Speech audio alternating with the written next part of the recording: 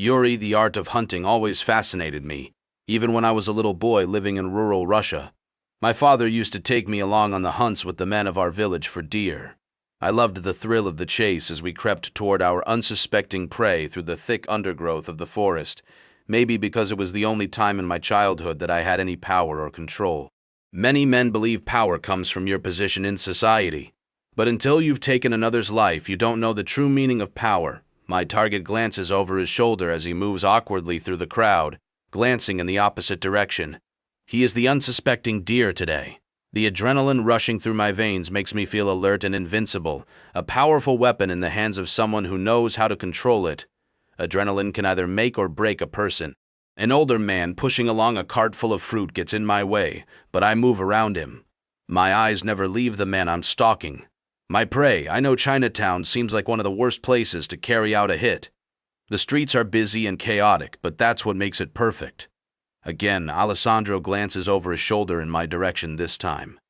I keep my eyes to the ground for a moment, making sure the baseball cap covers my face. My target isn't stupid. He's been Enzo's capo since his father died 3 years ago. Before his father died, he was a loyal and ruthless soldier held in high esteem by the Mafia. I'm not surprised he knows he's being followed. The question is, does he know how much danger he is in right now? 10 years I've lived here in New York City. Taking jobs for criminals, I've never failed. Andre wants him dead, so he will be before the day is through. There's no question about it. Alessandro has messed with the wrong guy. Stealing a shipment of the Russians' drugs is plain stupid, especially for someone like him. Alessandro glances over his shoulder again as I keep my distance, tailing him through the crowd. He can sense someone is tracking him. My target slips down a side street, but I know all the tricks in the book. If he thinks I'm going to follow him down there, then he is mistaken. I hasten my steps and walk past the opening into the alleyway. My heart is racing as I break into a jog down the next alleyway to make it onto the next street over before Alessandro. I get a few odd looks. Alessandro is trying to draw out his pursuer, but it's impossible. I never reveal myself. I tilt the cap of my baseball cap slightly as I slip onto the busy street. Alessandro is tall, which makes my job easier. He towers over most of the people in the crowd. He continues with tense shoulders, probably because he's in enemy territory right now. I'm not sure what the Italian capo could want with the triad, but I get the feeling he is up to no good. I watch him as he walks into a restaurant. Fuck. I can't follow inside, not only because it's triad owned, but because I never get that close to a target. The restaurant is too small for me to remain inconspicuous. Alessandro is up to no good if he's meeting with the triad. I wonder if Enzo knows what one of his capos is getting up to behind his back, stealing from the Russians and doing deals with the Chinese. Enzo isn't stupid. He wouldn't have ordered Alessandro to make a move on Andre's brotherhood. They have a truce and an agreement which Alessandro has broken. I contemplate whether or not to follow him inside. No one knows me except people I want to, but even so, I don't exactly blend in here. Instead, I slip down the alleyway next to the restaurant, searching for a window so I can watch my target. Losing him isn't an option since Andre pays me well to ensure a job is completed quickly and without a hitch. I promised it would be done by the end of the day. There is a window that looks into the main restaurant, but it's up high. I move the trash can over and climb on top, peering inside. Alessandro is sitting at the table with a couple of members of the triad. He hands over a wedge of cash. If he's dealing with the triad, then he is working behind Enzo's back for sure. They are renowned for doing dirty deals, even in the eyes of the crime world. Enzo wouldn't like Alessandro being here, which makes me wonder if he has any idea what his capo is up to. Not that it is any of my business. I've done a job for Enzo in the past, but he never came back to me, too prejudiced when he found out I was Russian. I have to keep my head out of the politics. It's part of being a reliable assassin. Judgment clouds your mind when you're taking people out. I can detach myself from it and see people as nothing more or less than a target. It may mean I'm dead inside, it may mean I have no emotions, but it's what has kept me alive this long. It's the reason I'm good at doing what I do. Alessandro takes a bag from the men in return for the cash and then stands. I watch as he shakes their hands. It's my cue to get down and head back onto the street. I jump down and move quickly but carefully. It's almost time for me to strike. I walk slowly past the entrance to the restaurant, just as Alessandro leaves. We're so close that my sleeve brushes against his. It sends my adrenaline higher. My thirst for killing is sick, and I know it, but there's nothing quite as exciting as being a hunter after his prey in a place like this. He is behind me now as I walk a few steps ahead, sensing his presence. My HK-45 is snug against my rib cage, and I grip the handle ready to strike like a viper. If you think you need to be watching your target before you strike, then you are wrong. He's only a couple of steps behind, which means an innocent change of direction on my part will put me right in front of him. I take a deep breath before turning around and slamming into his chest. "Shit, sorry," I say as I pull out the HK-45 with the suppressor fitted and press it over his heart before he can even respond to my apology. I pull the trigger and the jostling, noisy crowd drowns out the silenced shot. Alessandro's eyes go wide.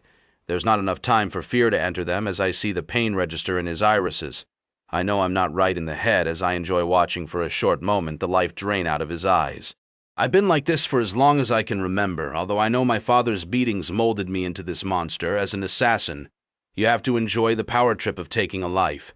I twist away from my target and stow the gun back in my jacket in one move. My steps away from the man I killed are slow and natural as I blend into the crowd. The thud of my target collapsing to the floor, followed by a few people gasping, tells me I've not got long to slip away. I hear a woman ask if he is okay.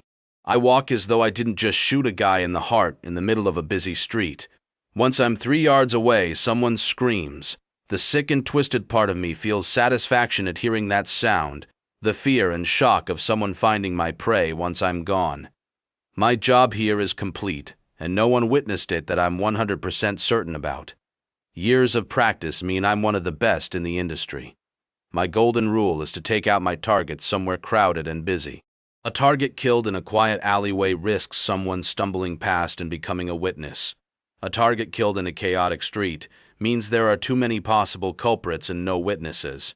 I hide in the chaos and strike when the time is right, leaving quickly and naturally. It's never failed me in my 15 years as an assassin. I move off the busy street and head down an alleyway toward where I parked my car. There are a few people around, but not many. I never linger too long in the place I've carried out a hit. The quicker I can be somewhere else, the better. Andre wants me to meet him at his home once the job is done. He will be happy at my record time for this hit. I've considered joining his ranks a few times before, but it doesn't suit me. He promises a handsome wage and security, but I'm used to being on my own. Being a part of a brotherhood isn't my style. Lately, I haven't carried out jobs for any other criminal gangs. When I first got to New York, I took jobs for anyone that would pay. It became clear that it's dangerous not to have an allegiance of some kind. So Andre was my natural choice. We're both Russian for a start, and I understand the Bratva's ways, having worked for them in my home city of Moscow before moving to America. I unlock my Chevy, which I parked illegally. Luckily, there's no ticket on it this time. Not that it would matter. My plates are fake. I slip inside, turning over the key. The purr of the powerful engine soothes my firing nerves. After a moment, the adrenaline starts to wear off and I start to feel normal again. The glove compartment houses my knife. I grab it and roll up the sleeve of my shirt, slicing my skin deep enough to scar. I keep the tally of my hits on my arms and scars, 325 and counting. I like to have the number somewhere visible and permanent. I make quick work of bandaging the cut, pulling the sleeve of my shirt back down. The pain is welcome as I pull out of the space and head out of Chinatown. Sirens blare in the distance, but I will be long gone by the time the cops get here. Another target dead and gone, and still I feel nothing. I've often questioned whether I'm dead inside, but come up blank. It's possible after my dark upbringing it hardened me to anything. Emotion is a weakness and it clouds people's judgment. Money, on the other hand, is king, and it's time for me to get paid. Ava Enzo D'Angelo's mansion towers over me as I reluctantly walk toward the front entrance.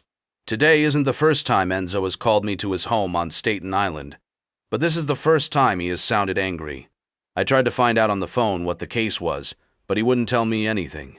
Enzo is one of the most level-headed crime bosses in the city, and something tells me I'm walking into chaos. As a freelance private investigator, I don't normally drop everything and come running. When someone like Enzo calls me, though, at 8 o'clock on a Thursday evening, I'm not stupid enough to ignore him. Helen was pissed when I canceled our dinner tonight, literally in person at the restaurant. She'll get over it, though. I'll make it up to her. My heart is pounding as I ring the bell on the door. It never gets any easier working for criminals. I tap my foot on the doorstep, trying to calm my nerves. When I first became a PI after being kicked out of the police academy for an error that wasn't even my fault, I loved every minute of it. The excitement of being your boss and investigating crimes until my reputation for cracking cases became impossible to hide from all the wrong people. The criminals that I work for pay far better than any civilian could, and I was lured into bed with them.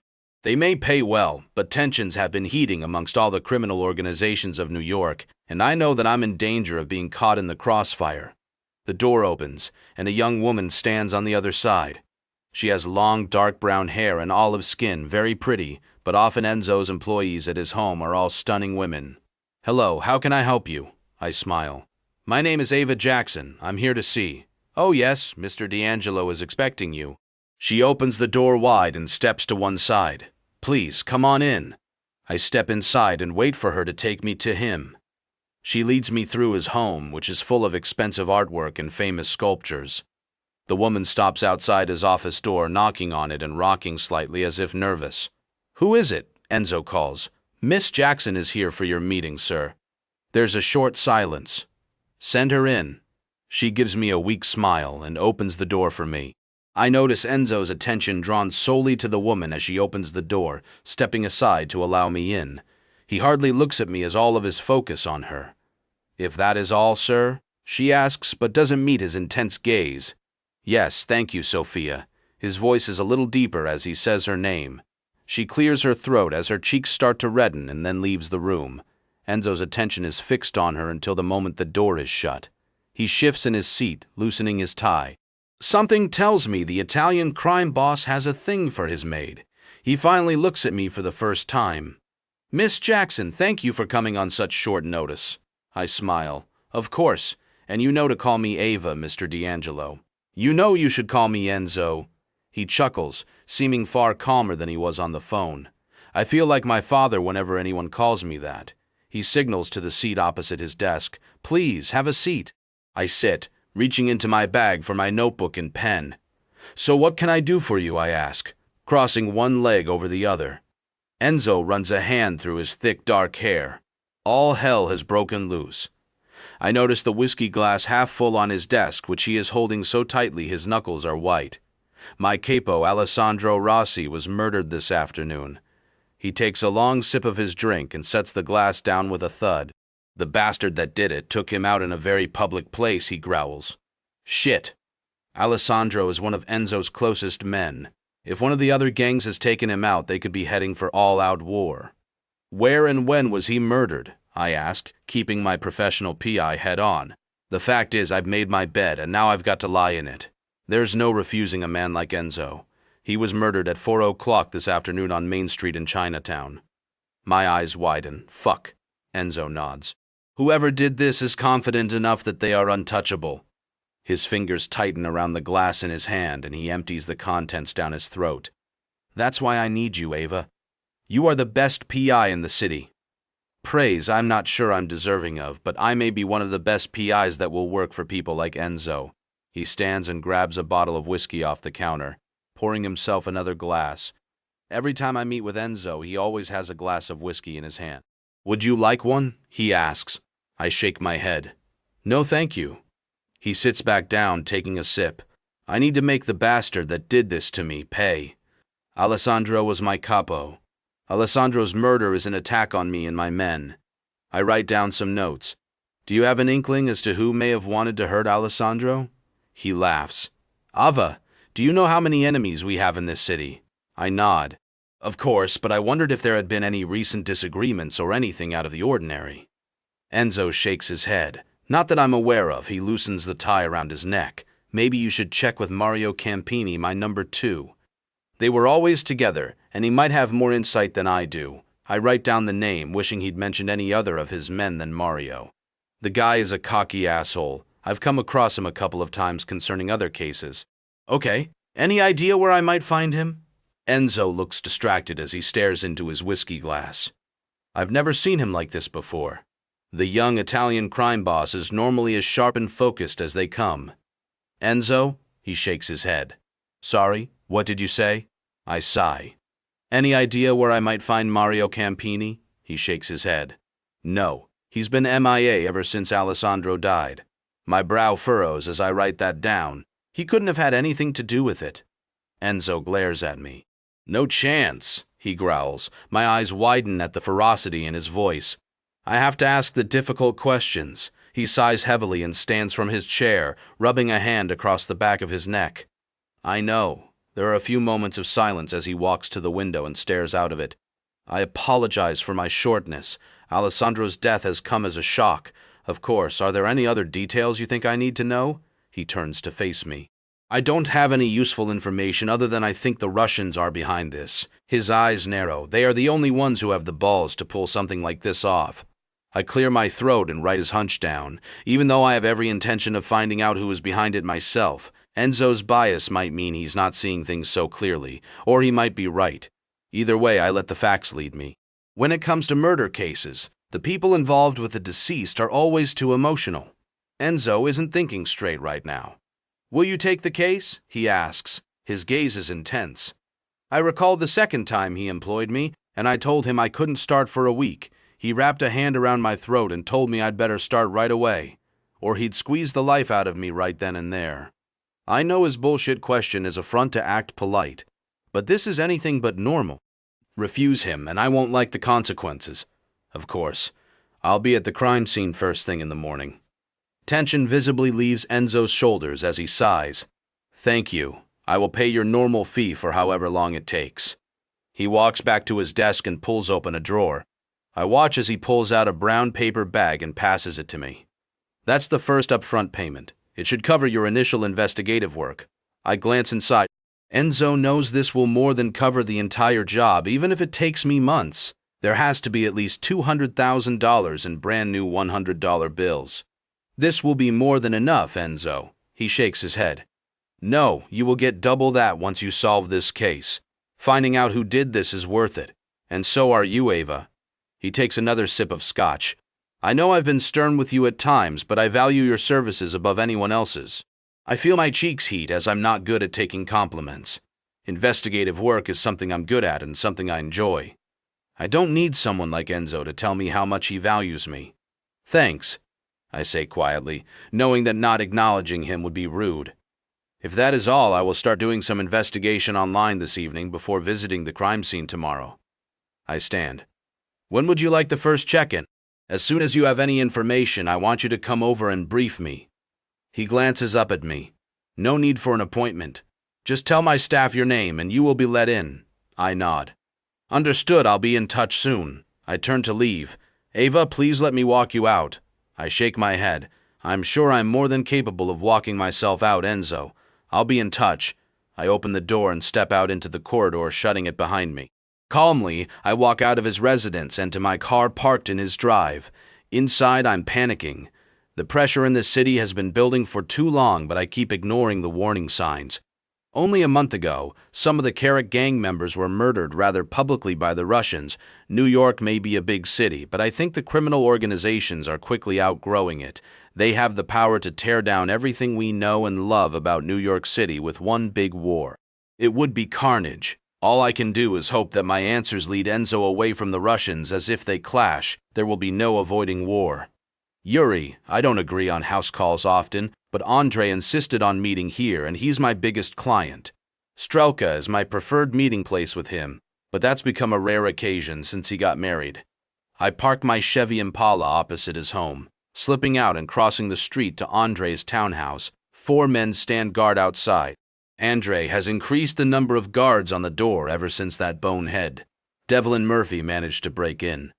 The tensions between the Russians and Irish have calmed down for now, but Devlin isn't a level-headed man. It's a miracle the guy has survived this long in New York City. But if he doesn't take a more careful approach, I can't see him surviving long.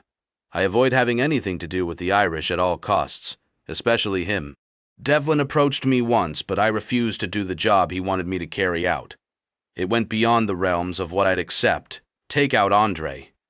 There's no way in hell I was taking out my preferred client and best customer. The guy was unhinged if he thought I would. Although I've done a hit for Enzo and other mob bosses in the past, I tend to stick with Andre as it's less messy. Most of my other clients are politicians and bureaucrats. Privet Svuyu, Yuri. Yakov says in greeting, bowing his head slightly in a sign of respect as I ascend the steps. Privet svuyu, I reply before heading through the door and into Andrei's home. I'm not one of the Brotherhood, but Andrei's men respect me as though I'm one of their own. My infamous reputation as one of the best assassins in the country helps my case, along with the fact that I'm Russian. I think they are in awe of the fact I'm a former Spetsnaz leader. It's not something many can boast. Andrei relies on me for the majority of his assassinations, although he has other contracted killers he uses too. The Bratva under his father carried out more of their hits internally, but lately Andrei has adopted a freelance approach. He believes it's best to keep his men off the cops' radar and leave the murdering up to professionals. It's sensible. Andrei is a clever man. New York City may be a big place, but it tends to get awful crowded when you have the Russians, Irish, Italians, cartel, and triad all operating alongside each other. I know that the work from Andrei will never dry up. I'm in it for the money, plain and simple. Andrei has offered me a position, but I always politely refuse. A hitman isn't exactly a typical job, but I guess I have my father to thank for my profession. My father was a drunk and abusive man, but he did teach me one good thing. He told me that I should do something I'm good at. I've never been good at anything other than killing. Initially, I honed my skills at killing legally. When I was 18, I left home, joined the military, and trained for 4 years before being picked to train for the Spetsnaz, equivalent of special forces in Russia. When I was 25, a year after being picked for the Spetsnaz, I was badly injured on a covert operation. I had multiple bullet wounds in my arm, shoulder, and legs, which sent me home. I fought the superiors, but they told me I had to retire and couldn't continue in my condition as I wasn't strong enough. It left me with little option but to work as a hitman for the Brotherhoods in Moscow. After 5 years working for not much money and assholes, I heard of the uprising of a criminal underworld in New York City and that Ivor Petrov, Andrei's father, was thriving. That was when I decided to move to New York City. That was 10 years ago now, since I'm 40 years old. I turn the corner, heading toward Andrei's office at the back of the house. Raised voices come from inside. I shake my head, knowing who is in there with him. Vera. She's a firecracker, and she has Andrei wrapped so tightly around her little finger it's ridiculous. From the moment they met, I saw a change in him. I'm not sure if it is for the better. Vera makes him see reason in matters concerning his men, and there have been fewer casualties amongst his Brotherhood. I'd say the Brotherhood is stronger than ever. However, she can be more ruthless than him when it comes to his enemies, pushing him to go after more power. I wonder if she pushes his thirst for power too far. They think they are unstoppable, but the fact is, that's never true. No matter how much power you have, it takes one wrong move to bring an empire crumbling to its knees. I wait patiently, leaning against the wall and trying not to listen to their conversation. Other people's issues and problems don't interest me. It's best to keep out of it. Vera opens the door and comes storming out, not even noticing me.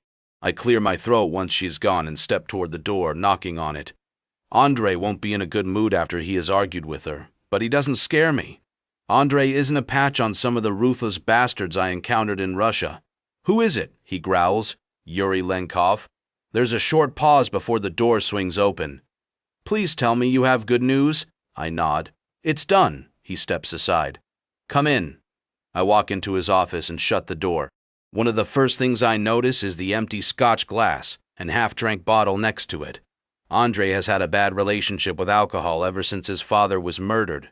How did it go? Andrei asks, narrowing his eyes as he reaches into his desk, reaching for my money. I tilt my head to the side without a hitch. I'm not particularly eager to go into detail about my kills, but Andrei always asks me. My methods are my own. Andrei tries not to smile as he pulls out the envelope of cash. Always talkative, aren't you, Yuri? I shrug. I don't know, sir.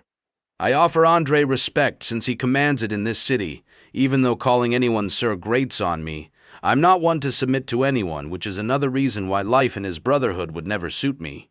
I like to be the boss. He sets down the bag of cash. Good, it's all there. He nods toward the paper bag, staring at me. I trust Andrei. I know he wouldn't shortchange me. Thank you. I reach forward and take the envelope, slipping it into my inside jacket pocket. If there is nothing else, I will. Andrei holds a hand up, and I wonder if another one of his attempts to hire me is underway. I've heard Enzo has already been in contact with a PI to investigate. I raise a brow. Which PI? He shakes his head. Miss Jackson, my heart skips a beat. Ava Jackson, a beautiful woman who has intrigued me ever since I learned her name and set eyes on her. We are both similar in certain ways. Miss Jackson works for whoever will pay her the most at the time. I have to admire her courage since it's a dangerous game to play when you're not an assassin. Ava isn't scared to get her hands dirty with criminals, but I wonder if she knows the dangers of working for men like Enzo D'Angelo or Andre. We've never met. I'm not proud to admit that I have watched Ava from afar regularly for 2 years. She was investigating one of my assassinations 2 years ago when I first set eyes on her. The last time she got it wrong, thanks to my meddling in her case. She's got smarter since, and even better at cracking cases. Somehow I'll have to ensure she gets it wrong this time too. There is no other PI that can match her in the city, at least not one that works with criminals. What is your point, I ask? Andre clears his throat. It's merely a heads up. Keep your wits about you. Miss Jackson is smart. I nod. I'm well aware. Andre tilts his head to the side. You've encountered her before? I encountered her. But let's say my meddling meant she never had the pleasure of meeting me. Andre smirks, eyes lighting up. Good old Yuri. He shakes his head. Not many people can boast of outsmarting Ava Jackson. No, I don't suppose they can. I offer my hand to Andre. He takes it and shakes. Take care of yourself, Yuri. I'll be in touch again, no doubt. I nod and turn away from Andre, walking out of his office. My stomach is in knots, and I know the reason. Ava Jackson, the beautiful private investigator, has been a secret obsession of mine for the 2 years since I saw her. Outwitting her again will be hard, especially since I'm not sure I can keep away from her. My need to approach her has been growing lately, and this is the icing on the cake, not only because she is smart, but because I want her on a primal level. I may have never spoken to her, but she is everything that gets me going. I see her every Friday night at the BDSM club on 5th Avenue, the exclusive one called Sapphire. I'm not too proud to admit I only became a member, switching from my regular place. When I found out she was a member, she goes there and watches, and I often find myself watching her. I've wanted to approach her countless times, but it would be foolish. I'm thankful when I walk out of Andre's front door and onto the sidewalk, nodding to the men standing watch dutifully. I will have to do some surveillance on Ava in the morning and see where she is going with the investigation. Tomorrow is Friday, and tomorrow night is the only night I give myself the chance to unwind each week. I go to Sapphire every Friday night because Ava does too. I'm already wondering if it's a good idea or not to go to Sapphire while this is happening. After learning Ava is investigating Alessandro's hit, my head tells me to steer clear of her, at least for a few weeks. My heart and cock have other ideas. She's my fantasy, my obsession, an obsession that has been growing fiercer with each week that passes. I can't stay away from her. That woman will be my undoing. I know it more than anything, and yet I feel powerless to stop it. Ava, the murder scene is cordoned off with police tape. I curse under my breath as I notice Detective Herrera standing to one side. Out of all of the detectives it could have been, he's the last one I wanted to see. I'd hoped getting to the crime scene early would mean it would be relatively quiet. How wrong I was. None of the police detectives make it easy for me to get onto crime scenes, but Herrera hates me. Thankfully, my friend Sarah is a forensic scientist on the case, and she promised she would help me onto the scene. As I approach, Herrera notices me and heads my way. Jackson, where the fuck do you think you're going? He narrows his eyes. I'm not too sure what I did to make him be such an ass to me. I have as much right to be here as you. Herrera. He laughs. Bullshit. You may be a PI, but that doesn't give you the right to enter a live crime scene. I scan the scene looking for Sarah. She said she'd be here, but the forensic scientists are difficult to identify in their attire. Sarah asked me to come down here. I notice one of the forensic scientists walking this way, and I'm thankful as she pulls off her mask. Ava, thanks for coming down. Herrera's brow furrows. Why do you need a PI for this case? He asks. She glares at him. I want her opinion on something. You know, Ava is the best PI in the city. This is a live crime scene, Sarah. You know the rules. Surely the more people trying to solve this case, the better. He shakes his head but unhooks the tape to allow me into the crime scene. I'll let her in, but I'll have to report this to the chief. Calling a PI to come down to a live crime scene goes against protocols. Sarah laughs. Go ahead and report it. I'll explain to the chief. She hooks her arm with mine and leads me away from Herrera without another word.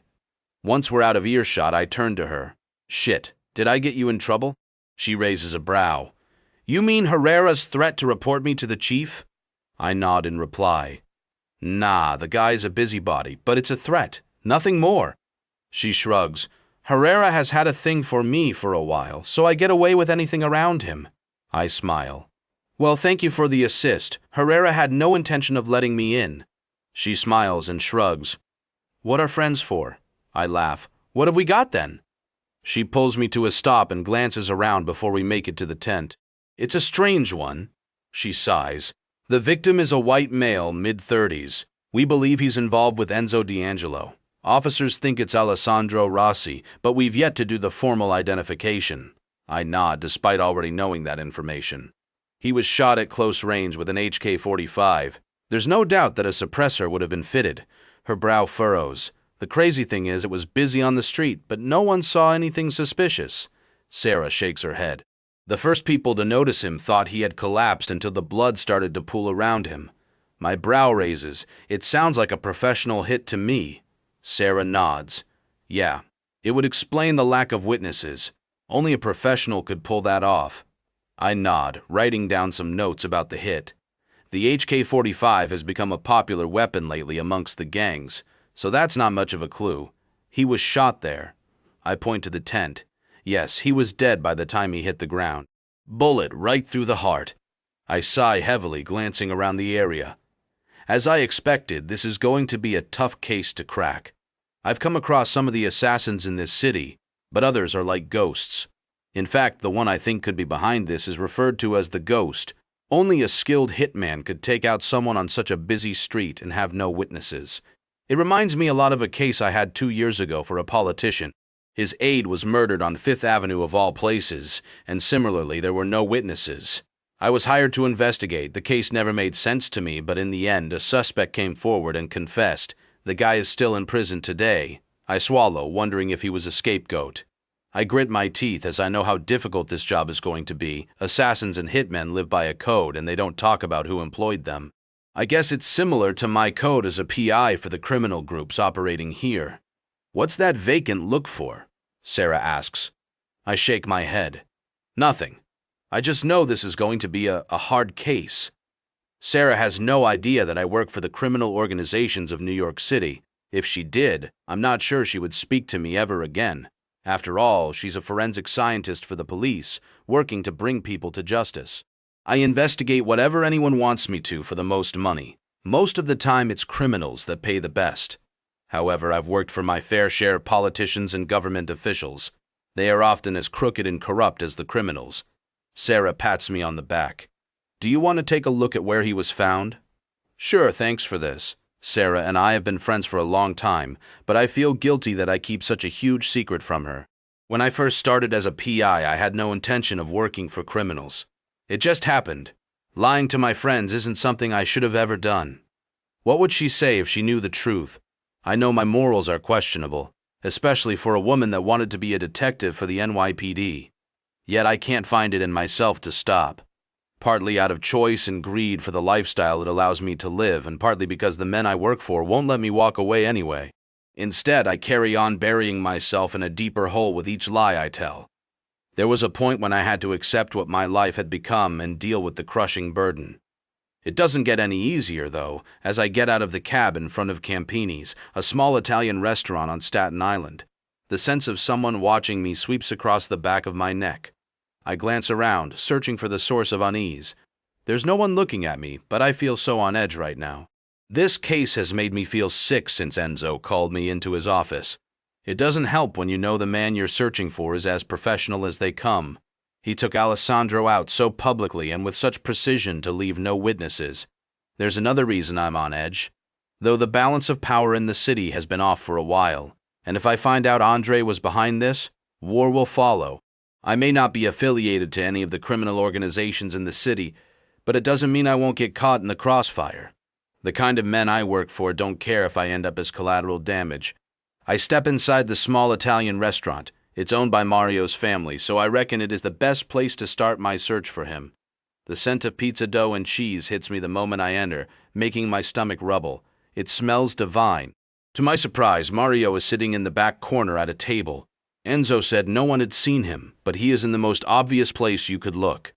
Can I help you, Bella? A young man asks. I shake my head. I'm here to speak with Mario. The guy's brow furrows, but he nods toward the table at the back. He's there. Go ahead. I approach Mario slowly, knowing this guy is dangerous at the best of times. Mario? I ask. He glances up at me. Yeah, who's asking? I'm thankful he doesn't recognize me, as our previous encounters have been anything but civil. I hold my hand out to him. Ava Johnson, Enzo hired me to look into Alessandro's death. He visibly relaxes and takes my hand in a firm shake. Of course, take a seat. He nods toward the seat opposite him. I sit and dig my notebook out of my bag. I was hoping you could answer some questions for me about Alessandro. He nods, not looking up from the glass in his hand. Of course I'll do anything to find the bastard that killed him. His hand tightens around his glass until his skin turns white. Did Alessandro recently have any issues with anyone in particular? Mario looks at me hesitantly. He had a plan. He takes a sip of his drink before elaborating. I only found out about it 2 days before he was murdered, but Alessandro wanted the power for himself. He had been making moves to score new drug suppliers and find some people to back his ascension as Don. He looks conflicted. I've sat on this information for 2 days, when I should have told the boss. Enzo will kill me when he finds out. He sets his head in his hands. That explains why no one had seen him since. Do you think that his plan had something to do with his murder? Mario looks at me for the first time properly. Have we met before? I shrug. I've met a lot of Enzo's guys over the years during my investigations. He nods and returns his attention to his glass. I guess because he's down about his friend. He's not being his normal douchebag self. I assume you will report what I've told you to Enzo. I nod. I have to. But you could always beat me to it and tell him yourself. Something tells me he might not be so harsh with you if it's you that brings it to him. I don't even know why I'm offering him that option, considering he's been such an asshole to me in the past. He looks up at me. You're right. He runs a hand through his sandy brown hair. Alessandro's hit fits the M.O. of the man they call the Ghost. My interest peaks at hearing him speak that name. You reckon this was him? His name has cropped up a few times in other investigations, but he truly is a ghost. My attempts to find him have been futile. He nods. Do you know who he is? I ask. Mario laughs. No one does well except whoever is employing him. His brow furrows. He mainly works for the Russians as far as we are aware. Damn it. Maybe Enzo's suspicions were right. The question is, how am I going to find this assassin? Rykov comes to mind. He is the only guy I'm confident would take a bribe in exchange for information. The guy is a fucking snake, but he is a means to an end. Thank you, Mario. I stand, stowing away my notebook in my bag. If I have any more questions, I'll find you. He raises a brow. Any time, I best go and speak with Enzo. I nod. Best to get there before I see him next. He looks like a defeated and broken man. Not at all how I remembered him the few times we'd spoken before. I leave him without another word, walking out of the restaurant and back out onto the street. It seems a visit to Rykov is going to be unavoidable. I hate dealing with the Russians. Most of them are pretty hostile to anyone who isn't one of them. It's a necessary evil if I'm going to crack this case. Luckily, Rykov is all right because all he cares about is money. A greedy Russian is an easy one to manipulate. Time to find out if he knows anything about the assassin employed to take out Alessandro, as all the evidence points to the Russians. Yuri, I'm never nervous. At least not since I was the cowering little boy hiding in the corner as my father beat my mother. So why am I nervous now? I stand on the sidewalk outside my regular BDSM club, Sapphire, a standard Friday night for me. Yet there's nothing standard about it. I feel nauseous and Ava Johnson is the cause. My obsession with the private investigator has been a problem for longer than I'd like to admit. Something snapped inside me the moment Andre mentioned her name. The beauty is investigating one of my hits again. It's twisted that I'm excited about the prospect. I didn't waste time in tracking her down, and it wasn't hard. She visited Mario Campini earlier today at his family's restaurant on Staten Island. Ava is already hot on this case, but I expected nothing less. It's ironic that the killer is tracking the investigator rather than the other way around. Once she left Campini's, she headed downtown to a liquor store owned by Andre. She is connecting the dots quicker than I expected. Although it doesn't take a genius to work out that Alessandro had crossed Andre. He stole a shipment of their drugs and tried to steal his supplier, which worked out with him dead in Chinatown 2 days later. It's been 2 years since I first set eyes on the stunning private investigator. 2 years since she investigated another one of my hits. Ava Johnson is the best in the business, which means going anywhere near her while her investigation into Alessandro's case is ongoing is dangerous. It may be a cocky notion, but I've kept my identity sealed for 10 years. Perhaps the best place to hide is in plain sight. There's a reason I've got the nickname The Ghost. I adjust my tie and step toward the entrance, confidence filling each stride. Alex, the bouncer, smiles as I approach. "Hey, Josh!" Josh is my undercover name and the name I give to everyone in my day-to-day life. Even my clients don't know my name at all. They know me as The Ghost, and that is it. Every client other than Andre, as he is the only guy I trust. My passport, driver's permit, rental agreement, and bank accounts are all in my fake name. Josh King in my line of work. I need to protect myself and my assets. "Hi, Alex." He steps aside to allow me into the club. "Have fun," he winks. I don't reply because I'm too on edge. As I try to recall a time I've been this anxious, I can't. Ava is currently looking for me in connection to a murder, and that fact sets my pulse soaring. I've always been the hunter, but being hunted by the object of my sick and twisted fantasies is intoxicating. She had best be careful, though, or she will become the prey if she gets too close. The moment I step through the doors into the club, I find myself scanning the room for her. My stomach sinks when I don't find her amongst the members. Ava will be here tonight, as she hasn't missed a Friday night in 2 years. I try to stop my firing pulse and head for the bar, needing a drink. Normally, I don't drink alcohol, but tonight I'll make an exception. "Josh, what can I get you?" Leanne asks, smiling. "Double scotch on the rocks." She nods. "Coming right up." I turn around and lean against the bar, waiting for her to get my drink. All the while, my attention is fixed on the entrance. It's not early. Ava normally gets here by 8 o'clock, and it is 1:30. "There you go." Leanne sets the drink down. "Looking for someone?" she asks. I turn and pull out a $20 bill, handing it over to her. "No." I take the drink and walk away without another word. I'm not exactly skilled at small talk. It's something that irritates me more than I can put into words. I set my sights on my normal table on the mezzanine above, which gives me the perfect view of the club. I always watch Ava from above like a hawk. It's stalker behavior, I know, but my obsession with her has grown out of control. I used to go to a different BDSM club, a Russian-owned one. That was until found out Ava was a member of Sapphire, a clear sign that we're interested in the same kind of kinky play. Women here have approached me, but I'm yet to take any of them up on their offers, as all I want is her. I ascend the stairs and sit down at my table, taking a long gulp of the hot, fiery liquid. It helps calm my anxiety, but I still can't stop my heart from pounding. One of the waitresses approaches me. "Good evening, sir." She bows her head. "Is there anything I can get you?" She bats her eyelashes. I shake my head. "No, I'm good." She places her hand on my wrist. "Please let me know if that changes." I grit my teeth, hating when anyone invades my personal space without an invitation. "I will." I pull my arm away, glaring at her with careful control. I'm not the same man in here as I am at my job. Josh King is refined and calm, not Yuri Lenkov, the assassin who settles everything with controlled violence. The waitress looks a little startled as she returns to her position. I lean forward in my chair, staring out over the dance floor below. Have I missed her? I scan the club, wondering if she is here somewhere.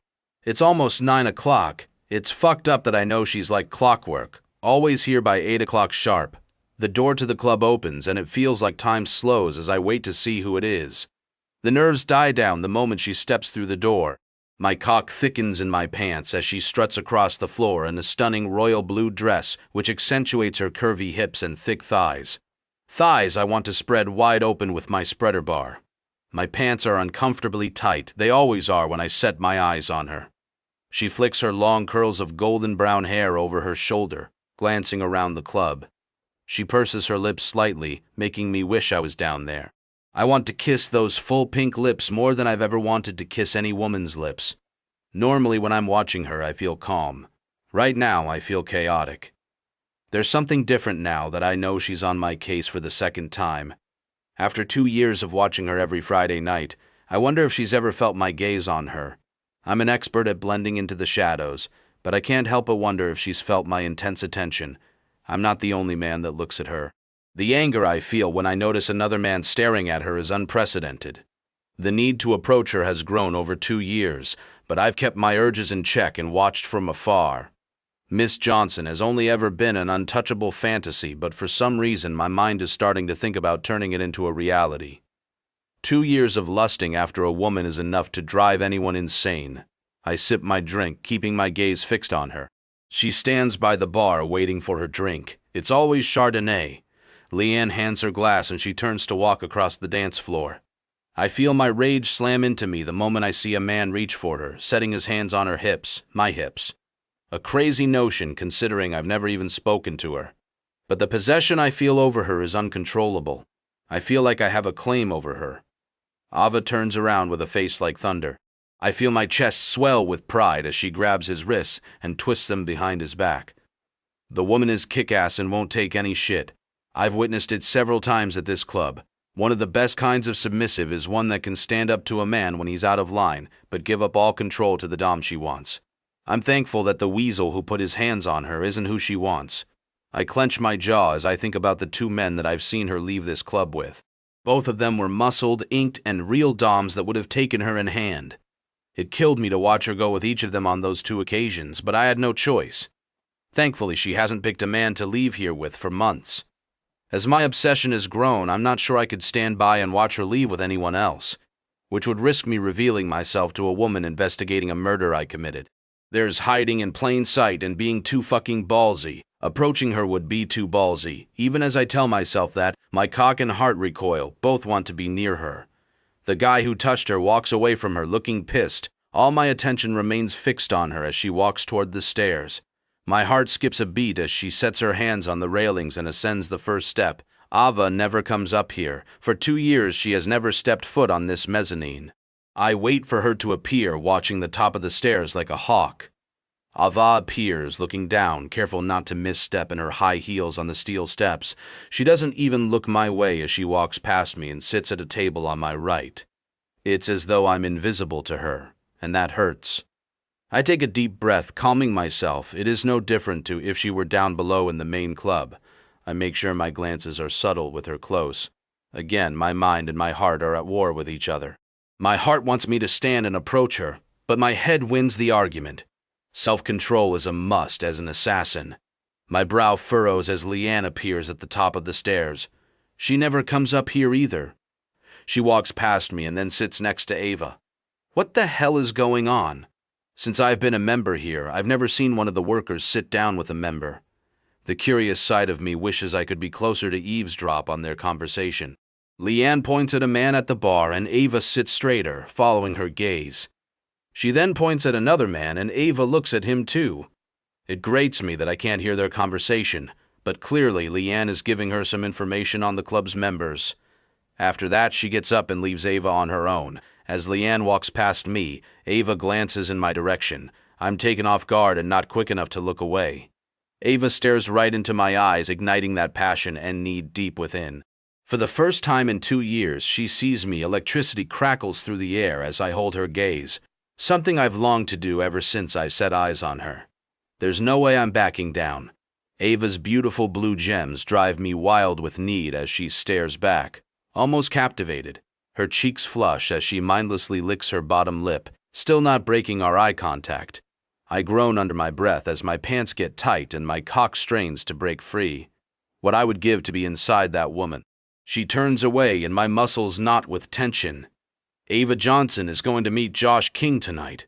After she looked at me like that, I can't stay away. My mind is screaming at me not to approach her, yet I'm standing up as if on autopilot. It's as though my legs have a mind of their own as I approach her, my heart pounding fast. She's staring out over the dance floor, completely unaware that a predator is waiting to pounce. I want this woman more than I can put into words. For some reason, knowing that she is investigating one of my assassinations makes me want her more. Perhaps it's because I love living on the edge and flirting with danger. I clear my throat. Is this seat taken? She turns toward me, eyes wide and cheeks still flushed. I'm going to claim Ava. I don't care about the danger. Life isn't worth living if you don't live it on the edge. Even though I've had a long hot shower since I still feel dirty after speaking with Rykov. He's a snake and doesn't deserve to be a part of Andrei's brotherhood. He is beyond creepy. I hope the price I paid is worth it for the information he gave me. I can't deny that I was shocked by what he told me. He didn't know the true identity of the ghost, but he had heard that he carried out Alessandro's hit and that he attends Sapphire every Friday night. That was the most shocking part of it. The ghost attends the same BDSM club as me on the same night of the week. What are the odds? New York City is vast, yet we picked the same club. It cost me more money than it should have for such vague information, but I wouldn't admit to Rykov I'd have sold my soul for it. The mystery surrounding the ghost has bugged me for too long. 2 years ago, I was hired to find the murderer of a politician I was certain the ghost had murdered. But then some guy came forward and confessed. It didn't make any sense, but I couldn't argue against a sworn confession. It's a strange coincidence that the man I investigated 2 years ago attends this club on the same night as me. Since I moved to New York City 5 years ago, Sapphire has been my refuge. I joined the police academy at 18 years old and moved to New York City from Michigan to escape my uncle. He was an abusive drunk that beat me for as long as I can remember. When I got my acceptance letter to join the academy, I was over the moon and escaped during the night without telling him where I was going.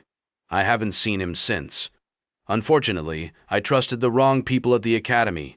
A guy I thought was my friend pinned a botched-up arrest on me, and since the NYPD is run by men, they bought his side of the story.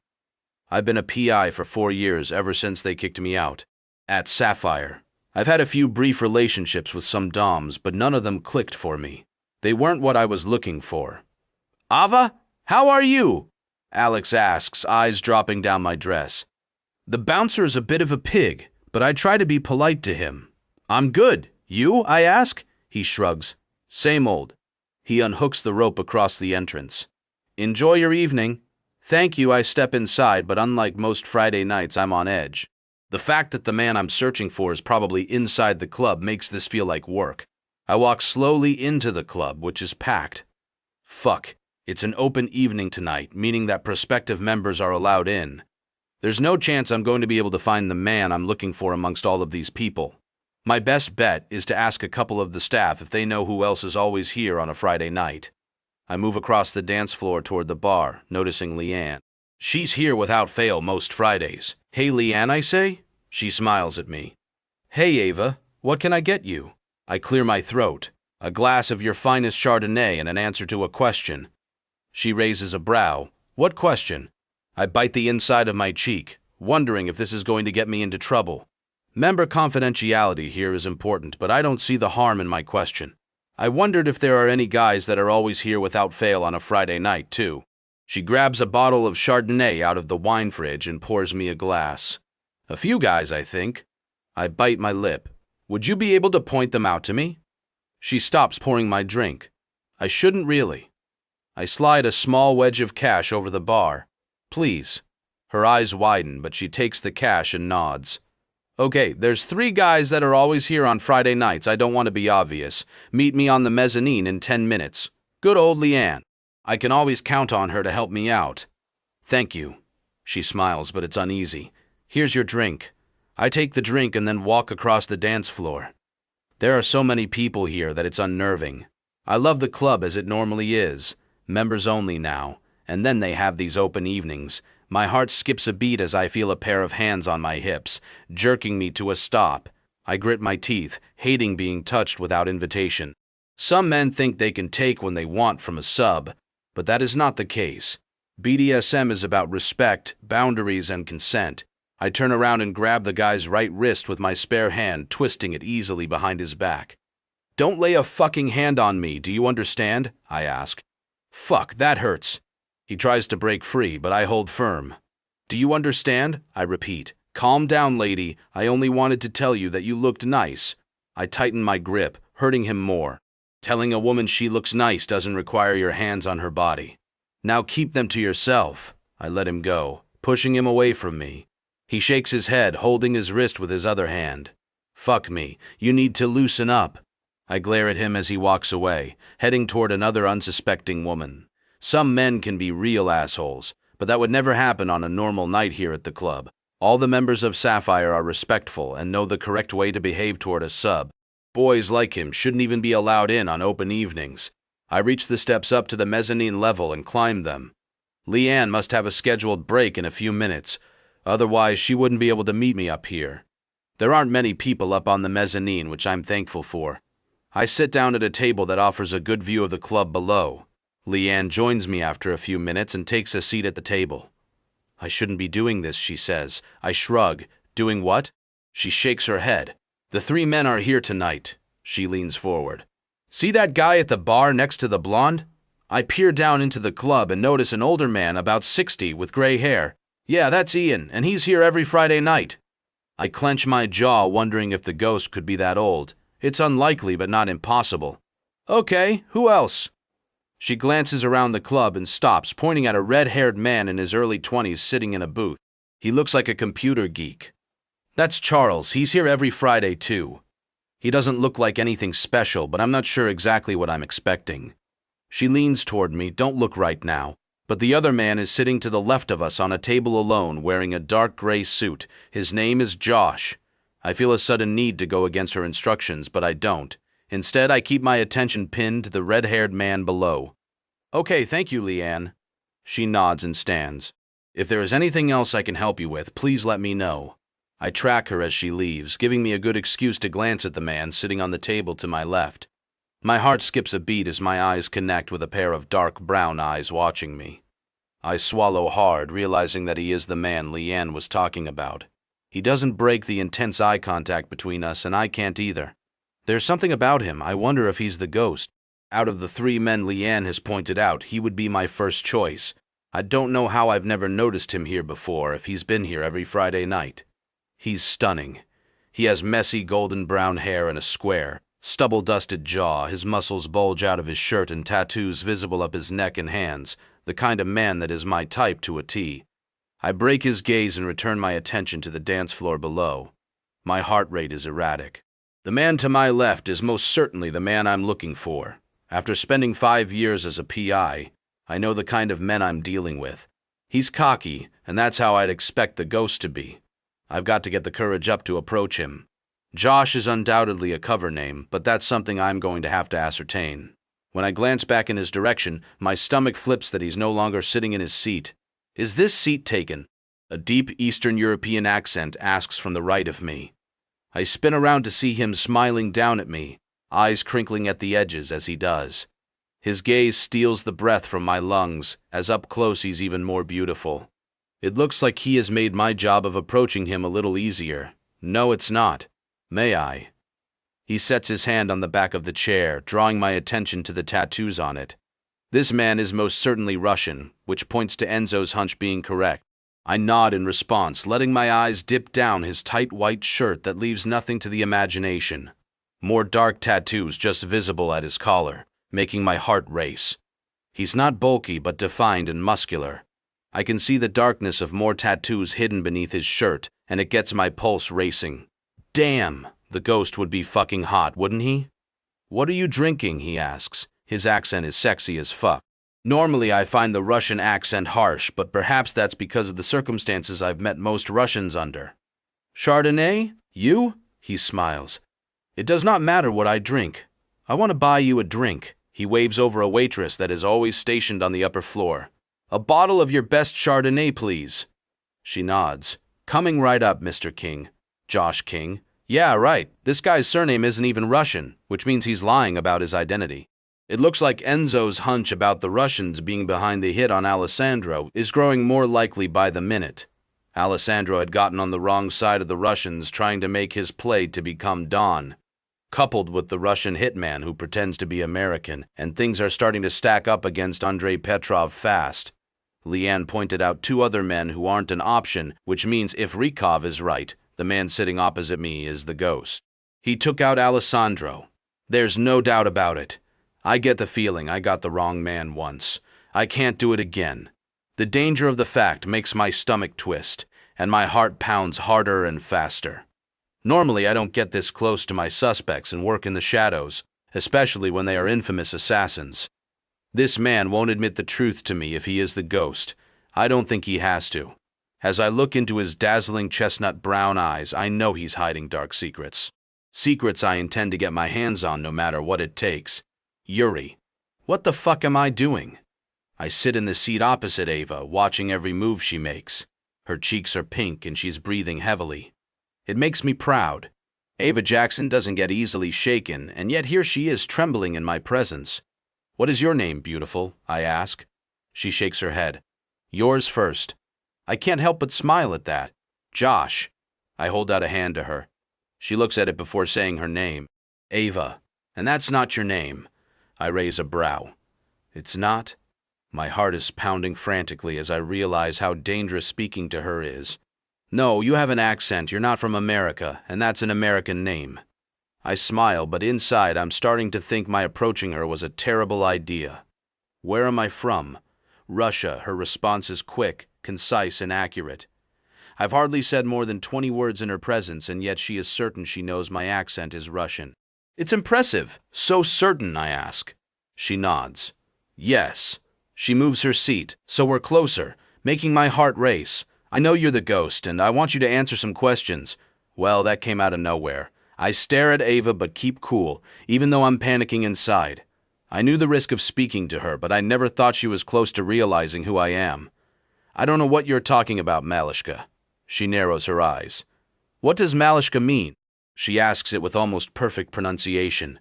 My smirk widens. It means baby girl. Her cheeks deepen in color, and she clears her throat, averting my gaze. I see. I let my tongue trace over my bottom lip, hoping to steer the conversation away from where it was headed. What part of the lifestyle interests you? I ask, keeping my gaze fixed on her with intensity. I've dreamed of moments like this with her. She shakes her head, turning shy. I don't wish to discuss it. I clench my jaw. Well, you are a sub, I presume. I'm a dom. How can we figure out if we'd be a match if you won't discuss it with me? Her eyes widen as she looks up at me. A match, I smile at her. Yes, that's what this club is for, isn't it? She nods, clearing her throat. Of course, I don't think you will be into what I'm into, so we might as well write it off now. Little does she know that I'd be into anything she is into, but I don't say that. Try me. As a dom, I love to take my sub's protective role, making her my baby girl. However, I'm often happy to take any dominant role. If she wants me to make her my slave, I will. I'd do anything to get this girl. She's hesitant and her breathing is heavier. I'm into the daddy dom scene. It's like music to my damn ears, especially since not many women are into it. I smirk. Then call me daddy, Malishka. Her cheeks grow an even deeper pink. Are you saying, yes, it's my preference too? She shakes her head. You're trying to distract me. She swallows hard. You're the ghost, aren't you? I feel an odd twisting in my gut at the thought of lying to her. What is the ghost? I know you're him. Her eyes narrow. Almost 2 years ago to the day, you tricked me and paid a man to lie about an assassination you carried out, didn't you? Fuck. Maybe I didn't outsmart her 2 years ago. She remembers it. The man I made take the fall for my murder owed me a debt. He could either die or take my place in the prison cell. He chose the latter. You're talking about things I know nothing about. I move my hand towards hers on the table and take it. Why don't you let Daddy take care of you tonight? For a moment she hesitates, letting me hold her hand. I can tell she wants to give in to our mutual attraction, but she pulls away. I don't need anyone to take care of me. Are you sure about that? I tilt my head to the side. That's what a daddy dom does, Malishka.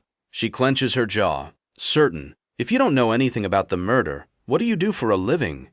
I lean back in my chair, smirking at her persistence. I'm a lawyer. What do you do? I'm a private investigator. Her eyes narrow. What firm do you work for? I shake my head. That's enough questions. The waitress finally returns with the bottle of wine, setting it down on the table with 2 fresh glasses. Can I get you anything else, Mr. King? I shake my head. That's all, thank you. I reach for the bottle and pour each of us a glass since Ava has finished her first one. I only let loose 1 night a week.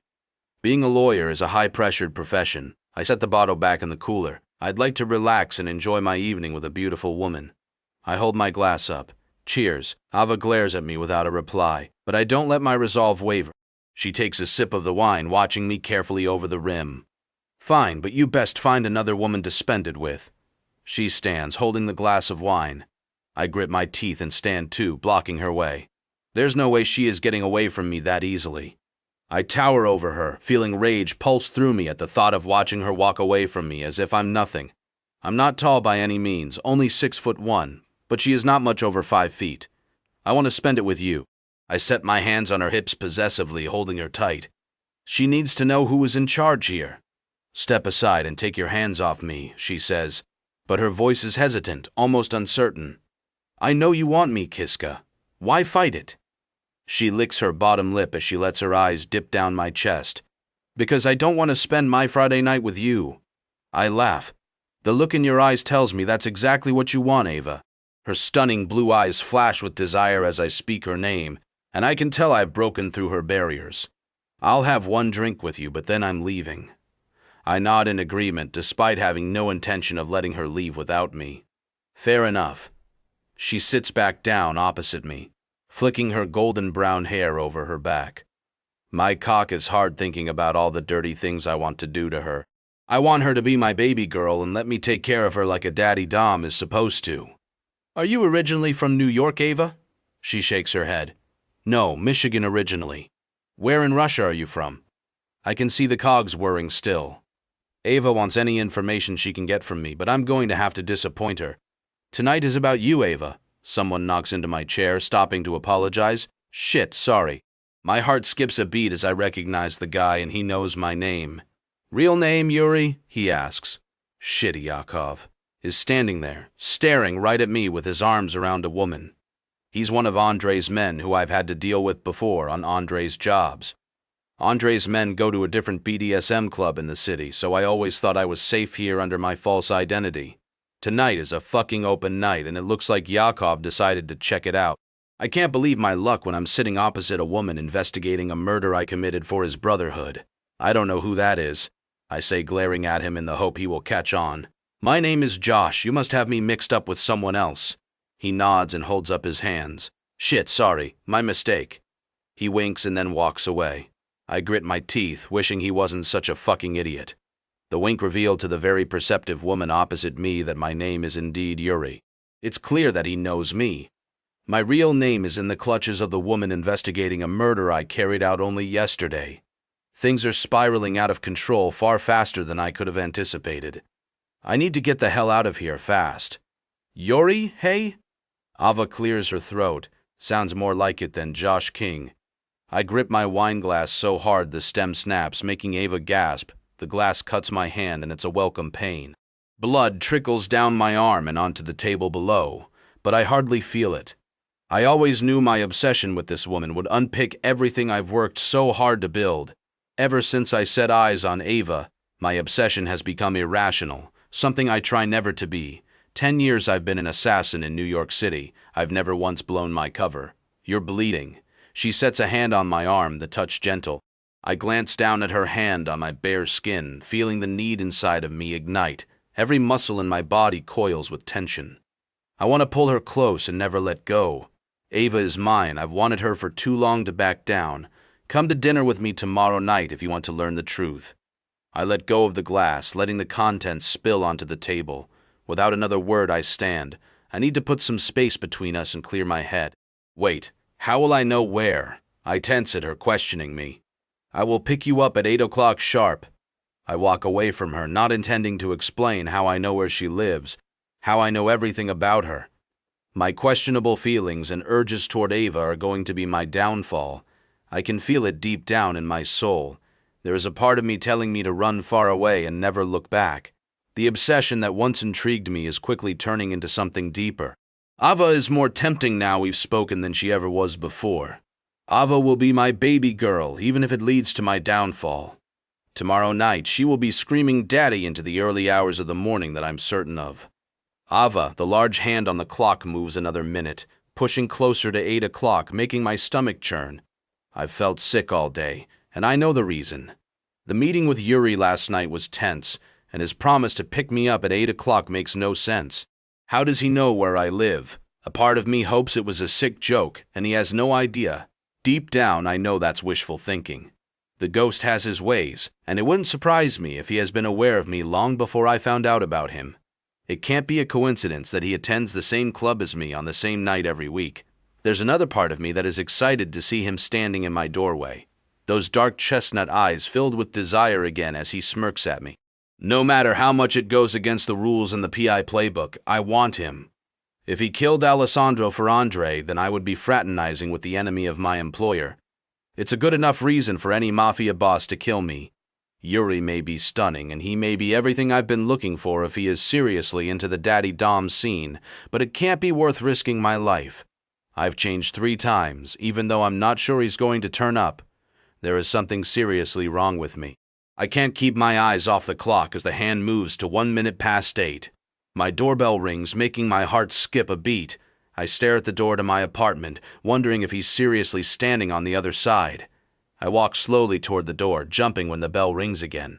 The peephole in my door reveals the Russian well-dressed in a sharp gray suit standing there. How the fuck did he know my address? I move the latch off and open it to him. Yuri smirks at me. "You look gorgeous, baby girl." I can't explain how good it sounds when he says that in his thick Russian accent. "How did you get my address?" He stares at me intensely. Lawyers know everything. I shake my head. "I'm not stupid, Yuri. I know you're not a lawyer." He offers me his arm and doesn't even acknowledge my claim. "Shall we?" I grit my teeth, wishing he wouldn't be so cocky, even though deep down I love it. His dominance and confidence make me swoon no matter how much I try to fight it. I take his arm and allow him to lead me out of my apartment, intending to get more answers once we're at dinner. A tense, sexually charged silence pulses between us. The chemistry, whenever we are close, is electric. I can feel my body temperature spiking as we walk out onto the sidewalk. A black cab is waiting for us, and Yuri opens the door to me. "Where are we going?" I ask. He smiles. It's a surprise. I glance between Yuri and the back of the cab, wondering whether I'm insane to get into the back of a car with a man who I met yesterday, and yet he knows where I live. He slips his hands onto my hips and leans close. "What are you waiting for?" I swallow hard and slide into the back of the cab, trying to control my frantic heartbeat. Yuri has a way of making my knees shake, and it worries me. What power does this man have over me? He slides in next to me, closer than I'm comfortable with. Yuri slips his hand onto my thigh, sending a thrill through my veins and making my nipples tighten against the lacy fabric of my bra. It's crazy how easily this man can turn me on. He moves closer to me, speaking softly into my ear. "Did I tell you how stunning you look, Malishka?" he asks, calling me baby girl in Russian. His accent drives me wild. "You may have said something along those lines." I clear my throat and move away from him. "You promised me the truth if I came to dinner with you." I stare at him intently, waiting for his reply. He shakes his head. "We're not at dinner yet." He brushes a hair out of my face and tucks it behind my ear. "Be patient." The dominance in his voice sends shivers down my spine. I shouldn't be going anywhere with this man, but the thrill it gives me is intoxicating. "Where are we going?" I ask. Yuri shakes his head. "No questions, little girl." I sigh, wrapping my arms around me as I start to feel a little uneasy.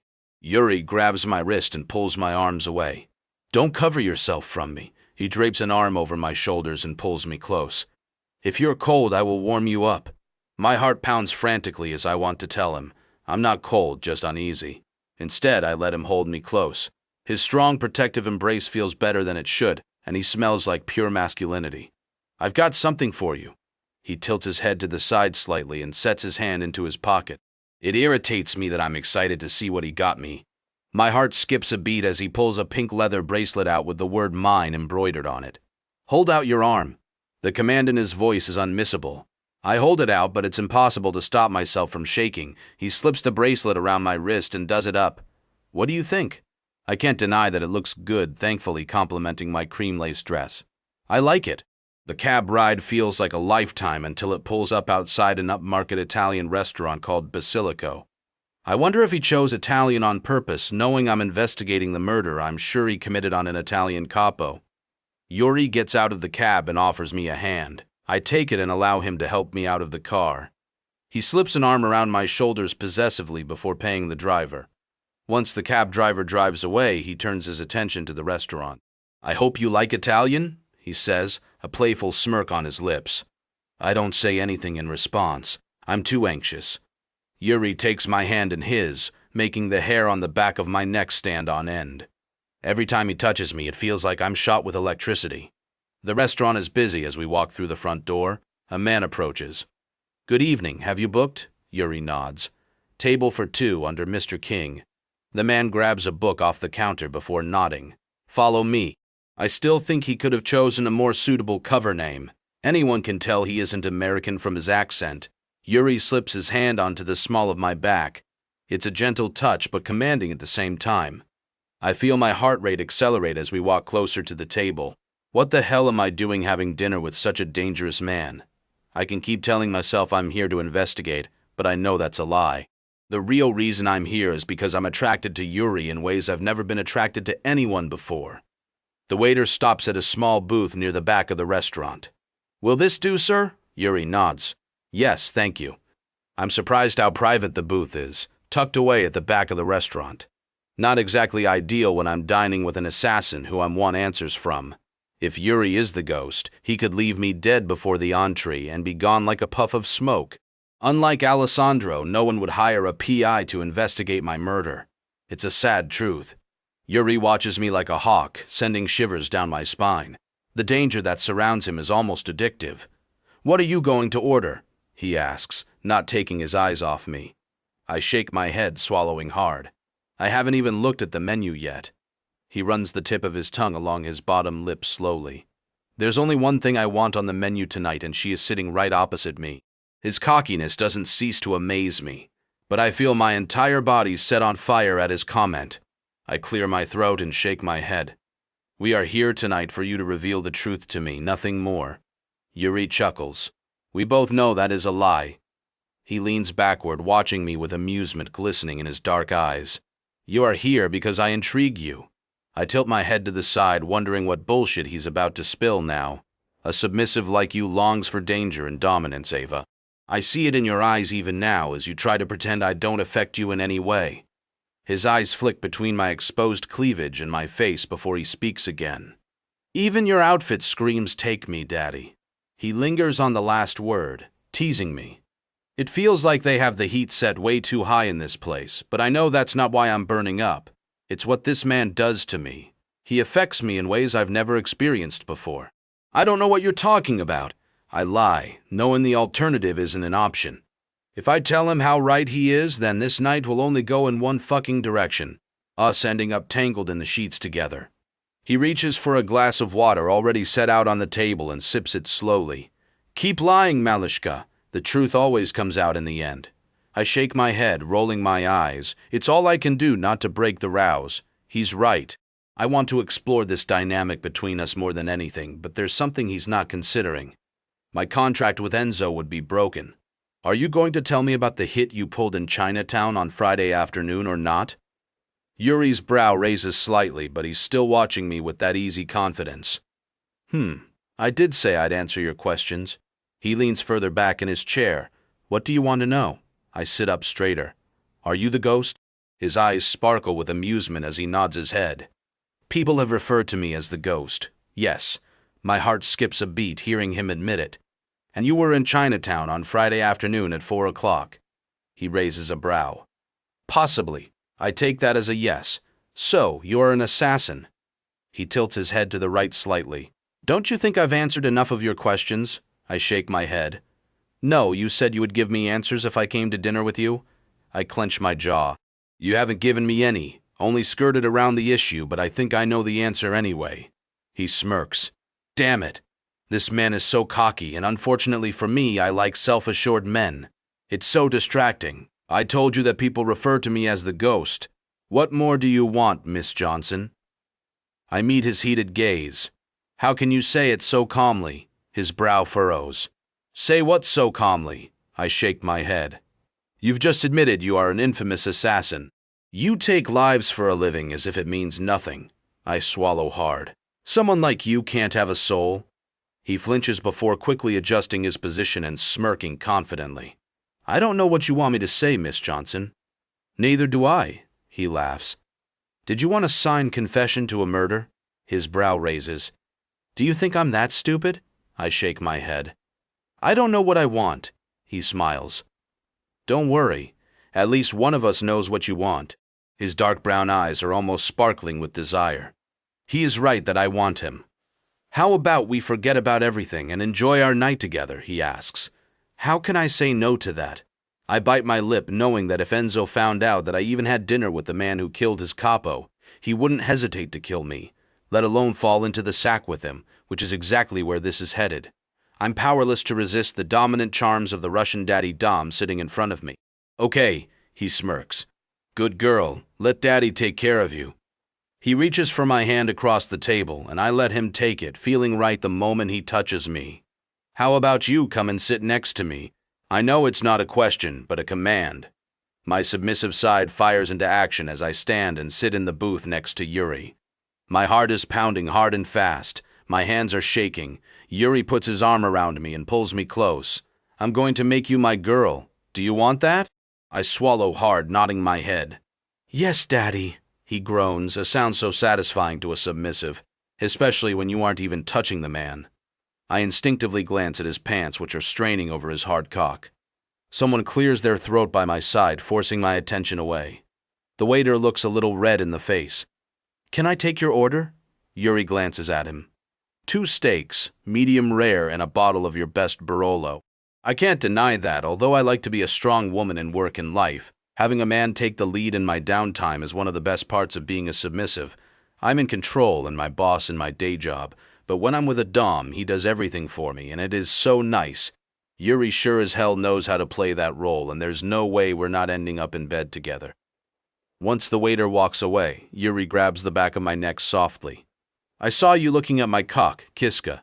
He holds my gaze, setting my blood on fire. Are you thinking about how good it's going to taste? I lick my bottom lip. Yes, Daddy? I can't wait to taste your cum. He groans and then pulls me close, pressing his lips to mine. The kiss is possessive and hard, exactly the way I like it. A perfect first kiss full of desperate longing, which makes no sense since I only met him last night. It feels like we've been waiting for this kiss for so long. Yuri grabs my hand and forces it over his cock, making me squeeze his shaft. I moan into his mouth before pulling away slightly. Can't we skip the steak and go straight to dessert, Daddy? I murmur. He shakes his head, smiling against my lips as he laces his fingers in my hair. He yanks my head back.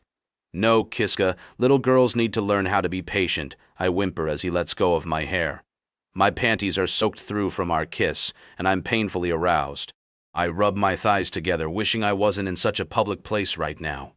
The need to touch myself is growing by the second as I sit so close to the alluring, dominant Russian assassin. Sit still, baby girl. I'll make you feel good after dinner, he murmurs into my ear. I hope you're a quick eater, I say. He chuckles at that, shaking his head. So eager. He sets his hand on my thigh and slowly moves it under the skirt of my dress. His finger teases at the fabric of my soaking wet panties. So wet, he groans. All in good time, Malishka. The end of this dinner can't come soon enough. I need this man on a primal level. We will be fucking all night long. Yuriava's hips sway as she walks in front of me, driving me insane. She knows what she does to me. There's no way this night is ending any other way than me inside of her. Ava glances over her shoulder at me, a flirty smirk on her lips. Ever since we got to the restaurant and she had a few drinks, she has relaxed. The baby girl inside of her is rising to the surface, showing me a new side to her entirely. Her job is a high-pressure one in a sector overrun by men who think they are better than women. It makes sense that she'd want a man to take care of her in her personal life, allowing her the chance to submit control when she's not working. I want so badly to be the man who takes care of her for the rest of her life, even though that's a crazy notion. Not only because I hardly know this woman, but because a PI and a hitman just don't fit, especially not when the PI is investigating the hitman's assassination. Which one is yours? She asks, walking along the corridor and lightly dragging her fingers against the doors as she passes. I don't respond. There's no way I'm playing into her hands. She needs to submit to me, and she knows it. Instead, I let her keep guessing as her steps become more hesitant. Yuri? I love the way she says my name. I've longed to hear her speak to me for too long. We both know we shouldn't be getting involved, especially since Enzo employed her. The Italian is not renowned for being forgiving to traitors, and Ava is getting involved with a man who took out his capo. Here, I say, nodding to the door to the right. She swallows hard, stepping out of the way as I get my keys and unlock the door. There's a sudden tension between us, and it's so palpable it feels like it's drawing all the oxygen from the air. I open the door and step aside after you. She averts my gaze and steps inside. There's no going back now. I have her, and I'm not letting her go. She will be mine. I shut the door and lock it, making her turn with wide eyes. What are you doing? I raise a brow, locking the door to my home. What does it look like? She swallows hard. I don't know. I'm not sure we should be doing this. I step closer, grabbing her hips and pulling her toward me. Don't think about it. Just give in to your desires, I murmur. She shudders as I slowly trace my hands up her curvy hips. I'm going to make you feel better than any man ever has before, Ava. I spin her around and pull her back against me, tracing my hand up her front to her throat. She moans softly as I squeeze, pressing the hardness of my cock into her perfect round ass. Yuri, she murmurs my name. I grab a fistful of her hair, arching her neck up to meet my gaze. What's my name? She bites her bottom lip, knees shaking. Daddy. I groan and move to the side to kiss her, the second tantalizing taste of the woman who has driven me insane with need. That's right, good girl. Her body is shaking as I spin her back around, gripping her ass cheeks in my hands. Daddy is going to take care of you. I kiss her again, deeper this time. Her mouth parts instantly, allowing me in and submitting to my control. I tangle my tongue with hers, and she kisses me with a desperation that matches my own. Fuck Daddy, she murmurs as our lips part. I smile, loving hearing her call me that. She pouts at me slightly. What are you going to do with me? I grab her chin firm. I'm going to make you scream all night long. Her eyes flutter shut. Please, Daddy. My balls ache for release the moment I hear her beg me like that. I need to be inside of her, but first it's time to drive her as crazy as she has driven me since the day I first set eyes on her. Safe word is Krasny, which is red in Russian. I trace my hands down her hips again. Let me hear you say it. She draws in a deep breath. Krasny. She pronounces it perfectly. It might be foolish to use a word that's not native to her, but Ava is smart. I know she wouldn't let things go too far and would tell me. Perceptiveness is a strength of mine when indulging in my kink. When a woman isn't enjoying what I'm doing, it becomes pretty obvious. How men can continue without realizing that their woman is uncomfortable. I'll never understand. I move my hand to her throat and squeeze, forcing her to submit. Her body goes limp as she relinquishes control of the situation. Strip, I order, letting go of her throat. She meets my gaze and moves her hand to the zip of her dress at the side, taking a step back from me. Ava slowly unzips the dress and peels it down teasingly. I clench my jaw as more of her creamy skin is revealed to me. Her firm, large breasts are clad in a lacy red bra that drives me crazy. I groan, trying not to let her know the power she has over me, but it's impossible. I've longed for her for too long to keep control of myself right now. She stops at her underwear, glancing at me. I shake my head. I said, Strip, I want you naked. Ava bites her bottom lip before slowly hooking her finger into the back of her bra and undoing it. I wait for her to drop it, wanting to see every inch of her. It's been a long time coming. Ava lets the lace fall, and it is impossible not to groan when her breasts are bare to me. Her large, firm breasts are perfect, and her nipples are hard and peaked. I'm beyond ready to dominate her. I keep my cool, watching as she slides her fingers into the waistband of her panties. It feels like it takes forever for her to drop them to the floor before stepping out of them. She's exquisite. I step closer, feeling wound as tight as a spring. Normally I'm calm and collected whenever in my dominant space, but I feel a little out of control with Ava. I wrap my hand around her throat, squeezing hard. Her eyes widen, but her cheeks turn pink, and the blush spreads to her chest. What are you going to do to me, Daddy? She murmurs, batting her eyelashes. I squeeze harder. I'm going to fuck you hard like you want me to, Malishka. She shudders, shutting her eyes. I feel that rush of power having this woman at my mercy. A woman I've watched for so long. I move my hand down her chest, cupping each of her breasts. Her nipples harden more under my touch, and I move my lips to them one by one, sucking on them. She moans breathlessly, shaking more violently in my grasp. Fuck, you are perfect, Ava. Her head falls back as I move my hands lower, heading toward her soaking wet pussy. I need to taste her so badly, but first, I want to tease her. I set my hands on her hips and push her backward toward my sofa. She comes to a stop as she hits the arm of it. I force her to turn around, setting my hand on the small of her back. Bend over for me. She does as I say, arching her back and pushing her ass high in the air for me. Perfect. I groan at the sight of her glistening, wet pussy nestled between those thick, creamy thighs. I drop to my knees and grab each ass cheek in my hands, parting them. My tongue delves inside of her, tasting her honeyed juice for the first time. It's sweeter than sin. I suck her throbbing clit into my mouth, making her moan. "Fuck, Daddy," she breathes, turning into putty in my hands. Her thighs quiver, her knees buckle. This is the position I've wanted her in since the day I set eyes on her. What would she says if she knew I've been watching her for 2 years? I spank her ass hard and firm, making her gasp the way her pussy gushes, tells me she loves the pain, a masochist through and through. I love a sub that knows how to enjoy the exquisite mix of pain and pleasure. Her skin is pink from one spank, but I keep going, wanting to paint it red. That's it, baby girl. Let me show you how good it feels to be dominated by a real man. Her back arches as I keep slapping her ass until her skin is tinged red, not too much but enough to keep her on edge. I slide a finger through her soaking wet lips before thrusting it inside of her. Her pussy clamps around my finger, pulling it in deeper. Fuck! I need her around my cock, gripping me tight. Her moans are sweet and soft as I slowly start to fuck her with one finger, feeling the way she reacts to different movements. A good dom learns what makes his sub tick fast so that she has the best experience possible. I suck her clit, still driving my finger in and out of her. "Fuck, Daddy," she cries, her body starting to shake. I groan as she teeters on edge, stopping licking her instantly. "Not yet, Malishka. I want you to wait until I tell you that you can come for me." She whimpers softly but obeys me as I feel her tightening her muscles, holding on with all the restraint she has. "Good girl," I murmur, gently rubbing my hand across her stinging ass cheeks. I bury my face between her thighs again, forcing my tongue as deep as possible inside of her. I groan against her, tasting every drop that drips from her center. "Fuck, you taste amazing, Kiska," I say as I move back for air. "Please, Daddy," she moans, arching her back more.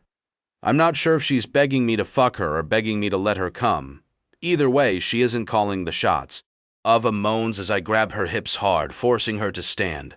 I press my still-clothed chest to her back and snake my hand up her front, wrapping my fingers around her throat. "Begging won't get you anywhere, baby girl," I call all of the shots. "Yes, Daddy," she murmurs, arching her back slightly as she can feel the press of my rock-hard cock against her ass. "You're in charge," I growl softly, forcing her to face me. My lips meld with hers as my desire hitches to heights I've never experienced.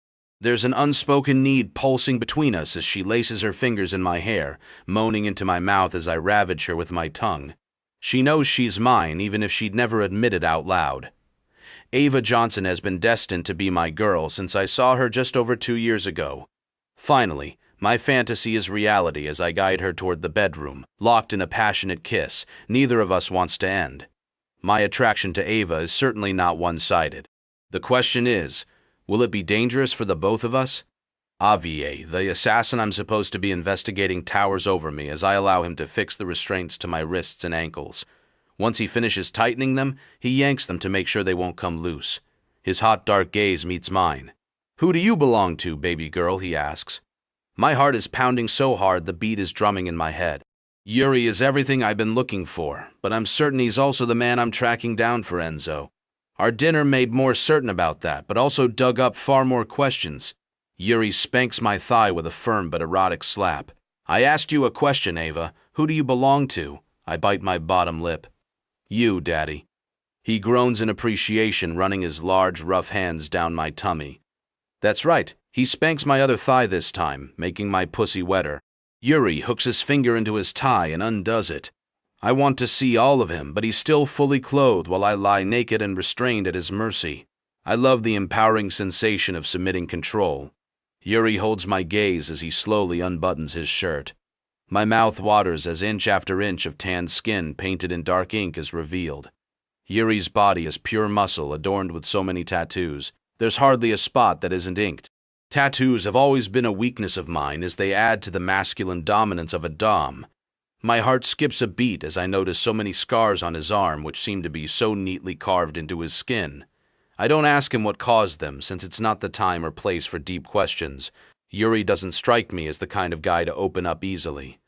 He moves his hand to the belt of his pants, making me moan softly. My mouth is watering with excitement. I want to see every hard inch of him.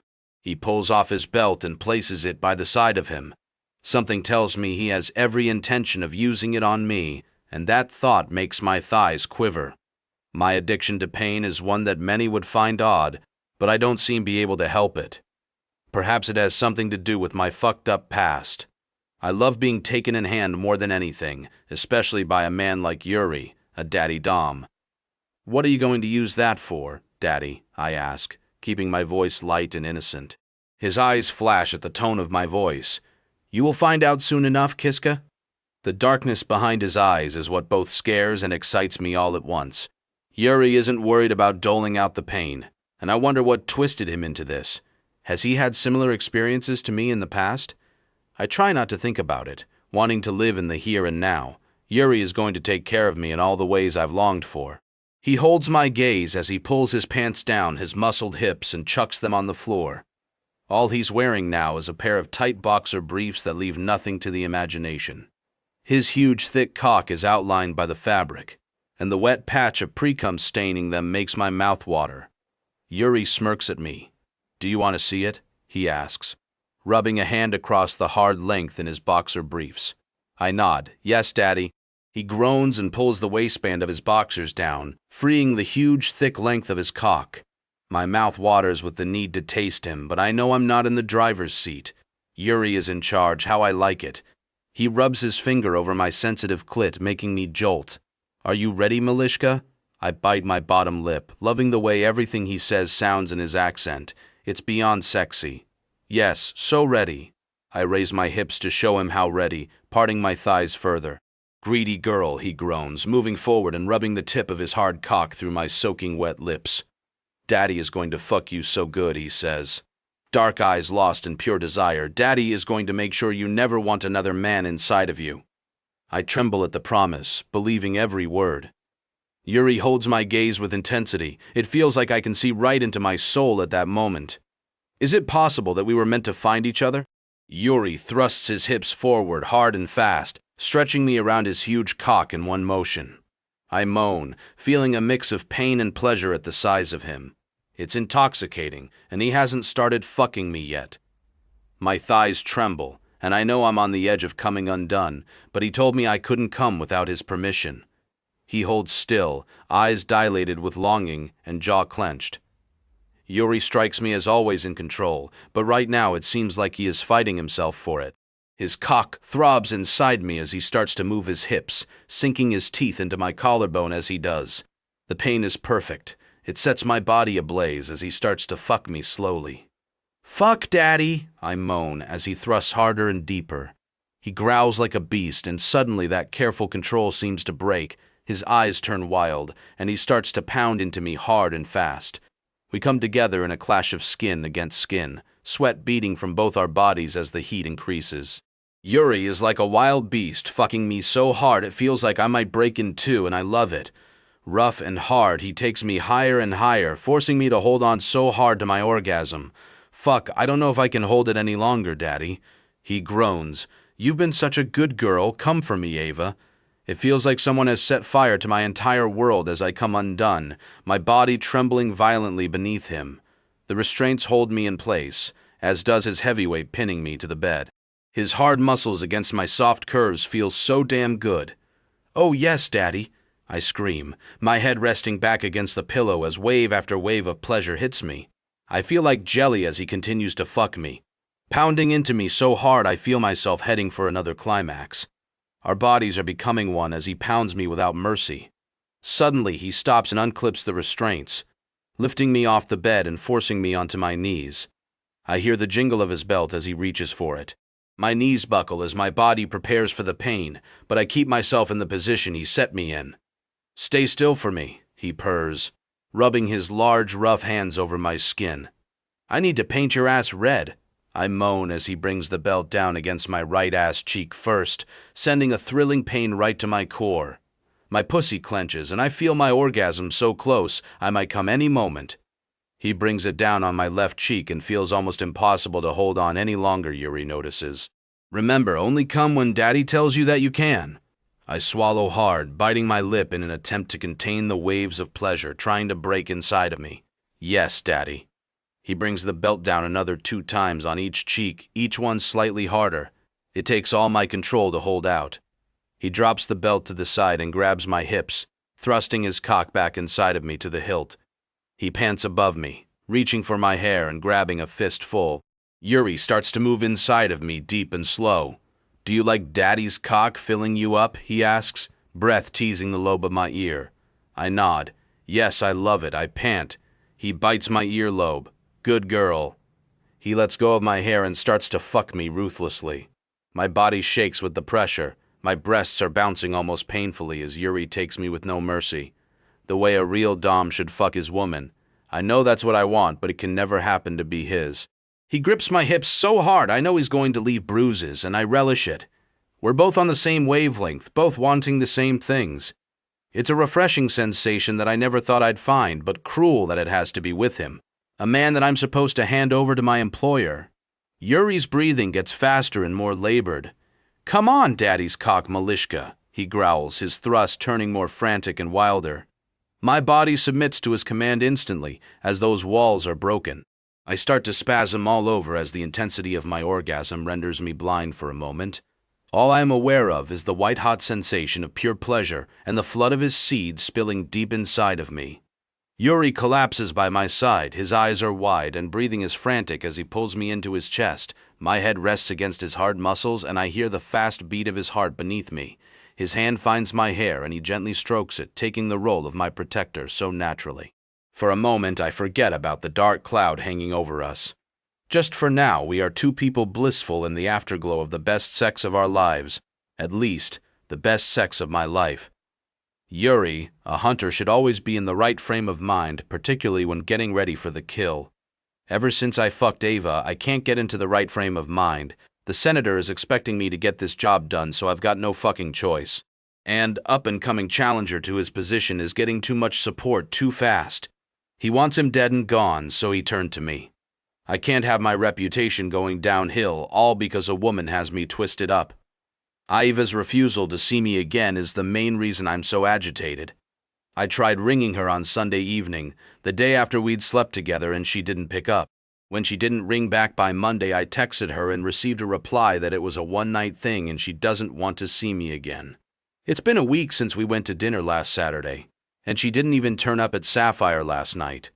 Good luck with not seeing me again. The dom inside of me recoiled at her, considering she has a say in it. Ava is mine. Now that I've had a taste, I have no intention of staying away. The question is, how am I going to convince her that she belongs to me? I draw in a deep breath and glance through the sniper scope as the campaigner steps onto the stage. He's fresh-faced, not what you normally see in politics. I hate American politics more than Russian politics. The corruption here is dressed up as a democracy, at least in Russia. They don't hide that they don't give a shit what the people want. Politicians aren't all that different from the Mafia dons of the city. The guy who hired me is in his late 60s and richer than fucking sin. As I stare at my target, he can't be older than 30. My stomach twists. Normally, I never see my targets as anything but that, a bullseye on the dartboard. It seems Ava's comment over dinner has hit me in more ways than one. Someone like you can't have a soul. Her voice says that over and over in my mind, driving me insane. I never care about people's opinions of me, but her opinion matters. I don't know why, but it does. She hurt me with that comment, and she hurt me when she texted me back telling me to stay away. Her comment is hypocritical considering she works for the same sort of people. If I were to argue with her, I could bring her morals into question too. She may not kill people, but she takes the criminal's blood money. Ava needs to have a long, hard look at herself in the mirror before she judges me. This hit should be easy, but I can't keep my hands steady. I should know better than anyone that trying to carry out a hit, even a routine one, when you're emotional is a terrible idea.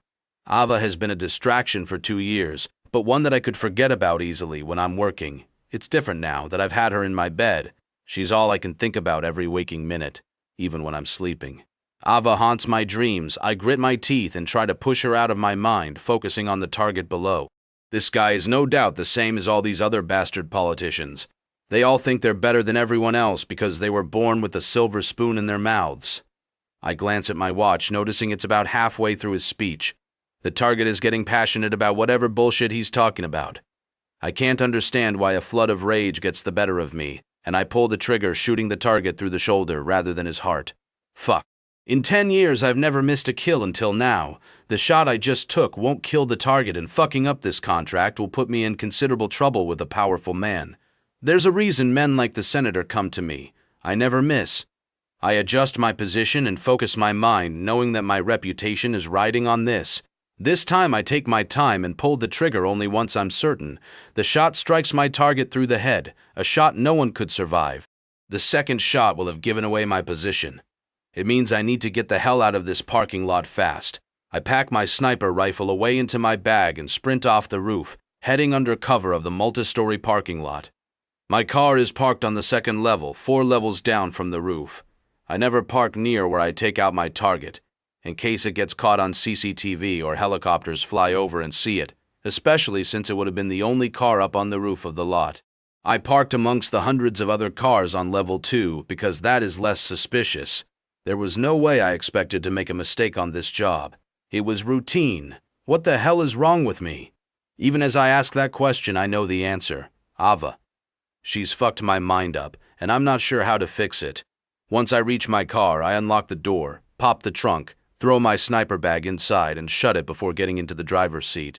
I'm on high alert as I listen for any signs that my position was compromised by my messed up hit. A drone of helicopter blades getting closer sends my heart racing. The beating gets closer, and I'm pretty certain it's right above the multi-story parking lot. They could easily land it on the roof. I grit my teeth, staring at myself in the mirror. There are 2 options here, and neither is ideal. The cops know the shooter was in this parking lot, so driving out of it not long after is pretty fucking risky. It's an option, but it could end in a car chase, which I'm not too keen on. The other option is to go out on foot with my bag in the car, hoping they won't stop me. Even if they do, I don't have the rifle. So what would they have on me? I always knew Ava was going to be the end of me. I make my decision fast and get out of the car, locking it. A man dressed in a suit is a few steps ahead, descending the stairwell. A woman trying to get her child to walk down the stairs is on the next flight, which means I've got the perfect cover. They won't suspect any of us because we are all walking calmly out of the parking lot. I reach into my pocket and brush my hand against my business card for the law firm I use to launder money. It's a block away from here and the perfect alibi if I'm stopped. It may be a cover, but I pay the law firm a lot of money to launder cash and pay me as though I work for them. It's crazy how many aspects of the city feed corruption. In every sector you can find people who are happy to take blood money with no questions, even reputable law firms like Edison and Sons. I picked them because they are the least likely to be suspected by the police of laundering criminal money. It costs more, but it's best to be safe. I walk a few steps behind the other guy, heading out past a crowd of people. The guy I'd been following stops and asks someone what happened. I stop too and listen for her response. There's no point acting shady right now. Hanging around a crime scene may seem silly, but it's what the police won't expect an assassin to do. Some politician has been killed, a lady says, shaking her head. They believe a sniper took him out from this parking lot. I hang back a bit, wondering if I'm in any danger now that I'm amongst the crowd. A police officer stands up on a wall, glancing over the crowd. We need to interview everyone here. Please don't leave. Fuck. I'm good at talking my way out of situations, but I'd rather have been long gone by now. Suddenly, I wish I'd driven the Chevy out of the lot. I may have had to lose them, but it beats hanging around here any longer. I glance at my watch and hold my hand up. I'm late for work. How long will this take? The police officer signals for me to move forward. We'll interview you first. Perfect? I walk forward and meet the officer. How can I help? I ask. The man clicks his pen. Why are you in the area? I grab my business card out of my pocket, heading back to the office after a meeting with a client. He takes it and nods, looking satisfied by the card. Fair enough. Did you see anything strange? I shake my head. Strange? Not that I can recall. My brow furrows. Although the guy in that gray suit, I point at him. He was lingering in the stairway of the parking lot and didn't head down until he saw me. I shrug. It's probably nothing. It just seemed a little weird. The officer's attention is fixed on the guy, and he speaks into his radio. Thank you. That may turn out to be very valuable information. He passes me a card. If you think of anything else, give me a call. He pats me on the back. You're free to head into work. Thank you, officer. I pocket his card and turn away, heading in the direction of the Edison and Sons building. I have no intention of going there, but I'm not getting my car today. The best thing is to take a cab home and come back for it when all this shit has died down. Once out of sight of the parking lot, I flag down a cab and slip into the back. Where are you going? I meet the guy's gaze in the mirror, knowing I should give him my home address. Instead, I give him Ava's. That woman is under my skin, and the only way I know to get her out is to fuck her out. She can tell me it was a one-time thing, but I'm not buying it. Ava is my baby girl, and I'll be damned if she stops me from taking what is mine. I watch as Enzo paces the length of his office silently. This is the first time I've felt nervous with a client, and I know why. I've betrayed his trust, and he's a dangerous man. Yuri killed his capo, and I have no intention of handing him in. Instead, I slept with him. It's a mistake I don't intend to repeat, no matter how badly I want to see him again. Enzo hasn't said a word since I arrived. All he has done is pace up and down like he's broken. I clear my throat. Did Mario speak to you? He stops still, glaring at me. Yes, the bastard should have told me what he learned the moment Alessandro told him. His jaw clenches. Then I would have killed Alessandro myself, he growls. I've never seen Enzo angry. He's always calm, and it's unnerving. Don't get me wrong, I know that he can be ruthless and cold, but I've never witnessed this side of him. He walks stiffly behind his desk and sits down, running a hand through his dark hair. What information have you got from me? I tap my pen against my notebook, wishing I didn't have to lie to such a powerful man. I don't have to lie, but despite our fling being a one-time thing, I feel the need to protect Yuri. Whether he needs protecting or not is another question, since I'm pretty sure he has Andre on his side, even if he's not part of their brotherhood. The Italians are powerful, but no one matches the Russians. I haven't got any concrete evidence yet, but I'm 99% sure your original hunch was correct. I shift in my seat under his intense gaze. Alessandro crossed the Russians, and I'm pretty sure they ordered his hit. Enzo stands and grabs a vase, smashing it against the wall in a fit of rage. Motherfuckers! He starts to pace his office again. I try to remain calm, but inside I'm a mess. My heart is pounding frantically, and my palms are starting to sweat. The hit was professional for sure, but I've yet to find out who exactly killed Alessandro. Enzo stops and turns to face me. I need to know as soon as possible, Ava. His eyes narrow. Any man cocky enough to take my capo out in such a public place doesn't deserve to be breathing. He clenches his fists by his side. I intend to carve out the bastard's heart for this. I feel the blood draining from my face at his words. The rage in Enzo's eyes scares me more than I'd like to admit. He's talking about killing Yuri, a man I feel inexplicably protective of after we fucked. A man that made me feel like no man ever has. How am I going to get out of this? Enzo won't accept failure. He expects me to come up with the answer since I never fail. The thought of Yuri being at the mercy of this man makes me sick to my stomach. This one is going to be seriously hard to crack, Enzo. I run a hand through the ends of my hair, watching my employer carefully. I think it might have been the ghost. The ghost, Enzo asks? I nod. If the rumors are correct, yes, I believe so. Enzo claps his hands, making me jump. Perfect. I know the man you're talking about by face, although no one knows his name. It feels like my world starts to spin hearing Enzo say he knows Yuri's face. You do? Enzo nods. I got him to do a hit for me once before, although I hadn't realized he was Russian until after we met. He cracks his knuckles, even more proof that Andre is behind this. I grit my teeth, wondering if I've just landed Yuri in some serious trouble with the Italians. Enzo knows his face, which means he's in danger. As always, Ava, you have come up with the answer in record time. He reaches for a packet on the desk. I haven't found any concrete evidence to link the ghost with the murder at the moment. I'm working from rumors. I hold my hands up, feeling too dirty to accept any money from him after keeping part of the truth from him. You have paid me more than enough money. Enzo runs a hand through his hair. You know that's all that we need in these circumstances. He clears his throat. The Russians have fucked with us and we have to set the record straight. I narrow my eyes, but the guy betrayed you. Why would you avenge him? Enzo glares at me coolly. They broke our truce. Do you expect me to let that slide? I have never understood the tit-for-tat between criminal organizations in this city, as it is never-ending. They have a truce for a few years, and then one thing sends the whole thing down the drain. I also don't point out that his capo broke the damn truce before Andre did anything. All because some asshole under Enzo got too big for his boots and tried to take control. Of course not. I avert his gaze. What do you intend to do? He shrugs. That's not your business. I swallow hard, wondering if Yuri is going to get caught in the crossfire. If Enzo knows who he is, he won't let this slide.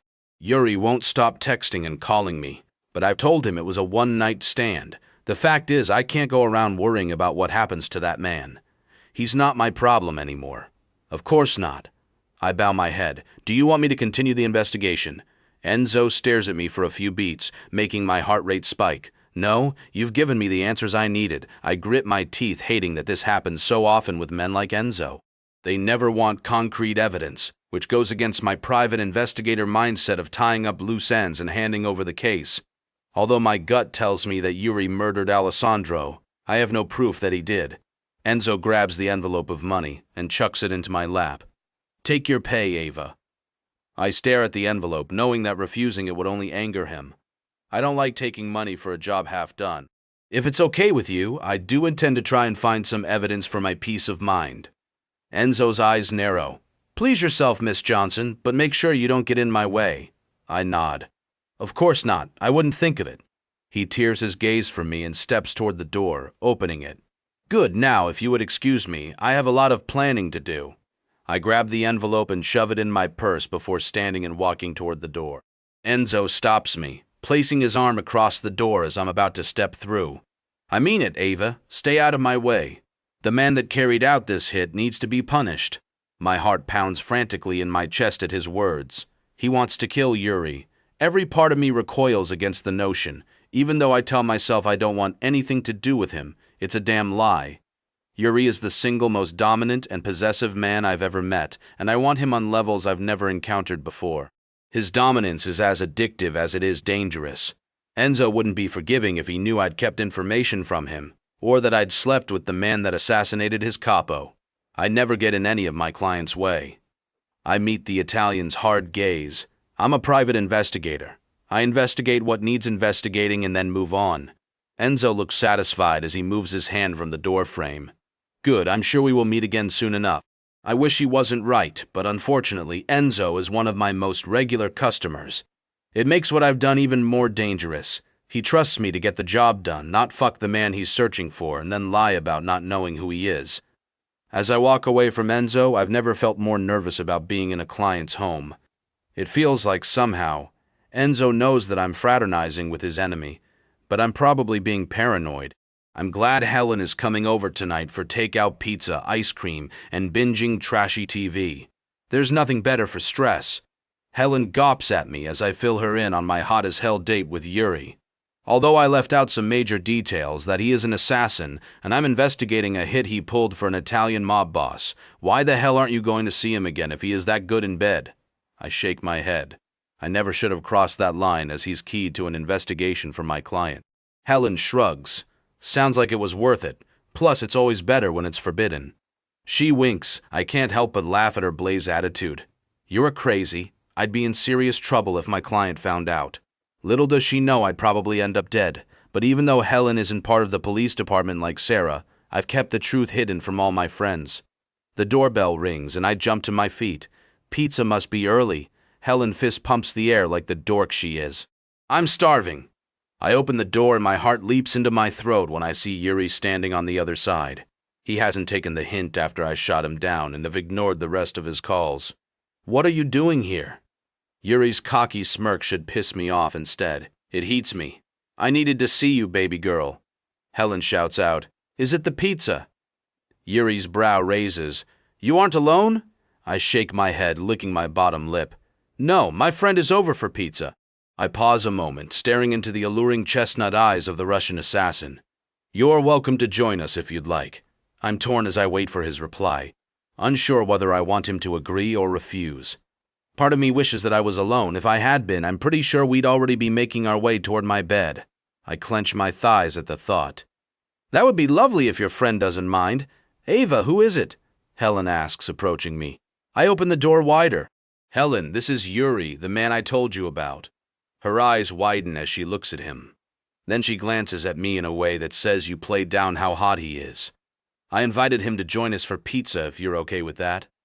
Helen nods furiously.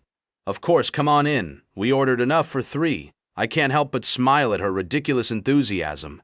It's unlikely she'd be so enthusiastic if she knew what Yuri does for a living. My stomach twists with guilt as I realize my lies about who I work for are only placing my friends in danger. Helen and Yuri should have never met. Helen heads back inside and Yuri goes to move past me. You told your friend about me, he murmurs, pressing his hands into my hips. Strange, considering you only wanted it to be a one-night stand. I tense against him, shaking my head. She's my friend, and we talk about men we hook up with. I glare at him. It doesn't mean anything. I see him flinch at that, and I wonder if my comment does hurt him. He quickly recovers and his smirk widens. Then why did you invite me in? I shrug, knowing that anything I tell him will be a lie. You are here, and it's polite. The truth is I've let him in because he's all I've been able to think about since we slept together. He turns and follows Helen into my apartment. I can't give in to temptation again. The fact Helen is here is going to make it far easier to resist. That's what I tell myself as I go to join them in my living room. Yuri is already making himself at home, sitting on my couch in my spot. Helen raises a brow as I go to sit in the armchair, keeping my distance from him. So Yuri, tell me about yourself, she says. He shrugs. Not a lot to tell, I'm just a boring lawyer. Although Helen spoke to him, he won't take his eyes off me.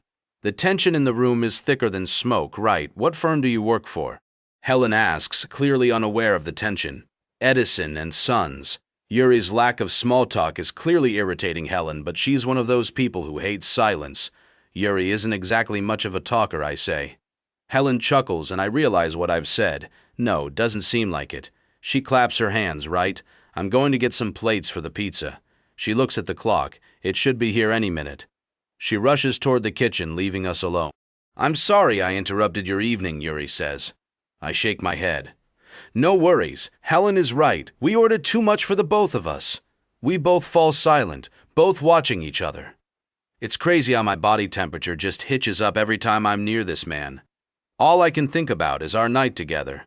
The doorbell rings and I jump to my feet at the same time as Yuri. He holds his hand up in a commanding way. I crashed your night, so the least I can do is get the pizza. He walks toward the door before I can protest and opens it. He pays for the pizza and brings them in, giving me a questioning look. You weren't joking about ordering enough for 3. I feel the heat increase in my cheeks as he is holding 3 large pizzas and a box of cheese dippers. It's ridiculous, but we both couldn't decide what to order, so went for everything we wanted. Yeah, maybe we are psychic, Helen says, returning to the room with the plates. Bring it to the table, I'm starving. I can't help but smile at the look on Yuri's face at being ordered to bring something to the table. Luckily, Helen doesn't see how angry that makes him. He quickly brushes it off and walks over to the dining table in the corner of my modest living room, setting the boxes down. What can I get you to drink, Yuri? Yuri, Helen asks, taking charge in my own home, but that is her down to a T. He shrugs. Whatever you're drinking, Helen raises a brow. You don't strike me as a white wine man. Ava has got whiskey. Yuri nods. Sounds good. Helen goes to fetch the whiskey from the kitchen. Luckily, it's decent brand of scotch and not cheap. Yuri and I sit at the table opposite each other, and the tense silence that fills the air is palpable. Did you have a good day at work? He asks, a smirk on his lips. I grit my teeth. Not exactly. Helen returns with the whiskey and sets a glass down with the bottle in front of Yuri. Help yourself. He smiles, piercing chestnut eyes trained solely on me. Does your friend always serve your guests in your home? Helen sits down and laughs. I'm a busybody and Ava is fine with me helping out, aren't you? I nod. Yeah, saves me rushing around. Yuri laughs. Fair enough. His eyes glint with a fire that drives me wild, and I look down at my plate, which is empty. Helen opens the vegetarian pizza box and grabs a slice since she doesn't eat meat. I ordered the pepperoni, and we both wanted the 4-cheese pizza too, hence why we ordered 3, as well as a side of cheese dippers and sauce. At the time, I wasn't aware that the sexy Russian man I'd slept with the other night was going to turn up at my door. It's beyond embarrassing that he has found out how much of a pig I can be. I grab a slice of pepperoni and put it on my plate. Yuri hasn't helped himself to any food yet. He is just watching me over the rim of his whiskey glass as he slowly takes a sip. What will it be? I ask him. We've got vegetarian since Helen doesn't eat meat, pepperoni and 4 cheese. Yuri smiles. I'll grab a slice of pepperoni. He reaches forward and grabs one, eyes never leaving my face. It's as if he is trying to increase the tension between us. Although Helen seems pretty oblivious as she tucks into her pizza. One of the only times I can keep her quiet is when she's eating. As we fall into a somewhat tense and awkward silence, it's impossible to keep my mind off of the hot night we shared. I'm wound up beyond measure and I want this night to be over. The quicker I get away from Yuri, the better. Ava thinks she got away with it. She thinks I've left. I didn't want to embarrass her in front of her friend, and she made it clear she wanted me to leave at the same time as. However, I'm not going anywhere. Ava is my addiction, and no matter how hard I try, I can't quite her. I walk back down the street toward her apartment block. Helen got into a cab, but I had to make it seem like I was leaving. It's time to take matters into my own hands. Now I've had a taste of the forbidden fruit. I can't stop. Ava is mine. There's no arguing against it, and if she won't accept it, I'll force her to. I stop outside of her building and press one of the buttons to a different apartment. There's no way Ava would buzz me in, but I've never tried to gain access to the building from her number anyway. A man answers, "Who is it? Delivery for number 25. There are a few beats of silence. "Come on up," the guy says, buzzing me in. It works every time. If that guy hadn't let me in, someone would have. The question is whether she will open the door to me. I skip the elevator and head up the stairs, taking 2 steps at a time. Her flat is at the end of the corridor, and my heart is pounding hard as I get closer. When I stop outside her door, I'm shocked to see that its door is cracked open. Ava doesn't strike me as the kind of girl to leave her door unlocked and open in New York City, and I'm sure she shut it when we left. I scan the corridor before pulling out my gun and opening the door. There's no sign of Ava in the open-plan kitchen or living room. I move toward the bedroom, stopping short as the door is cracked open also. Suddenly a soft moan comes from the other side, and a flood of jealousy rises inside me. She had been incredibly eager to get rid of both me and Helen. A ridiculous thought floods my mind as I wonder if she secretly has a relationship with another man. A man could have arrived at her apartment in the 15 minutes since I left. The rage that hits me is foreign and uncontrollable. The kind of rage that I have never felt. My emotions are always controllable, but right now, I'm out of control.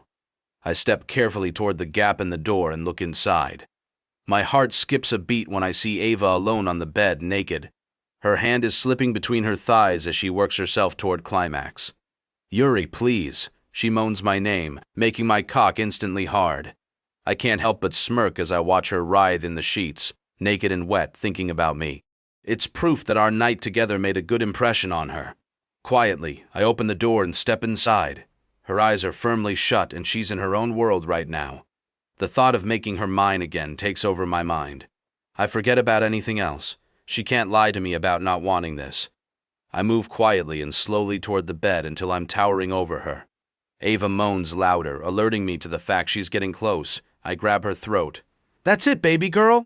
Make that pussy come for daddy." Her eyes shoot open and meet mine, but she knows it's me. Instead of fear in them, there's pure, unadulterated lust and need. She licks her bottom lip, tempting me to taste them. I lean down and capture her lips, kissing her passionately. My tongue demands entrance, searching her mouth with all the pent-up need. It's been a week since I tasted her, but it feels like it's been forever. I get onto the bed over her, placing one knee on either side of her hips. She watches me. After her insistence that it was a one-off, she has no intention of stopping me.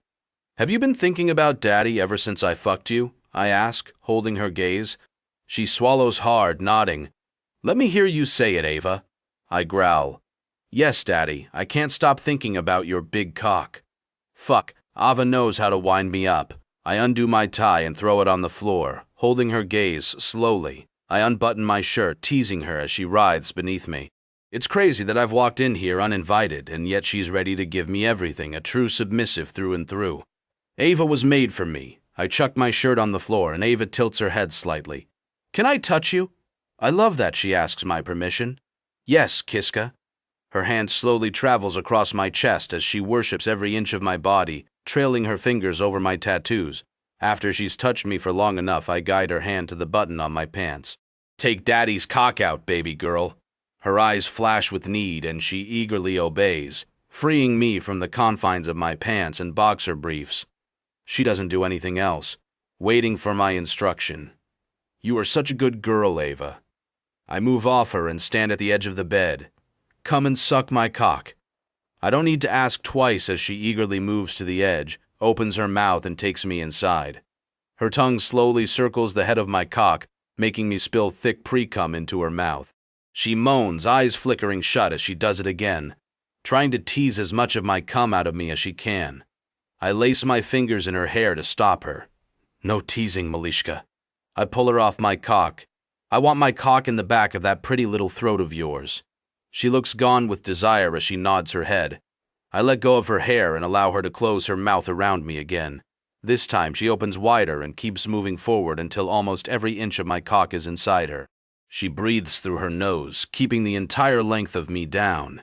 It's impressive how long she holds out before her gag reflex kicks in, and she spills a thick load of saliva all over my cock. She does it over and over, taking me into her throat until my cock is ready to explode. I groan and pull her off of me, leaning down and kissing her hard. My cock is harder than it's ever been, ready to plow into her perfect pussy. Are you going to spill your cum down my throat, Daddy? She asks.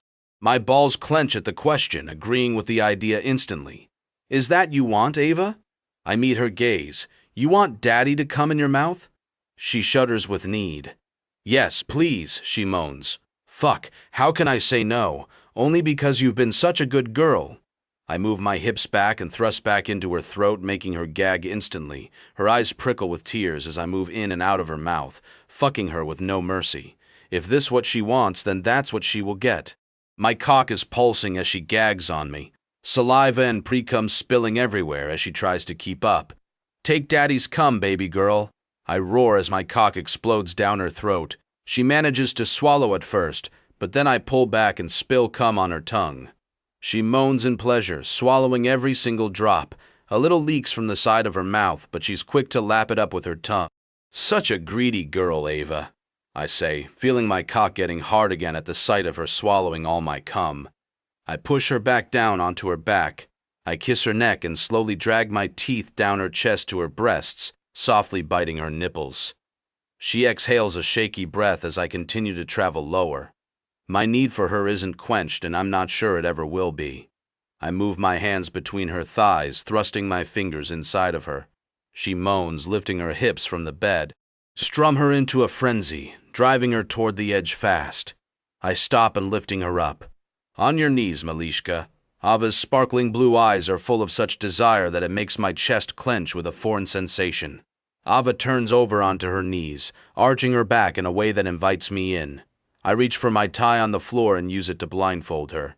She doesn't flinch or tense at her sight being taken away so suddenly. I grab her ass cheeks hard in my palms, parting her cheeks.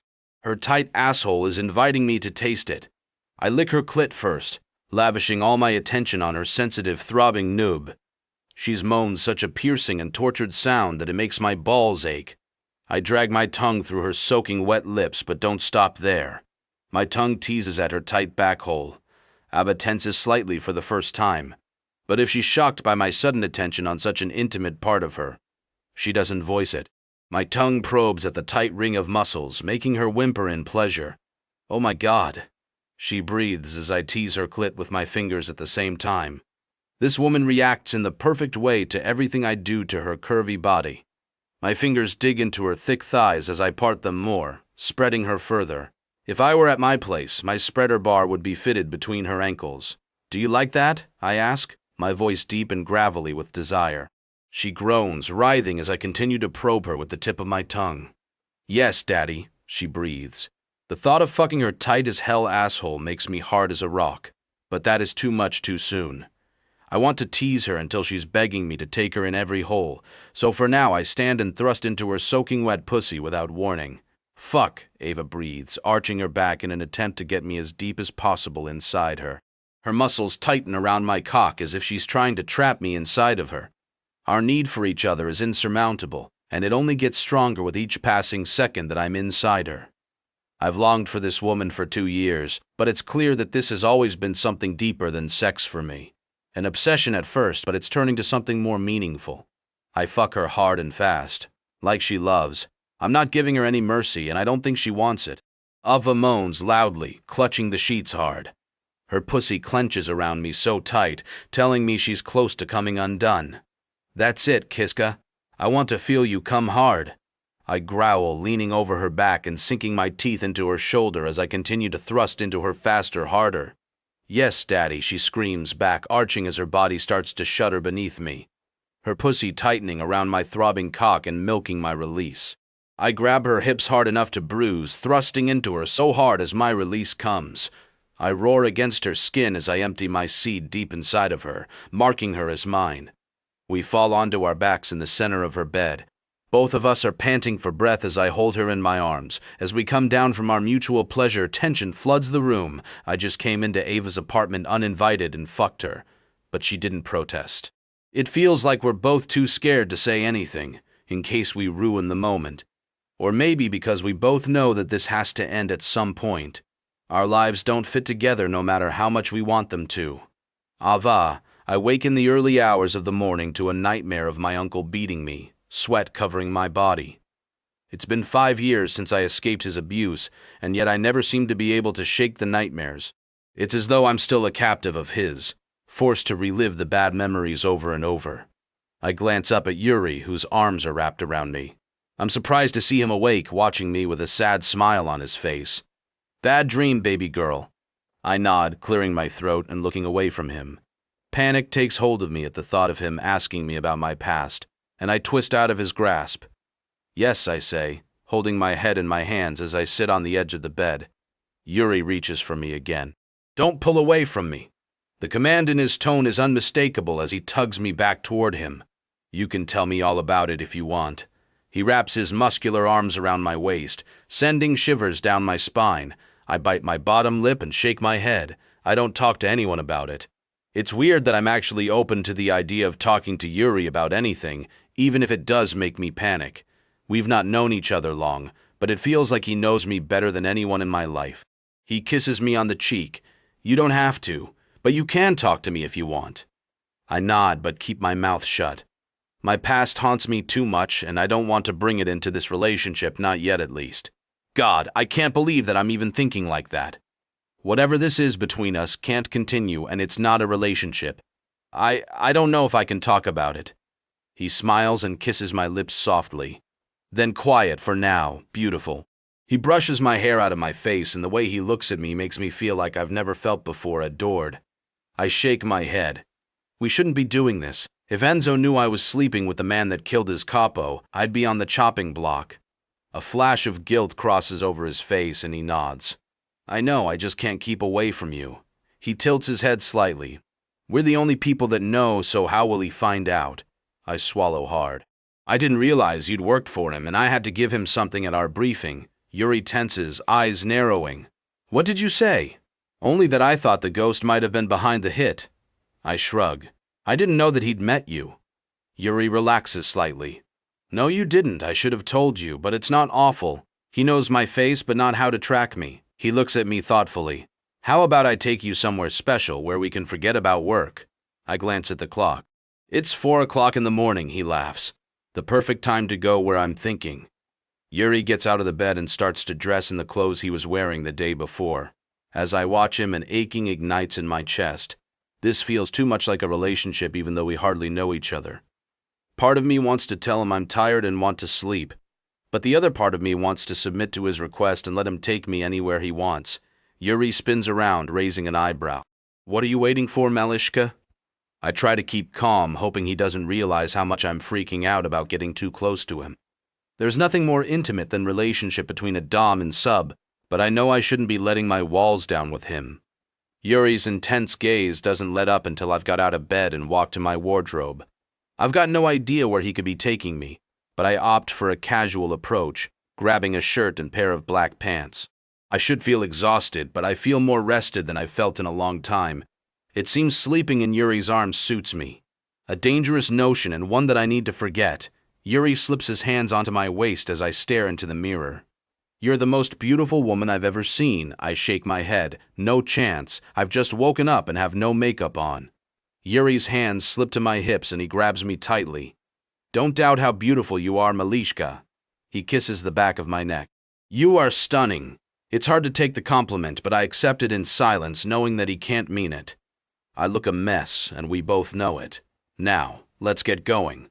I let him take my hand and lead me out of the bedroom. My heart is hammering hard and fast at the prospect of going anywhere with a man like Yuri. It's making this all too real.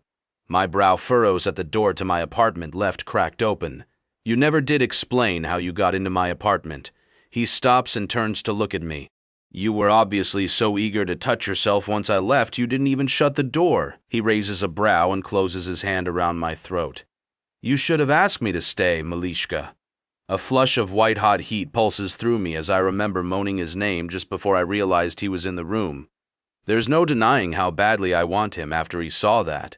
He's right. I was so wound up by his visit I couldn't get my clothes off quick enough once he was gone. When I shut the door, it must not have clicked on the latch. Yuri smirks as he opens the door to me. After you, I grab my keys off the side table and walk out of the door past Yuri. He steps out after me and shuts the door before possessively wrapping an arm around me. Yuri's touch sets my body ablaze every time, and for a moment I wish we were back in my bed under the covers. My desire for him surpasses anything I've experienced. It consumes my every waking moment. What are you looking at, Malishka? Yuri asks, as he presses the button for the elevator. I smile at him. You, Daddy. The fire that ignites in his eyes sends a pulsing need right to my core. Do you like what you see? His eyes move from my lips down to my cleavage and back up again as we step into the elevator. Very much, I say. He groans and pushes me against the mirrored wall, kissing me hard. His hands roam over every inch of my body as if he can't explore me quick enough. The elevator starts to move and he continues to devour my lips. When it jerks to a stop at the bottom, he pulls away, breathing heavily. Maybe we should have stayed in bed, he breathes. I bite my bottom lip. We can go back.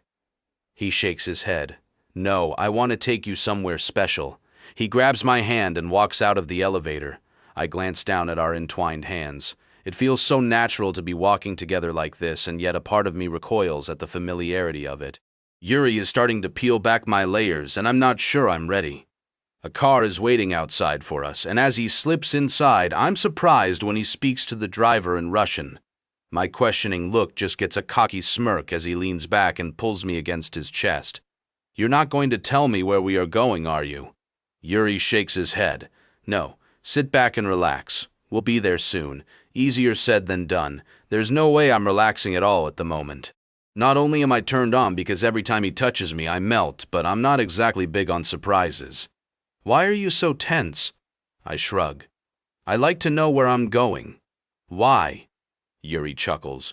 Do you think I'm taking you somewhere terrible? I look into his dark chestnut eyes and know that this man has no intention of taking me anywhere terrible. He wants to protect and cherish me, and that's what scares me the most. If it's somewhere beautiful and romantic, it will make this even harder. Our dom and sub relationship can't carry on, although we are from the same twisted dark world. Our interests conflict too much. Andre is Yuri's biggest customer, and unfortunately for me, Enzo is mine. How did you start working as an assassin, I ask. Genuinely curious why this man turned to such a brutal line of work. His jaw clenches slightly. I was in the Spetsnaz, Russian Special Forces, when I was younger. I suffered some gunshot wounds and they kicked me out. He shrugs. My father didn't teach me much, but he did tell me to do what I'm good at. I've always been good at killing, so a hitman was the next best option after the military.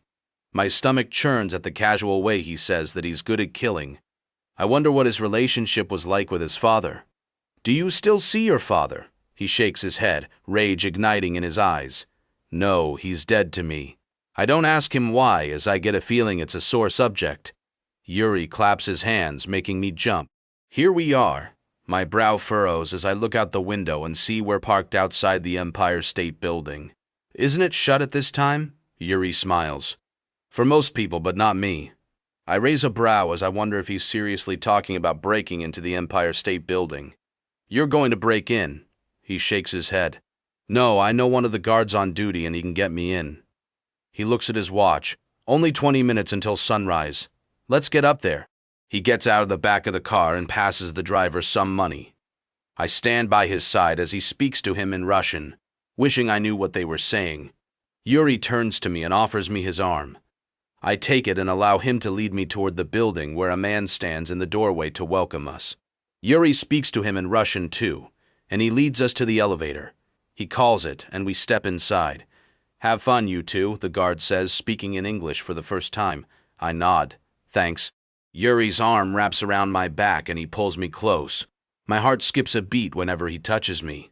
A part of me screams to pull away. This is starting to get too real, with him taking me up the Empire State Building when it's shut to watch the sunrise. It's too romantic and too serious. He moves his hands to the back of my neck and squeezes. Relax, Malishka. He angles my face toward him. Don't tell me that you are scared of heights. I shake my head. No, I'm scared of getting too close to you. The elevator dings as it makes it to the top floor. I hug my arms around myself as the door opens. He grabs my hand. Come on, we don't want to miss the sunrise. Yuri practically drags me out of the elevator and onto the top of the building. Thankfully, it's not too cold being that it's mid-June, but the breeze still makes me shudder. Yuri stops at the edge and pulls me against the rails. This is the best place to see the sunrise in the city, believe me. I raise a brow. So you always take women up here out of hours? I can't help the jealousy that floods me at the thought, he growls, shaking his head. No, I've never brought a woman up here. Alex often allows me to come up here when I want to clear my head. There's anger in his voice, as if I've annoyed him for even suggesting he brings women up here. You're special to me, Ava. That's why I made an exception for you. He smiles. My stomach twists with nerves. Special. There's nothing special about me. The sooner Yuri gets that into his head and leaves me alone, the better. He stares out across the city as the sky starts to turn orange over the water. It's time. He holds my hand in his as we both fall silent watching. It is as though everything fades into the distance as I watch the sun rising above the horizon, something I don't think I've ever taken the time to admire or watch. Life has always been about surviving, not admiring the beauty that this world offers.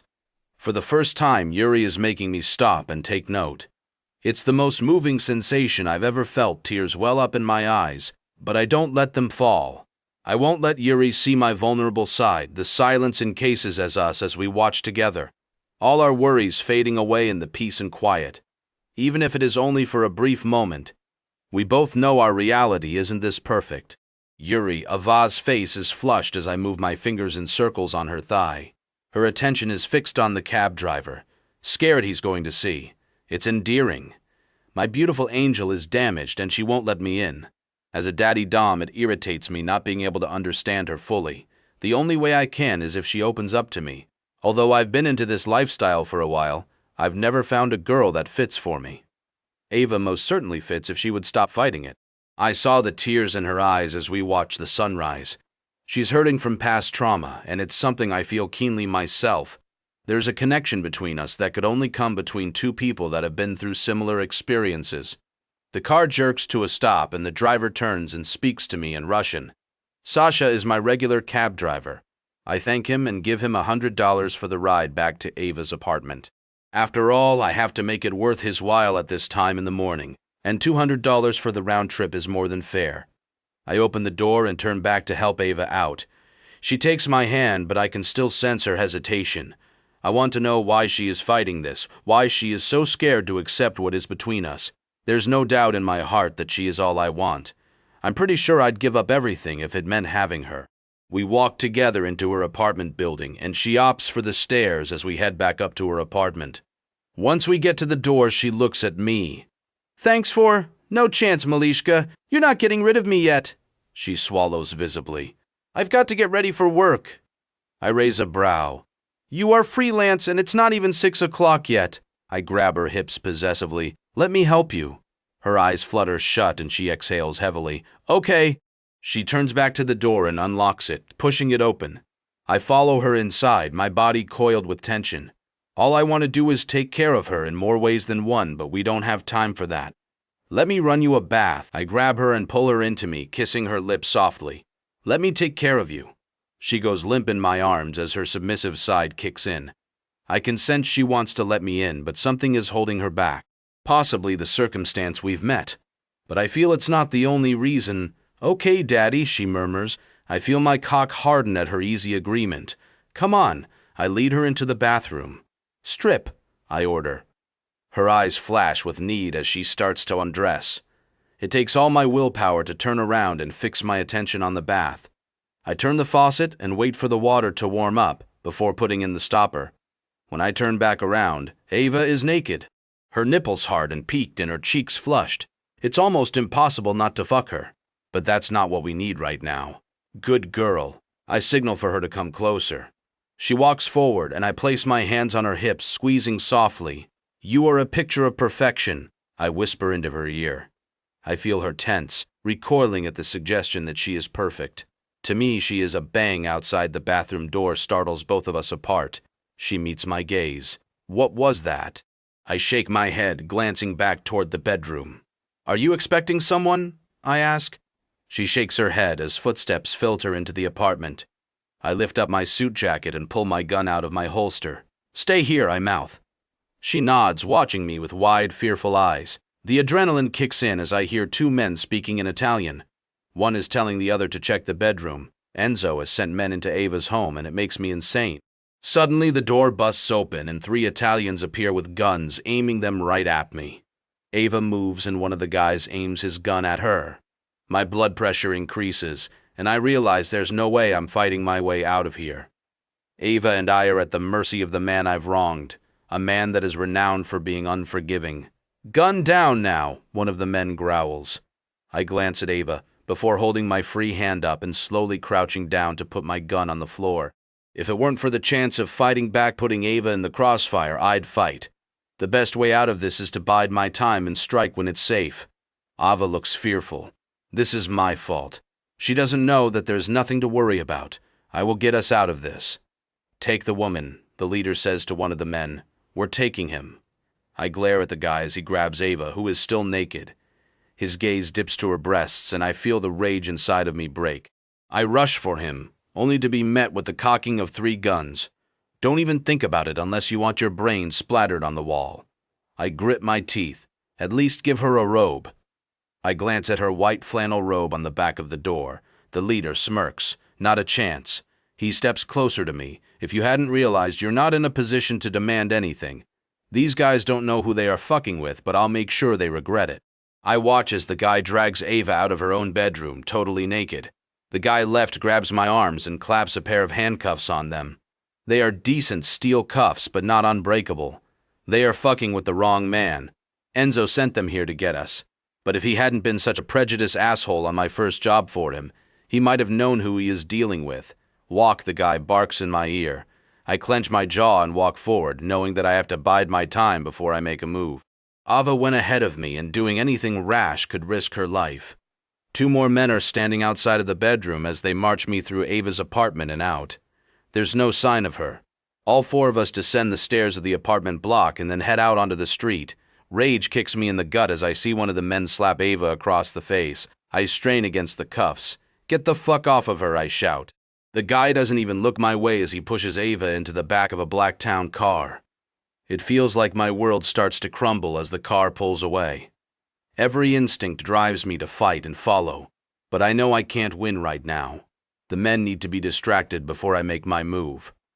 I grit my teeth, watching as my woman is driven away from me and into the clutches of Enzo D'Angelo. He is fucking with the wrong man. A black Range Rover pulls up to the curb. The guy who cuffed me barks. I do as he says, sliding into the back. He follows and sits by my side, completely unaware that he is sitting next to one of the best killers in New York City.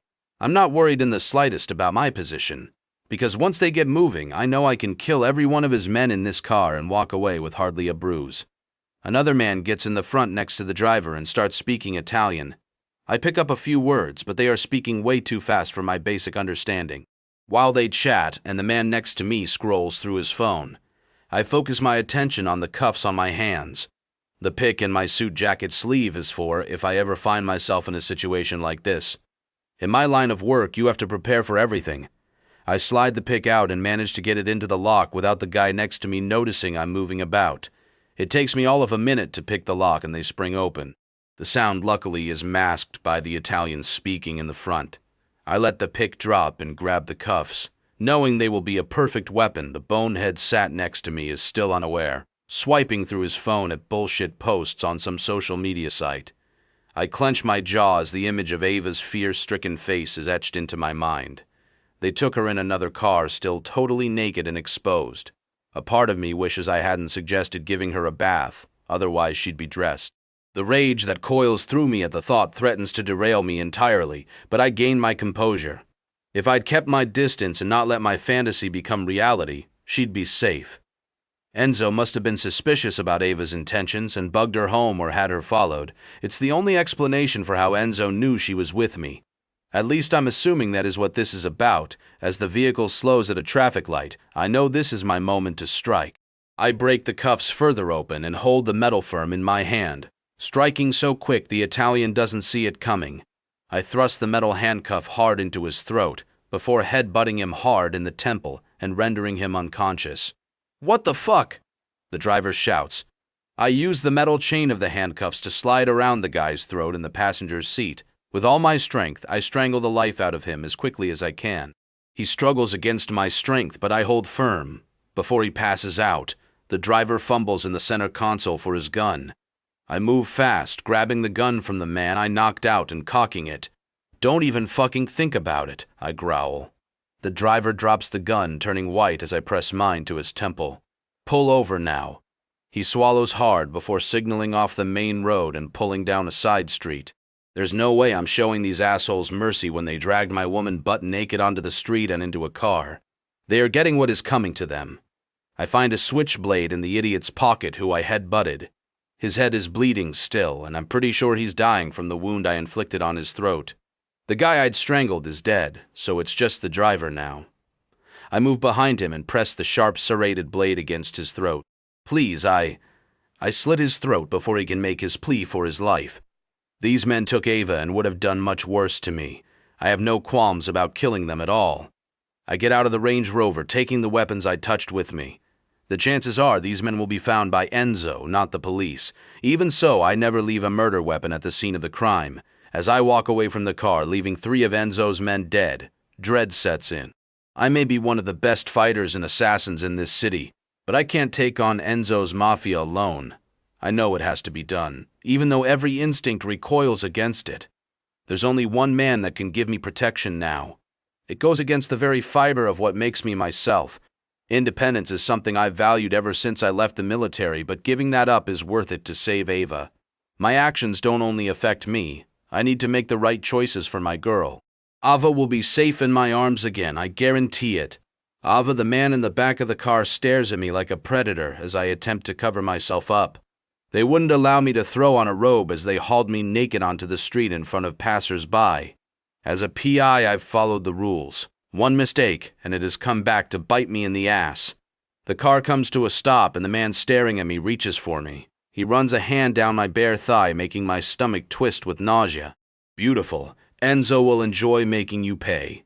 I spit in his face, wishing I had my hands free. This man would be knocked out by now if I did. It may be stupid to poke a bear when I'm tied up, but I know Enzo will want to deal with me himself. It means this asshole doesn't have the authority to lay a hand on me. He growls, grabbing my throat. "Disgusting bitch, you will regret that." I meet his gaze. "You can't do anything to me." He glares at me for a few moments before letting go and getting out of the car. The guy comes to my door and drags me out, walking me toward the front door of the mansion. The last time I was here, I walked in as a free woman. This visit is going to be different. The maid who had greeted me the first day of the job looks shocked as I'm dragged down the hallway.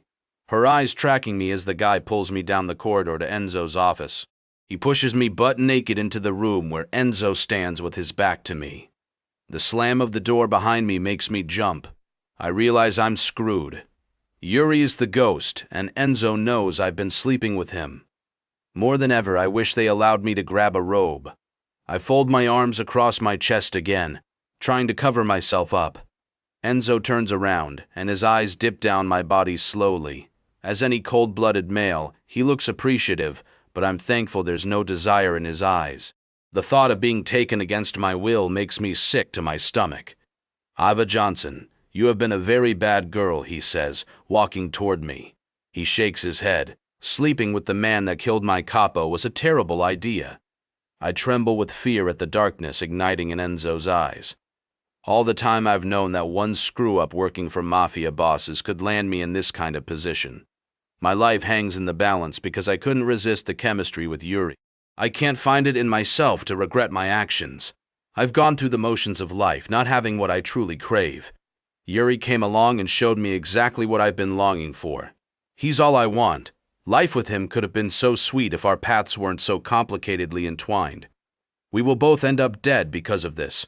A cruel twist of fate that neither of us could have avoided. I wonder if he regrets fucking me. I guess I'll never know. What are you going to do to me? Enzo's expression is grim and it fills me with dread. Do you know what I do to people who betray me? I swallow hard, not wanting to answer that question. Unfortunately, I know exactly what Mr. D'Angelo does to people who betray him.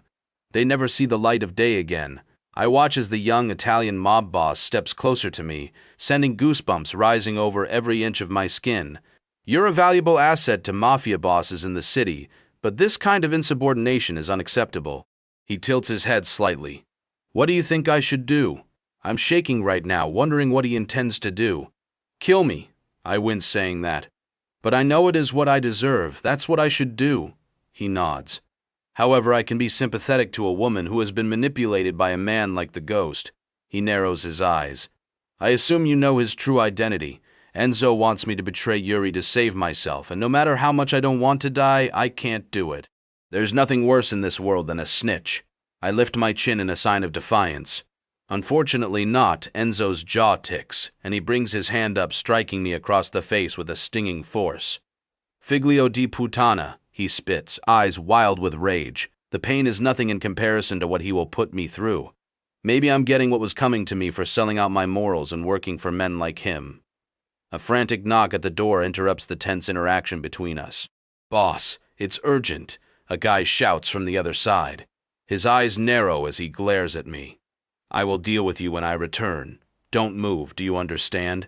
I nod, feeling my stomach twist at the thought of having to wait for my fate. If I'm going to die, I'd rather he get it over with quickly. Enzo slams the door, making me jump outside. I hear his man speaking in fast Italian. For the first time in my life, I wish I'd paid more attention to my Italian lessons at high school. Bastardo, Enzo growls loud enough for me to hear. It doesn't take a genius to work that one out, but I wish I could understand what they are saying. Yuri is somewhere else in this house waiting for the wrath of Enzo. Something tells me anything he does to me won't be as bad as what he does to Yuri. All I want is to see him again. My insistence that I didn't want our relationship to continue was a lie.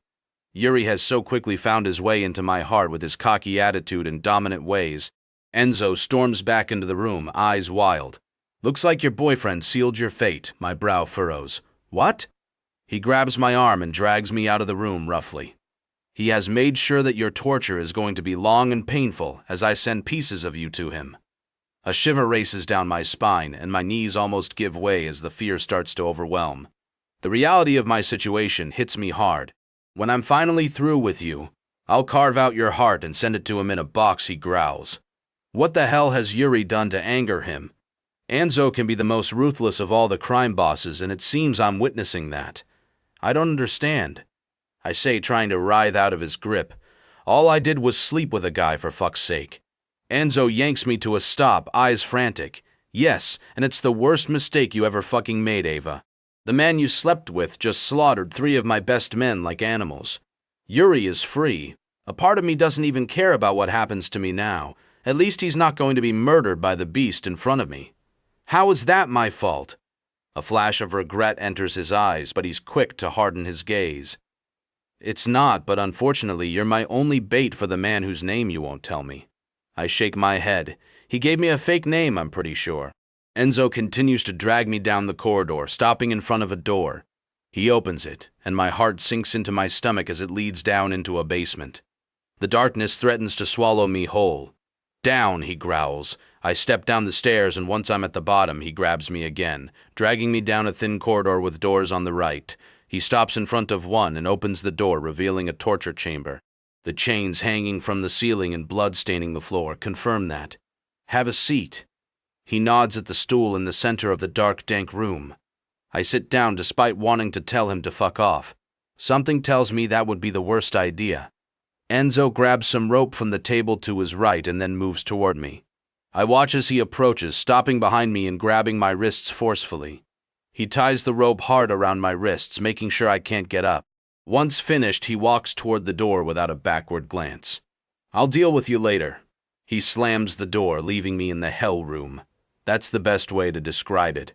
It smells of death as I sit in the ominous and silent room. Tears start to form in my eyes. I haven't cried for such a long time, but suddenly I'm back in my bedroom cowering as my uncle beats me. Something I've tried to forget, but whenever life gets tough, it comes flooding back. This room brings it all back faster than anything ever has, and I feel weaker than I've felt in so long. The past is trying to crawl back out of the pit I buried it in long ago. I let the tears fall as I'm alone. Death would be kinder than facing my memories that I fight to block out. Meeting Yuri felt like my salvation. I felt like he could be the man to heal me and soothe me, but now we've been torn apart. Enzo will carve me to pieces and send me to him. There's no way that is just a threat. The Italian is renowned for his sick and brutal punishments.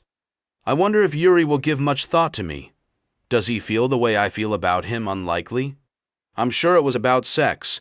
Yuri will move on and forget about me, unfazed by the bloody packages he receives from Enzo filled with parts of me.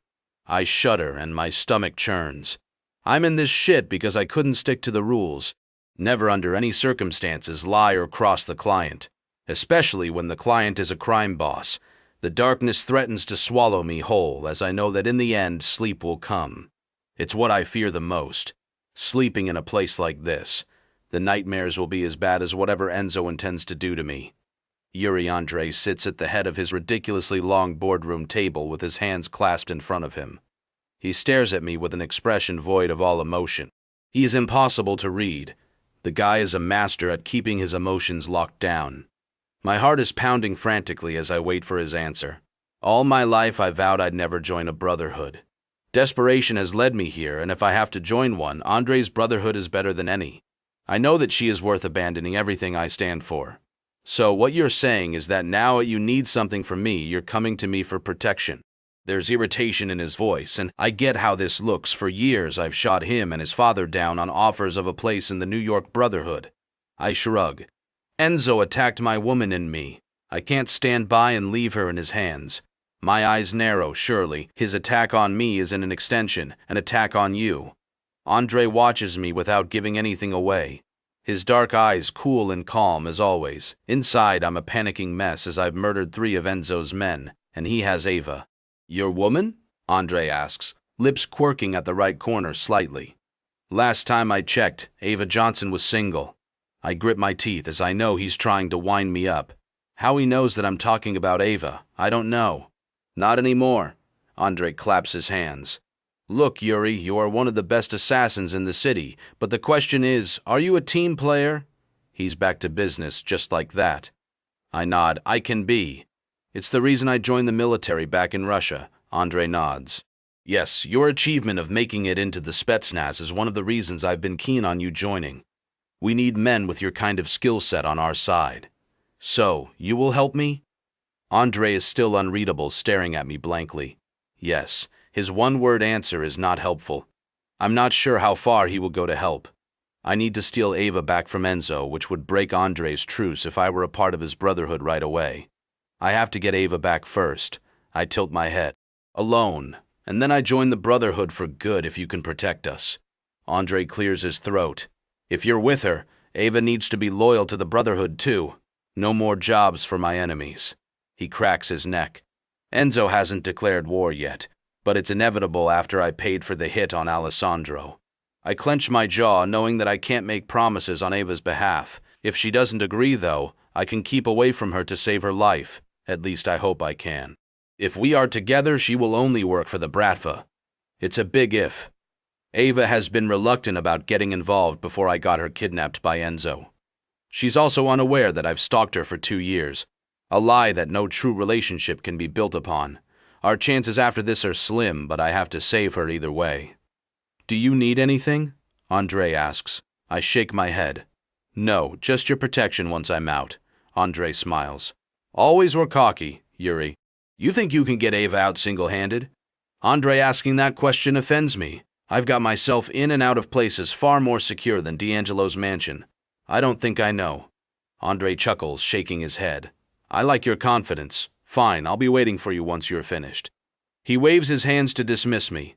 It's about time, since the last thing I should be doing is sitting and discussing terms while Ava remains in the hands of a man like Enzo. I can't think about the terrible things he will do to her. I bow my head as a sign of respect before marching out of Andre's boardroom. Alexei is standing outside with his arms crossed. Yuri, he says my name with distaste. We've never exactly seen eye to eye. He dislikes me because Andre offered me his position when his father died before turning to his childhood friend, Alexei. What are you doing here? I grit my teeth. I'm sure your Pakan will explain. I march past him, knowing that if I'm going to get on in the Brotherhood, Alexei and I will need to settle our differences. Andre will be my Pakan soon too. There's no man on this earth more worthy, and yet the dominant part of me recoils at the idea of being under another man's control. Ever since I left the Spetsnaz 15 years ago, I've been my boss. I've fought all of my battles. My pride isn't so strong that I can't admit when I'm in over my head. Ava has forced go against all of my values since I never ask anyone for help. Ava is worth it. She is everything to me. I knew the dangers when I got involved with her. Fuck my pride. I'll set it aside for her. I'll set everything aside as I walk out of Andre's home onto the busy Manhattan street. I know I'd die for her without giving it a second thought. If I get her out and survive, I will come clean to her. I will tell her that I set up that guy to take the fall from my assassination that she investigated. I'll tell her that I've watched her ever since, stalked her essentially. If that doesn't send her running, then I'm sure when I tell her I'm joining the Brotherhood, she won't want to be with me. If I join, so does she. Ava doesn't strike me as the kind of woman to join a mafia organization. No matter how much it will hurt, I'm going to have to walk away from her. I'll watch her from afar. That's something she could never stop me doing. Ava will walk away from me, but she still be my obsession. I unlock my Chevy and slip into the driver's seat, already kitted out for what I need. My weapons are always in the trunk, so I pull away from the parking spot and head towards Staten Island. Enzo's mansion will be well guarded, but they won't be expecting an attack on foot. My mind isn't exactly what I'd call focused as I drive toward one of the hardest challenges I've taken on for a long time. It's hazy with worry over Ava, a feeling I've never had to experience before. I've only cared about myself for far too long. Breaking into places isn't a strength of mine. I'm an assassin, so I've got stealth down, but as I hide behind a low wall as another guard walks past, I realize how out of my depth I am. Enzo has guards walking around the perimeter of his home, and no more than 2 minutes pass without a guard walking by. I glance at my watch as the guard disappears around the corner and push up from my hiding spot, knowing it's now or never. To make it this close to the house took me far longer than I'd expected. The grounds are crawling with men. I've got to find a way into the building, but if it's half as well guarded as out here, I don't have much hope of finding Ava. My heart is pounding hard and fast as I move closer to the corner that the guard disappeared around. There's no entrance on this side of the mansion, meaning I'm going to have to follow and hope the guard behind doesn't catch up with me.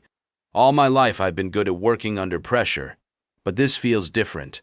I know that one mistake could be fatal for Ava and me.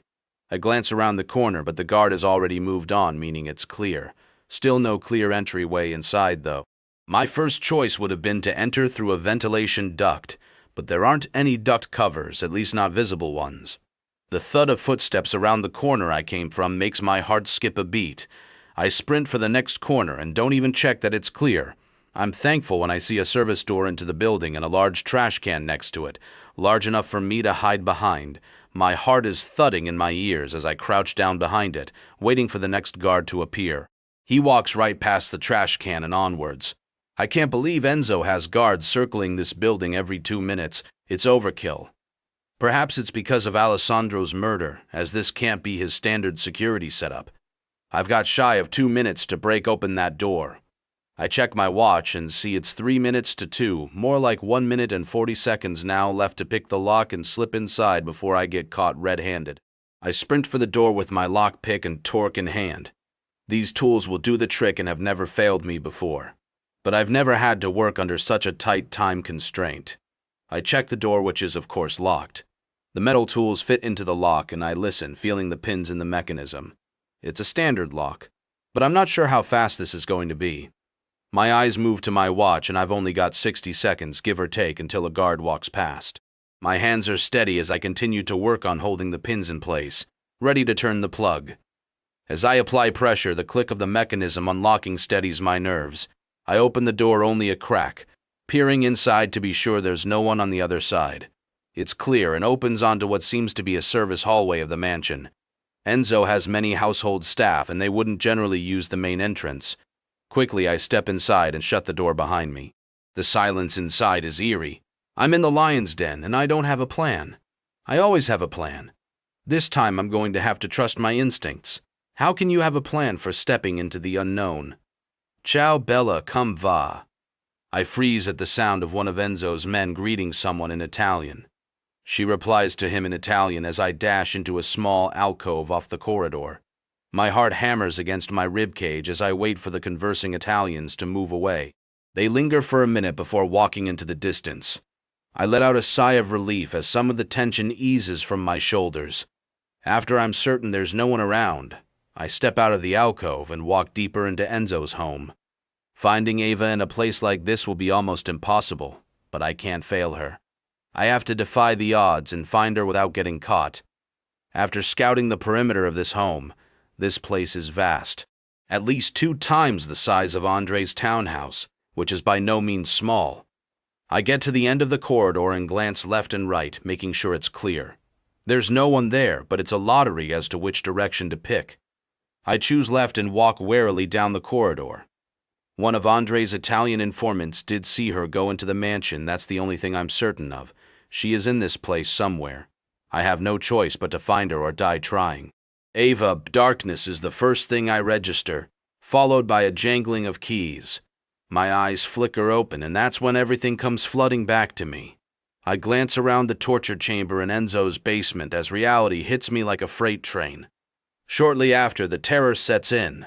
The echo of the lock clicking is followed by the door creaking open. In an instant, I'm transported back to that dank bedroom in the cabin I grew up in as a little girl. I wince at the light that floods the dark torture chamber. Enzo stands in the doorframe like my uncle used to. The threat of unbearable pain and nowhere to escape looms over me, and it is all too familiar. His dark eyes glisten in the light of the corridor, filtering in. Enzo steps inside and shuts the door. Every movement he makes is laced with a threat, predatory almost. His body is tense as he moves closer, ready to inflict pain. A shudder travels through me and my stomach twists in knots. As he gets closer, there's rage in his eyes, the kind that scares me. Enzo is such a handsome man, but right now he looks like a brutal beast. I hope the fuck was worth it, Ava. He slips his hand into his pocket and pulls out a switchblade, flicking it open with practiced precision. His voice is cruel and cold, so different from the man I dealt with as a client. I hope you have a high pain tolerance. I clench my jaw in an attempt to hold back the fear clawing up my throat. The last thing I want is to break down in front of this ruthless man. The satisfaction would only spur him on. I've worked as a private investigator in this city for 5 years, and I've never once questioned the men I work for. Enzo is as dark as they come. As I stare into his soulless eyes, I'm not sure how I carried on this long, denying the truth. When I had dinner with Yuri, I told him he must have no soul when I mustn't have either. All I've done is take the money and ignore that it's wrong to profit from their actions. People have died, been tortured, and worse. All for this man to remain in power and take advantage of people. Enzo presses the serrated edge of the blade against my cheek. The metal is cold as I shut my eyes, trying to still my firing nerves. Helplessness is something I've not felt in so long. I promised myself I'd never be in a position like this ever again. I clench my fist, wishing I could punch the bastard. His knot around my hands is too tight for me to slip. Enzo puts enough pressure on the knife to cut into my skin, blood trickling down my cheek. The pain is nothing yet, an irritable sting, but I know he's only getting started. Are you going to tell me his name yet? Enzo asks, tilting his head. I glare at him. What does it matter to you anyway? I ask. He pulls the blade away, cutting even deeper with the last swish against my skin. It matters because you betrayed me and owe me his name. His voice holds no emotion at all. I grit my teeth. I told you the guy gave me a fake name, Enzo growls. Tell me the fake name. Jason King, I say, not wanting to give the exact name. I don't know how Yuri's affairs are set up, but the last thing I want is to lead Enzo to him. I may be stuck here at the Italian boss's mercy, but at least Yuri escaped. He grabs a handful of my hair hard and yanks my chin back. He had a Russian accent, didn't he? I lick my lip, nodding. Eastern European for sure. I couldn't say for certain if it is Russian. The last thing I want to do in this position is to piss Enzo off more than I have to. Giving him snippets of information is my best option. Enzo's eyes narrow, and then he strikes me across the face. Liar, he snarls, the sound sending shivers down my spine. You know who he is. I can see it in your eyes. You're holding information back, Miss Johnson. My acting could do with some brushing up. I clench my jaw and hold my nerves, meeting Enzo's gaze. Enzo's eyes flash with anger, and he stabs the switchblade into my left leg, making me scream. The pain sears my nerves with lightning, and suddenly I'm back under my uncle's fist, being beaten bloody. My eyes clamp shut out of fear. I feel the tears welling beneath my eyelids as I struggle to understand why I'm being subjected to terrible treatment. It makes the hate for myself grow, hate that I'm still a scared little girl even after all this time. He pulls the knife out, and then punches me across the jaw. If you thought I'd be lenient with you because of our working relationship, then you were mistaken. Everyone that crosses me ends up in this position. Everyone, his eyes narrow as he stares at me with a darkness that I can hardly fathom. Your boyfriend will end up here soon enough. It's only a matter of time. It is crazy the way men like Enzo can change so fast. He grabs my hips, making me recoil at his touch since I'm still naked. He digs his nails into my skin painfully. Tell me what I want to know, Ava, or you will suffer the consequences. He narrows his eyes. Don't tell me you are willing to die for a Russian. I meet his gaze and spit in his face. I'll never submit to threats from a man like you, I say, keeping my voice steady.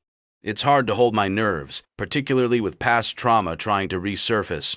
But men like Enzo love breaking people, women in particular.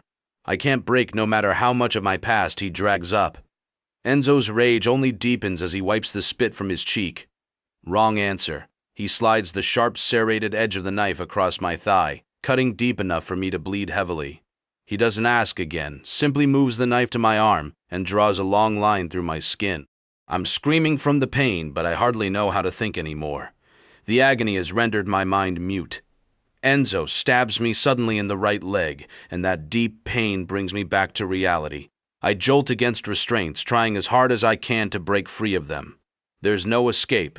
The darkness has become my reality. Enzo won't rest until he's either broken me or killed me. It will be the latter. No matter how much shit I've been through in my past, I won't betray Yuri. A fundamental part of me knows that it's not possible. When I looked into his eyes for the first time at Sapphire, something inside of me shifted.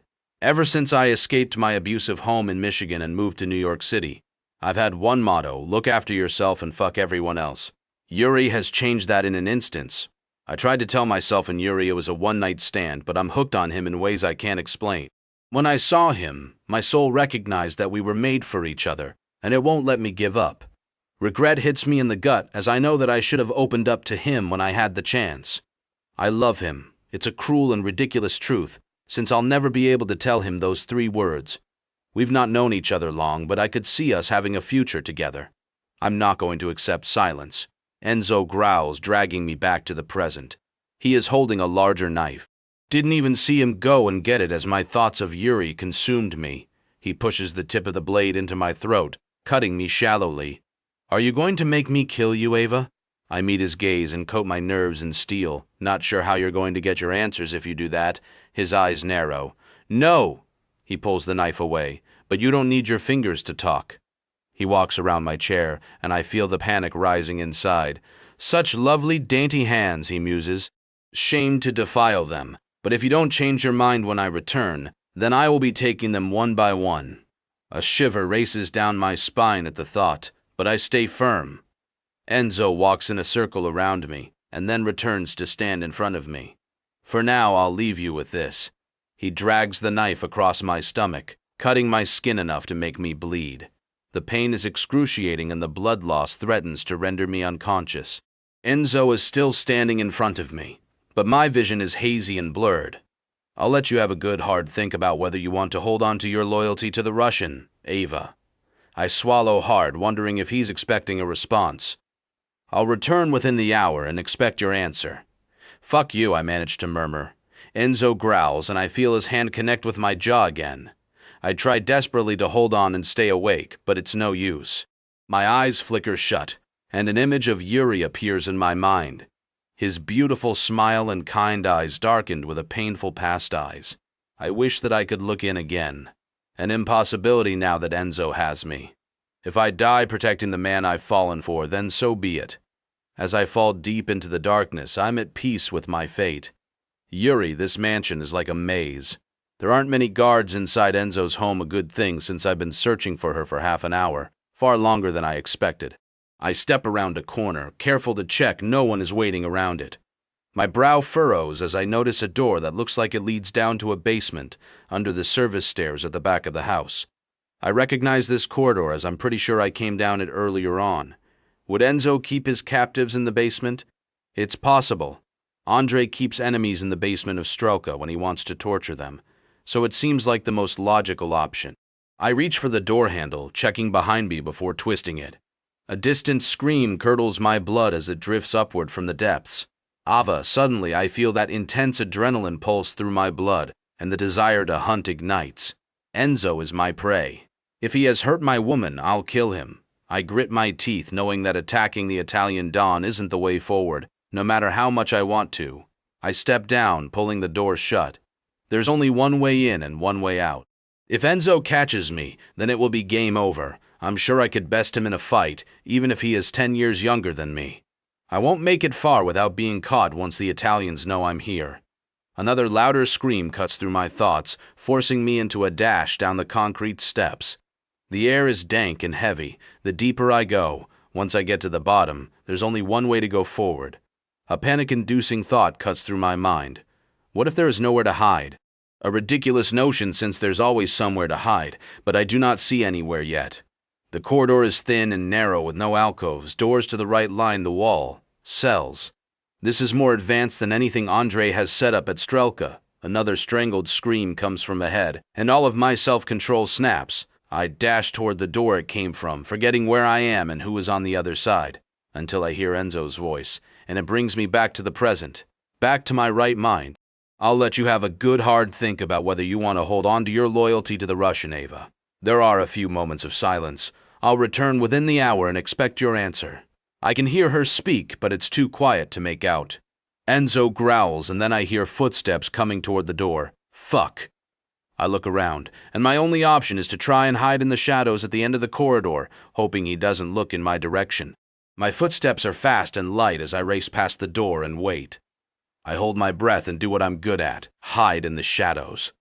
The door swings open, blocking my view of Enzo. He shuts the door and turns to lock it, slipping the key into his pocket. I watch as he wipes his blood-soaked hand on his pants. Ava's blood rage pulses through me at the thought of finding her bloodied and defiled.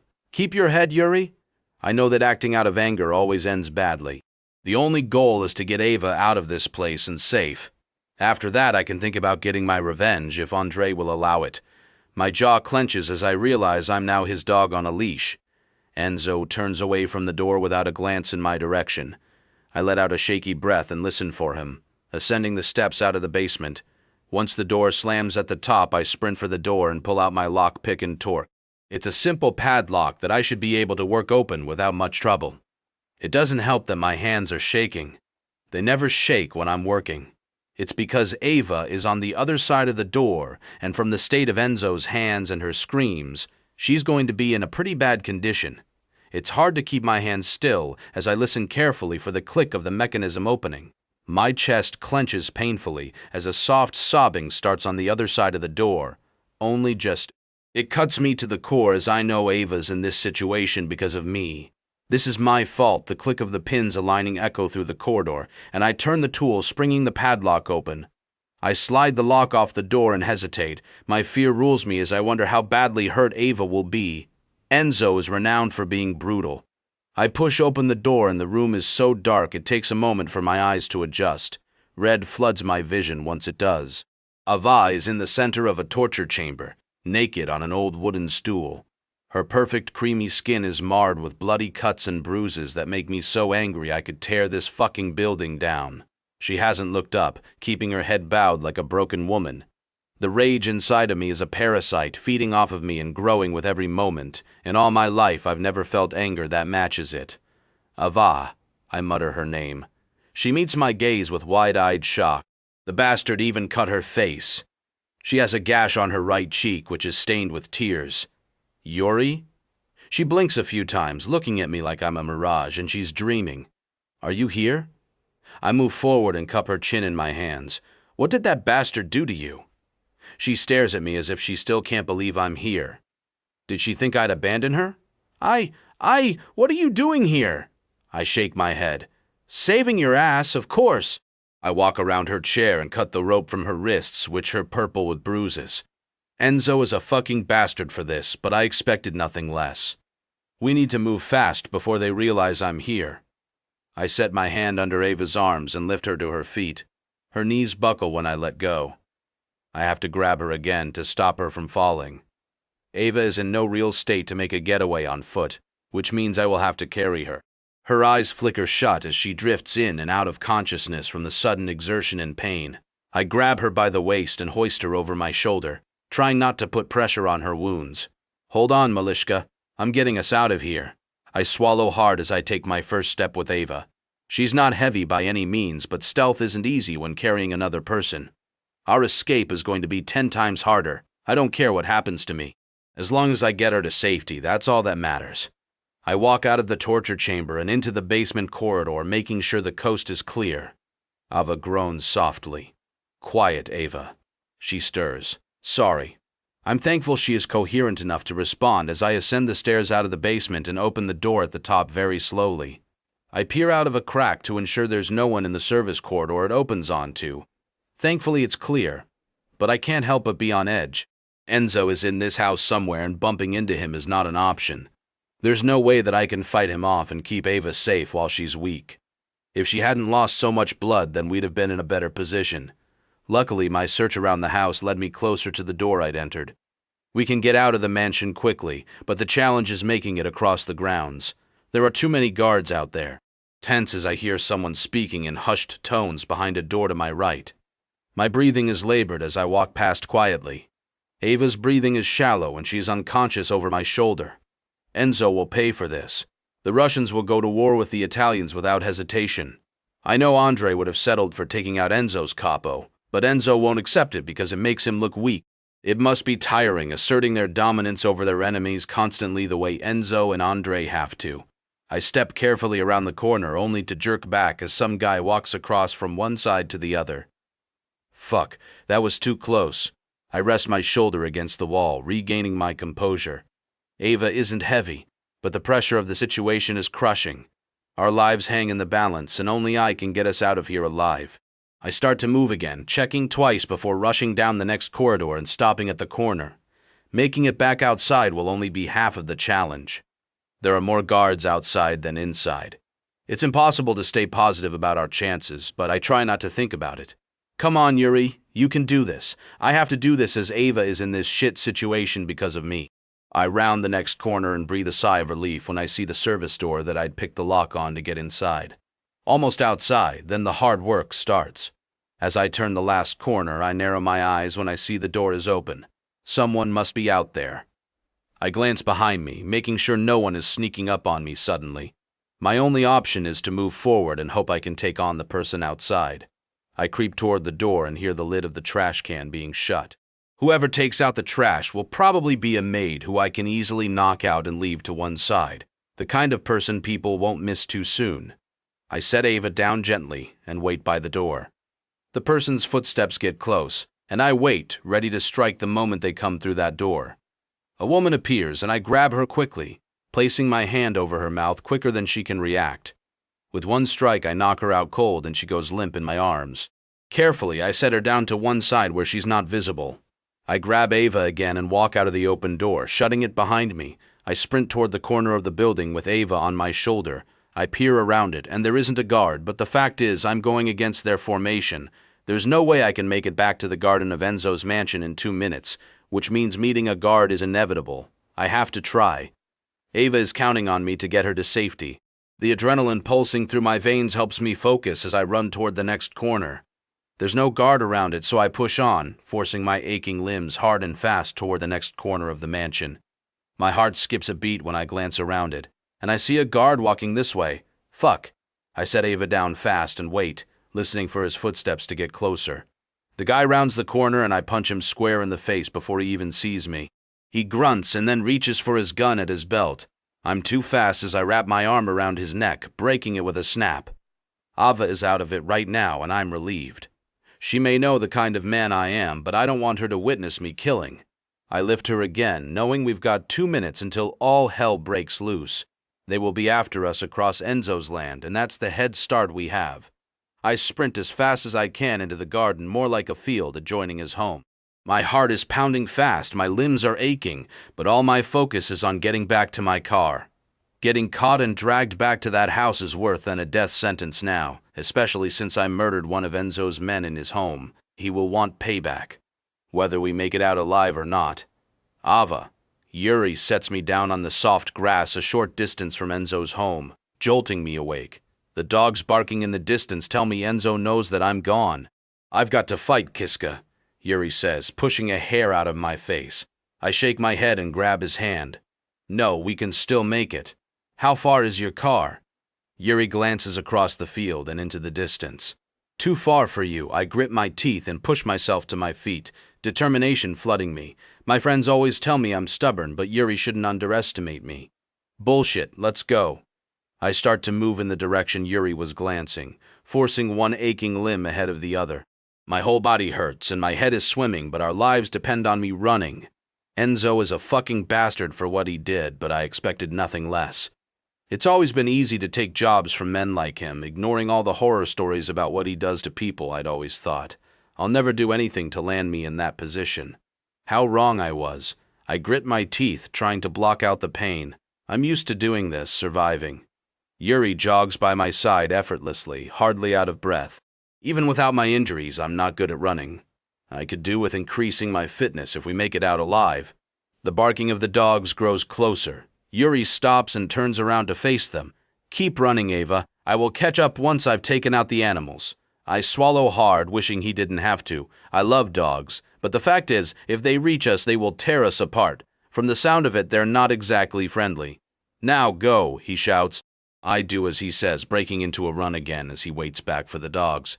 They would outrun me easily, and we'd never make it out of here alive. After the way Enzo tortured me, the last thing I want is to end up back in that cell. The 3 shots make me wince as I continue to run in the direction Yuri set us on. I still can't see a car or the end of this damn field. My cuts are bleeding from the effort dripping down my legs. The wounds are too deep and they need stitching, but I have to push through. It's the only way I don't end up back in that room, back in a past that has haunted me for too long. Yuri appears by my side, slowing down to my pace. How are you doing, baby girl? I nod, unable to speak past the labored breathing. How is he so fit? He is 17 years older than me, yet he is much fitter than me, even if I wasn't suffering from my injuries. How far? I managed to rasp out between my gasping breaths. Not far, just over that ridge. He points to a ridge only 200 yards ahead. I push on harder, thankful it's almost over. Shouts behind us push me even faster. Enzo's men are on our tail. With guns, they could take us out easily if they get close enough. Fuck, I say, pushing faster. Don't worry, Malishka. We can make it. He is running behind me, protecting me with his body. The thought of him getting shot because I'm too slow drives me insane, but I know I can't run any faster than I am. A shot startles me. I glance back to see Yuri wincing. He has been shot through the shoulder but is still running. Don't stop, Ava. I'm fine. We run over the ridge and a classic black Chevy Impala is parked on the other side. Get in, he shouts. I jump in the passenger's side and rest my head against the headrest, knowing we're not out of this yet. My head swims as the blood loss makes me dizzy. Yuri starts the engine, and it roars to life as some of Enzo's men come over the ridge. The shots start almost instantly, bouncing off the body. Motherfuckers! Yuri growls, keep your head down, Ava. He slams his foot on the gas, charging toward the men shooting at us. I can hardly move as I wait for him to crash into them. Eyes barely open. Instead, he swerves at the last minute and does a 360 turn. I hold on tight, my heart racing hard and fast. Yuri growls as his shoulder continues to bleed, and he strains under the pressure of holding the wheel. Hold on. He floors it the moment the car skids to a stop, facing forward. I jolt backward from the force as Yuri pushes the vehicle forward toward the road up ahead across the field. This car isn't an off-road vehicle. It sounds like it's going to break any minute as he doesn't let up on the speed. Fuck, I say as I notice two vehicles parked ahead, blocking our exit. Enzo is cutting me off, Yuri says quietly. Hold on, Malishka. This is going to get bumpy. My eyes widen as he veers down a steep bank away from the road. What are you doing? Yuri's eyes don't move off the terrain as he continues to drive. Trust me, I know what I'm doing. I do trust him, but I've never been in a car chase. The two vehicles that had been blocking our way are now chasing us across the grounds of Enzo's mansion. There is mesh fencing around the grounds in every direction. It seems like there's no way out. Yuri drives right toward the mesh fence. I can hardly watch as he smashes into it, taking a large section with the car. Shit! He growls as he tries to swerve from one side to the other in an attempt to loosen it off. It's not shifting. Yuri smashes it into a street light, ripping it off the bumper and no doubt doing damage to his car. I glance over my shoulder and see the two cars chasing us. Even now we're on the road. We're never going to lose them, I say. Yuri doesn't look concerned, focusing on the road as he bleeds onto his cream leather interior. I can't help but admire how focused and determined he is. There's no stopping him, no matter what. I've been fighting an emotion since I met this man, and it is trying to rise to the surface as I gaze at him. Love. I know with certainty that I'm in love with Yuri even more deeply since he broke into Enzo D'Angelo's home and saved me from his torture chamber. A powerful emotion that has been growing ever since he sat down across from me at the table in Sapphire. Yuri is my savior and my protector, the kind of man I've always dreamed of finding but believed it wasn't possible. What are you looking at? He growls, his eyes move to the rearview mirror.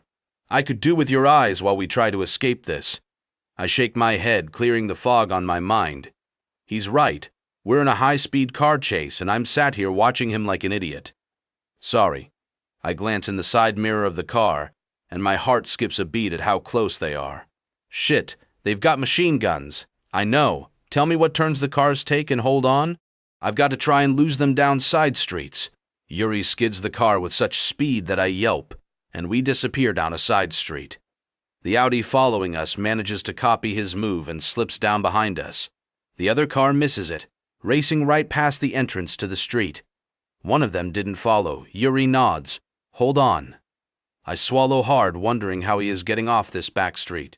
He takes a hard turn down another side street, slamming his foot on the gas and speeding at such speed down what can only be described as an alleyway.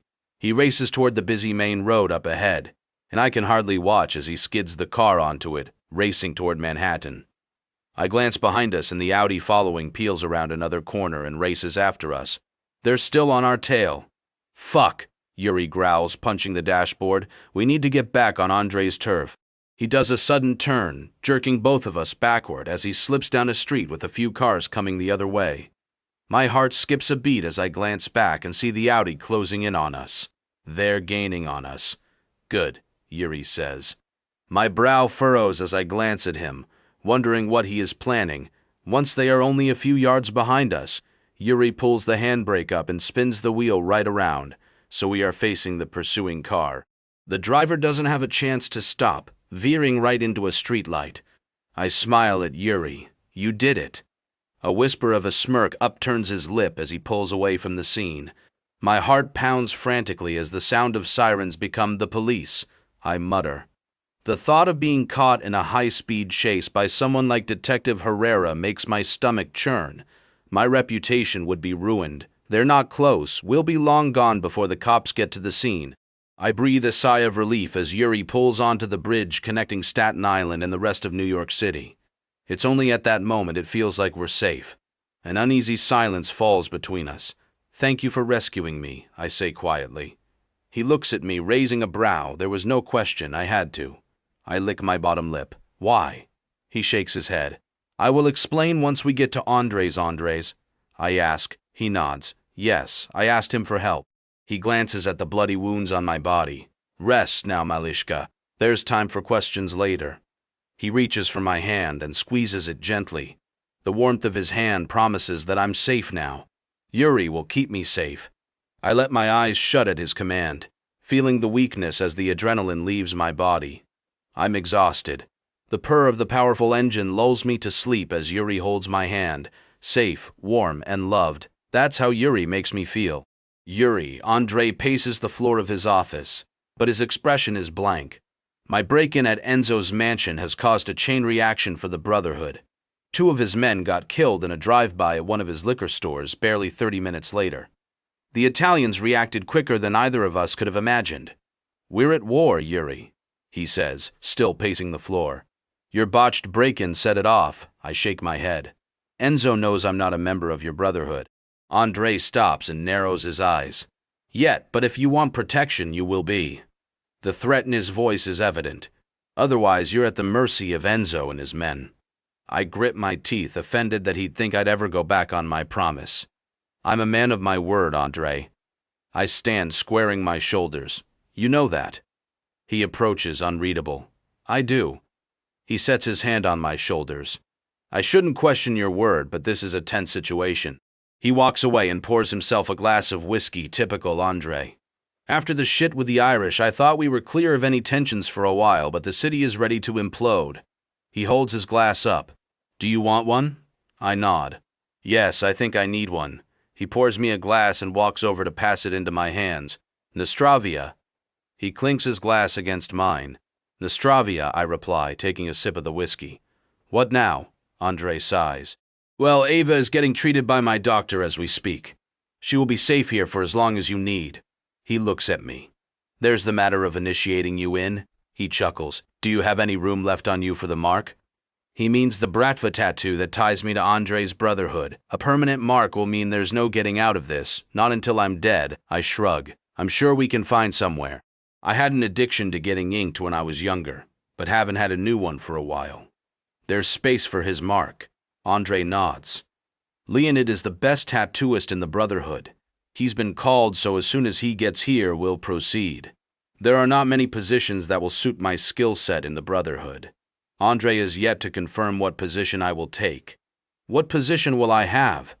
I want you to be a Krisha in my organization. We lost one recently, and no one fits this position better than you, Yuri. I swallow hard, wondering what Ava would think. A Krisha is an enforcer. It's one of the more brutal positions within the Brotherhood. My day-to-day tasks will include intimidation and murder, playing to my strengths. Something tells me that Ava isn't exactly comfortable with what I do, what I'm good at. Do you accept this position? I nod. Of course. If Ava doesn't like it, then she can walk away. I did this to save her, and I'd do it 100 times again. Andrei smirks. You're gonna hate calling me Pakhan, aren't you? At least he can jest about it, but I am. I've always had an issue with authority, but more so after I was kicked out of the Spetsnaz. My father's abusive ways gave authority a bad light in my mind, so I've avoided it ever since I became a hitman. It will be difficult to get used to. Andrei claps me on the shoulder. Always the talkative one, aren't you? Someone knocks on the door. It's time, sir. Thank you, Lyov. He signals toward the door. Shall we? I nod and open the door, walking into the corridor where Lyov is standing. One of Andrei's spies and trusted men who I've never had much to do with. He's renowned for being quiet and guarded, much like myself. Yuri, he says, nodding. Lyov. I nod in return. Follow me. He walks stiffly down the corridor, leading me wherever they intend to do the ceremony. A ceremony that won't follow all of the traditions, considering Andrei already holds me in high esteem. If he were to propose the ritual beatings for new members, I'm not sure I could take it. Lyov opens the door into the boardroom we'd met in before I went to save Ava. A few of his men are already gathered. Andrei goes to the head of the table and holds up his hands, hushing the men. We're here to initiate a new member. Yuri Lenkov is to graduate from a contracted killer of our organization to Krisha and being sworn in officially. A few men cheer, showing my popularity amongst the Brotherhood. Strange, considering I hardly give them the time of day, but I think it's rooted in my reputation. Does anyone oppose the initiation? Andrei asks. It falls deathly silent as no one would dare oppose anything Andre decides. He claps his hands. Then, first, you must allow the Brotherhood to cut you as tradition dictates. I grit my teeth as I knew I wouldn't get away without participating in this.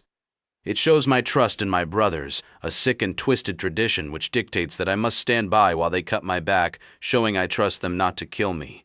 Take your shirt off, Yuri, Lyov orders. I unbutton my shirt and drop it to the floor. A few of the guys step forward and Lyov passes the first man a knife. The pain is something I'm accustomed to, but taking it and not fighting back is the challenge. The first guy steps toward me, and I feel the cold metal against my skin. I brace myself, trying to control my instincts to fight. Ever since I got out of my father's grasp, I vowed to fight against any attack. My childhood was spent cowering and taking abuse. I made sure my adulthood was the opposite. He is careful as he cuts open the skin on my back, not being too hard on the pressure. It's painful, but far from unbearable. 3 more men take their turns, carving my skin as I hold myself back. Andre clears his throat. Leonid, please step forward. He signals to a man I've seen in passing but never met. He places the tattoo kit on the table and gets out the tattoo machine, needles and ink. This won't take long, he says, glancing at my existing tattoos. By the looks of it, this will be nothing for you. I nod in response and sit in the chair. The men sit down and watch as I'm officially initiated into the Brotherhood. I hardly feel the sting of the needle as Leonid starts to brand me with Andre's Bradva seal on the side of my neck. It's only small and take no longer than half an hour. Once finished, he wraps it and packs away. A lot of the men start to leave, but Andre lingers in front of me. Welcome to the Brotherhood, Yuri. I nodded him. Thank you, sir. The address feels off as I say it, but this is my life now. Andre is my superior, and I have to show him respect. Don't get me wrong. I know Andre deserves my respect. There aren't many men who do, but he certainly does. I'm not used to bending to authority, not anymore. Andre narrows his eyes. Don't call me sir out of duty, Yuri. I hate bullshit. I nod. Fair enough. He calls a bell, and a young woman walks into the room. Veronica, please show Yuri to Ava's room and ensure the doctor tends to his flesh wounds. I shake my head. No need for that. I can patch myself up. Andre's eyes flash with irritation. It's not a request, but an order. My men get seen by a doctor for their injuries and don't question me. He steps closer and lowers his voice. Don't make me regret initiating you, Lenkov. He never uses my second name, so I take that to mean he's irritated by my refusal for his help. My wounds aren't serious, and I've always learned to take care of my injuries if I can. Of course. Follow me, his maid says, turning to lead the way out of Andre's boardroom. I follow her without another word to my new pacan. There will be time to come to terms with my new position, but right now, all I want is to see the woman I gave up everything I know for. The maid leads me up the stairs into a part of Andre's mansion I've never ventured before. Every part of it is over the top and lavish, decorated with expensive artwork and gilded furniture. Even though I have money, I've never been one to flaunt it. I have what I need, and I have more than enough to keep my mother comfortable and safe in Moscow, where my father can't find her. It's all I need, that and Ava Veronica. Andre's housekeeper stops in front of a door and turns to me. Ava is in there. Is there anything else you need, sir? I shake my head. No, thank you.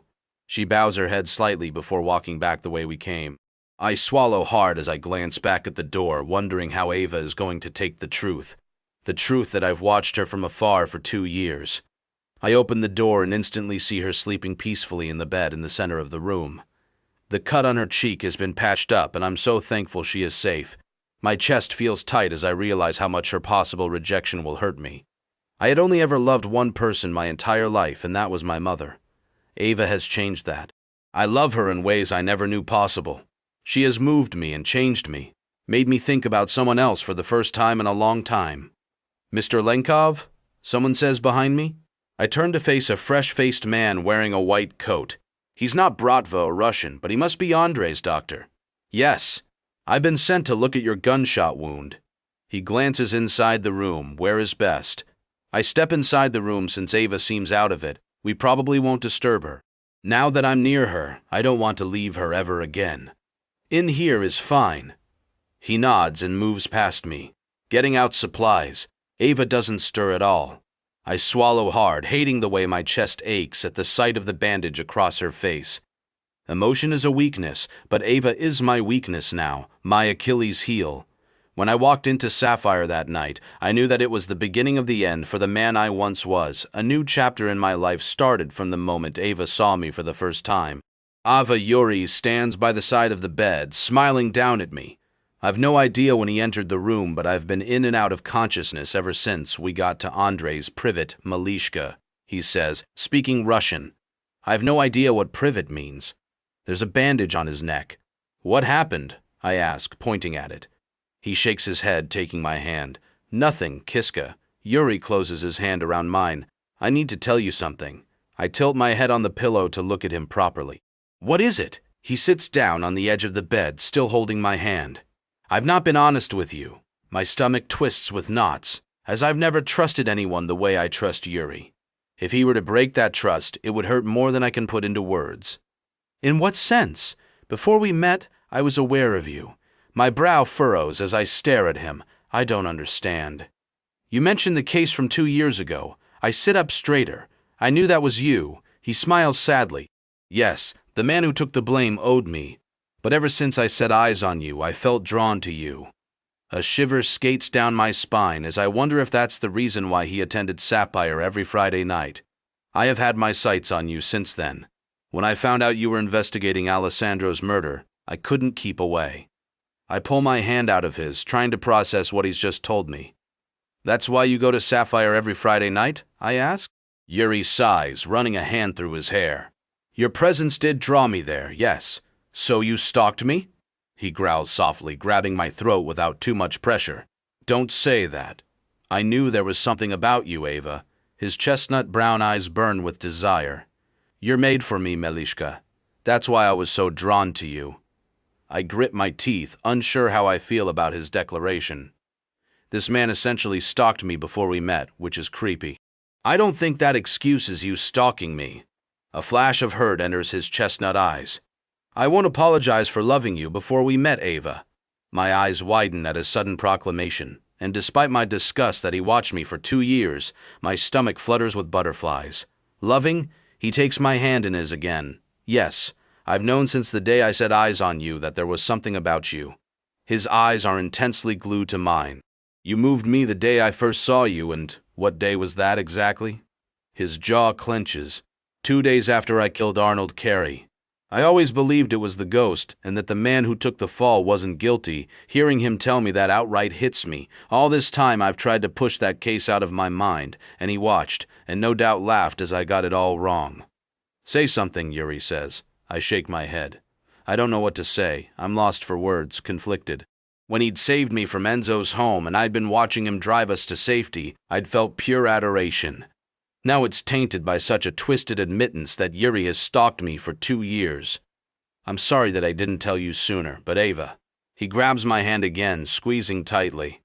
Please understand that I've only ever wanted to keep you safe even before we met. What would have happened if I'd caught on that you were behind the murder 2 years ago? I narrow my eyes. Did you intend to keep me quiet by any means? It would be the only explanation for him watching me while I investigated. His jaw clenches and he shakes his head. No, I'd imagine exactly the same as what has happened this time around. Neither of us would have been able to resist the pull toward each other. His eyes burn with desire and raw emotion. As I stare into the depths of them, it feels like I can see into his soul. Yuri is baring himself to me, opening up to me. Something I don't think he often does. My heart skips a beat as I feel need pulse between my thighs. If you felt so drawn to me, why did it take you 2 years to approach me? I ask, remembering the night when our eyes first met on the mezzanine of Sapphire. He tilts his head to the side slightly, contemplating the question. It took our eyes meeting that night to give me the courage. He runs a hand across the back of his neck. It was the moment I knew I didn't imagine the connection I had to you. I lick my bottom lip. Why was that? He moves closer to me on the bed, eyes dark with pure desire. I saw the way your eyes dilated and flooded with lust. The air practically crackled with electricity like it is now. He grabs the back of my neck softly and angles my face toward him. How are you feeling? A little sore, but none of my injuries are severe. I swallow hard. I guess Enzo was just getting started with me. The thought makes my skin crawl. The coldness in Enzo's eyes as he cut me was ruthless, particularly considering I've been working for him for 3 years. There's both anger and guilt in Yuri's eyes. I don't want to think about it. His jaw clenches as he tightens his grip on my hair, bringing his lips down to mine. His kiss is hard and unforgiving and full of pent-up frustration. He groans into my mouth, searching it with a ferocious need. I shiver at the intensity of my thirst for this man. Yuri breaks the kiss. I need you now. I eye his shoulder, which is still stained with blood. Shouldn't you get that looked at? He smirks and rips open his shirt, showing me the bandage underneath. I saw the doctor while you were asleep. Does it hurt? No, stop talking. He throws his shirt on the floor, and I gasp at the blood-soaked fabric. Yuri, turn around, I say. He narrows his eyes. Who's in charge here? I sit up straighter. I'm serious. Why is your shirt soaked through with blood? He swallows hard and turns around to reveal his back is bandaged too. It's part of the initiation ceremony into the Brotherhood. He turns back around and points at the bandage on his neck. My new Brotherhood brand is under here. A tattoo that permanently ties me to Petrov Bratva. What? I ask, staring at the man in front of me in shock. You joined Andrei's Brotherhood? Yes, it was the only way to ensure I could keep you safe from Enzo. His brow furrows. A man doesn't walk into Enzo's home, kidnap his prisoner, and get away with it. There will always be retaliation, so we're safer as part of the Brotherhood. I shake my head. I always took you as the kind of guy who rebels against authority. He finishes my sentence. I nod in reply. Yeah, something like that. He smiles, but there's a sadness in his eyes. I am, but I gave my freedom up to save you. He grabs my hand and kisses the back of it. I'd do anything to protect you. I love you, I say, shocking myself with my sudden admission of my feelings. I bite my bottom lip. Sorry, I don't know where. He growls softly. Don't ever apologize for saying those words to me. I love you too, Malishka, much more than you can ever know. He unbuttons his pants and drops them to the floor, climbing onto the bed. Yuri rips the covers off of me. He groans as all I'm wearing is a pair of lacy black panties. Beautiful, he murmurs. Heat penetrates every inch of my skin as he looks at me like a beast, ready to devour. He grabs his belt off the floor and my thighs shake. On your hands and knees, Malishka. I do as he says, forgetting about the dull ache of my wounds. The anticipation of feeling his belt against my ass, hard and punishing, drives me wild. Suddenly there's darkness as he slides his tie over my eyes and uses it as a makeshift blindfold. You need to be punished for suggesting I ever would have hurt you. He pauses. Well, hurt you more than you enjoy. His belt comes down hard over my lace-clad ass cheek, making me jolt. Yuri, I moan. The lash is harder this time on my ass, making me yelp a little from the shock of it. Who am I? Yuri growls. My nipples tighten and my pussy is practically gushing over the bedding now. Daddy, I moan, fisting the sheets beneath me. Good girl, he groans, fisting my stinging cheeks in his hands. Without warning, he plunges his tongue inside of me, spreading my ass cheeks wide. Fuck, you're wet, Ava. He stops, making me shudder. Then more exquisite pain follows as he lashes my ass with his belt, making the pleasure heighten. Everything overwhelms me, the lack of sight, the pain, Yuri's scent. I feel myself coming undone and I can't stop it. Oh, Daddy, I moan. I'm going to be in trouble for letting go without his command. Yuri growls like a beast, grabbing my throat hard from behind and forcing me to arch my back. Did I tell you that you could come, Kiska? I shake my head. No, Daddy, it just felt so good. He bites the back of my neck hard enough to hurt. Don't do that again, do you understand? I swallow hard, feeling the pressure increase between my thighs again. Yes, Daddy. He groans in approval before thrusting his tongue back into my pussy. Arch my back as he drives me wild. His rough hands part my cheeks as he drags his tongue higher, probing my asshole. You taste delicious, Kiska, he groans, his breath teasing against my sensitive clit. I think it's about time I fucked that delicious ass of yours. I tense, a shiver skating down my spine, but I've never done. Yuri's tongue dips inside of me, suddenly lighting my body on fire. All tension eases from me the moment his tongue is in my pussy. Yuri is a god. He knows how to work my body into a frenzy with every touch and caress. Don't worry, Malishka, Daddy will go slow, he purrs, easing a finger against the tight ring of muscles. I whimper at the thought of his huge size stretching such a tight hole. Are you sure it will fit, Daddy? He spanks my ass cheek. Don't question me. He goes into the side table and pulls out a bottle of lube, squirting some on my ass. Of course it will fit. I shiver at the coldness of the liquid as he pushes a finger through the tight muscles, fingering my asshole. Oh, that feels so. Yuri spanks my ass. I hope it feels good, Kiska. I nod my head, eyes fluttering shut. So good, Daddy, he groans, slipping another finger into my lubed hole. I need to get you ready for my cock. He works my muscles loose, driving me wild as he fucks my ass with his fingers. I feel the buildup of pent-up pleasure growing between my thighs again.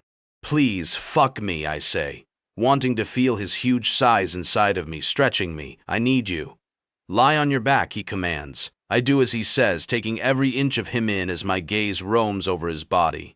He fists his hard cock in his hand, a bead of pre-cum dripping onto my thigh as he does.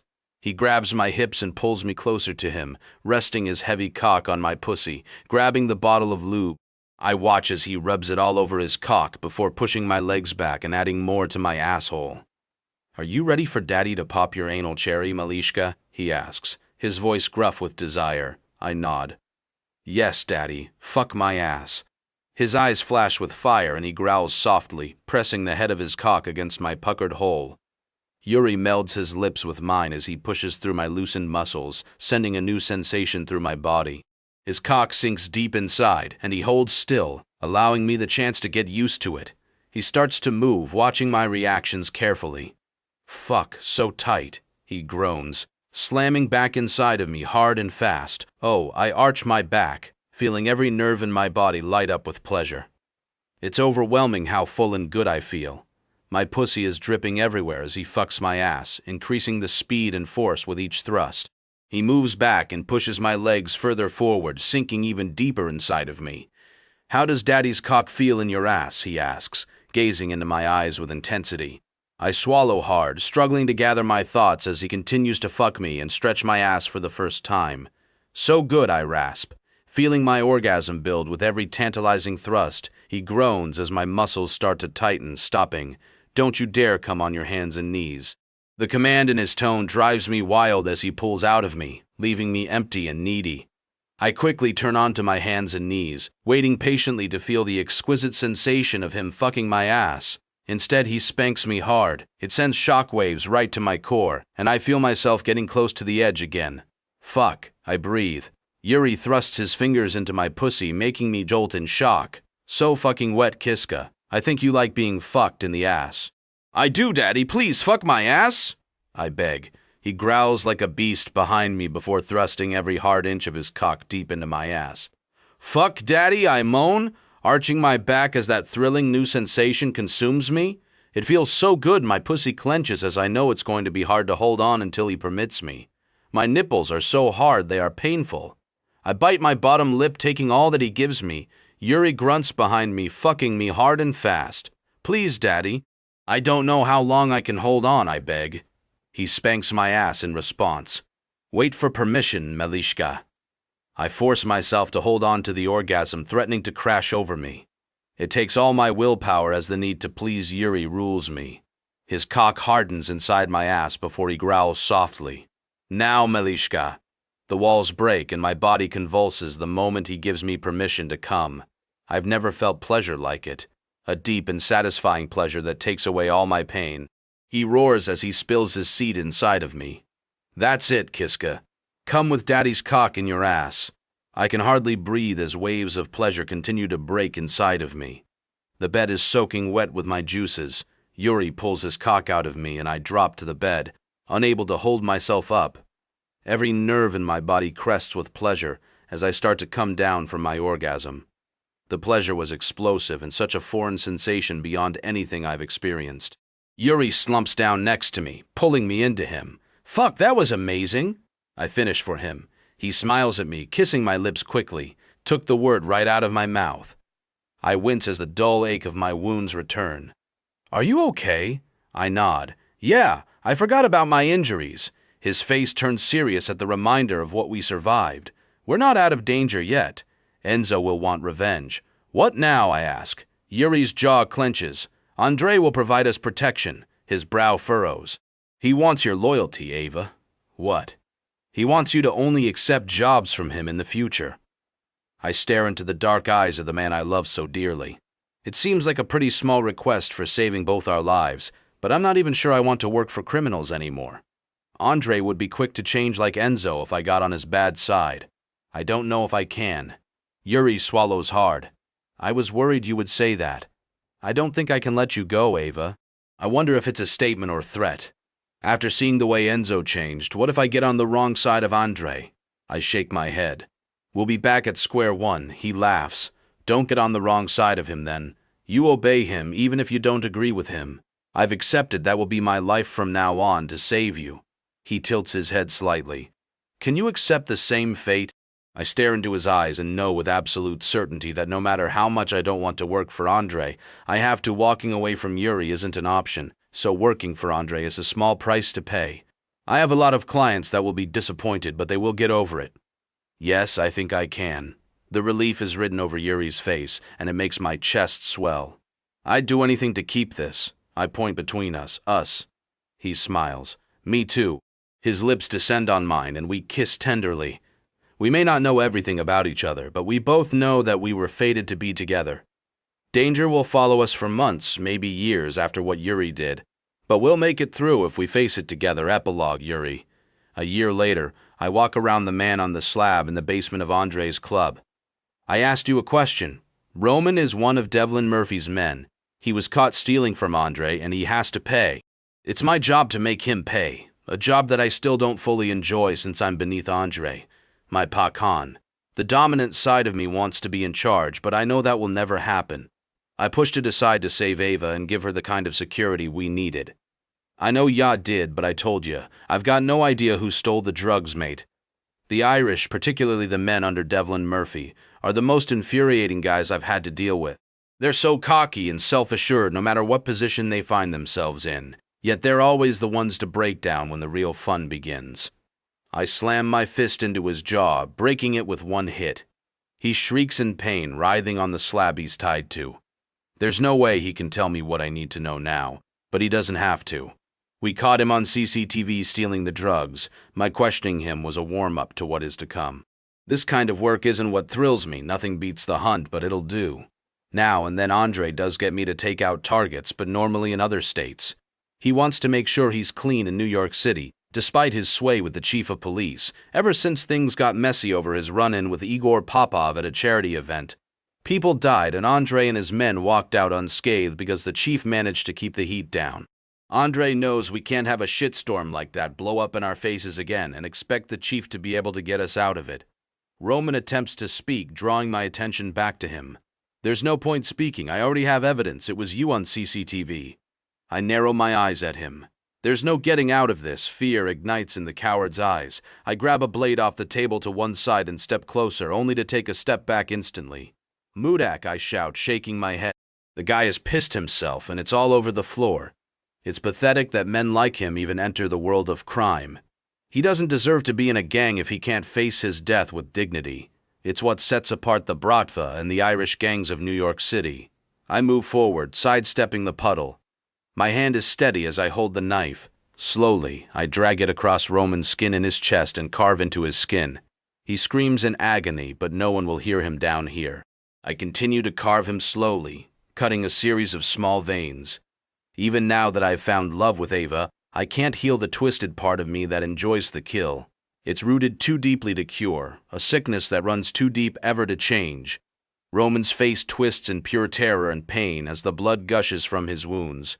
I've cut a few small veins that will eventually bleed him out. But it'll take a while. I recall Andre's order before I left his office. Make it slow and painful, Yuri.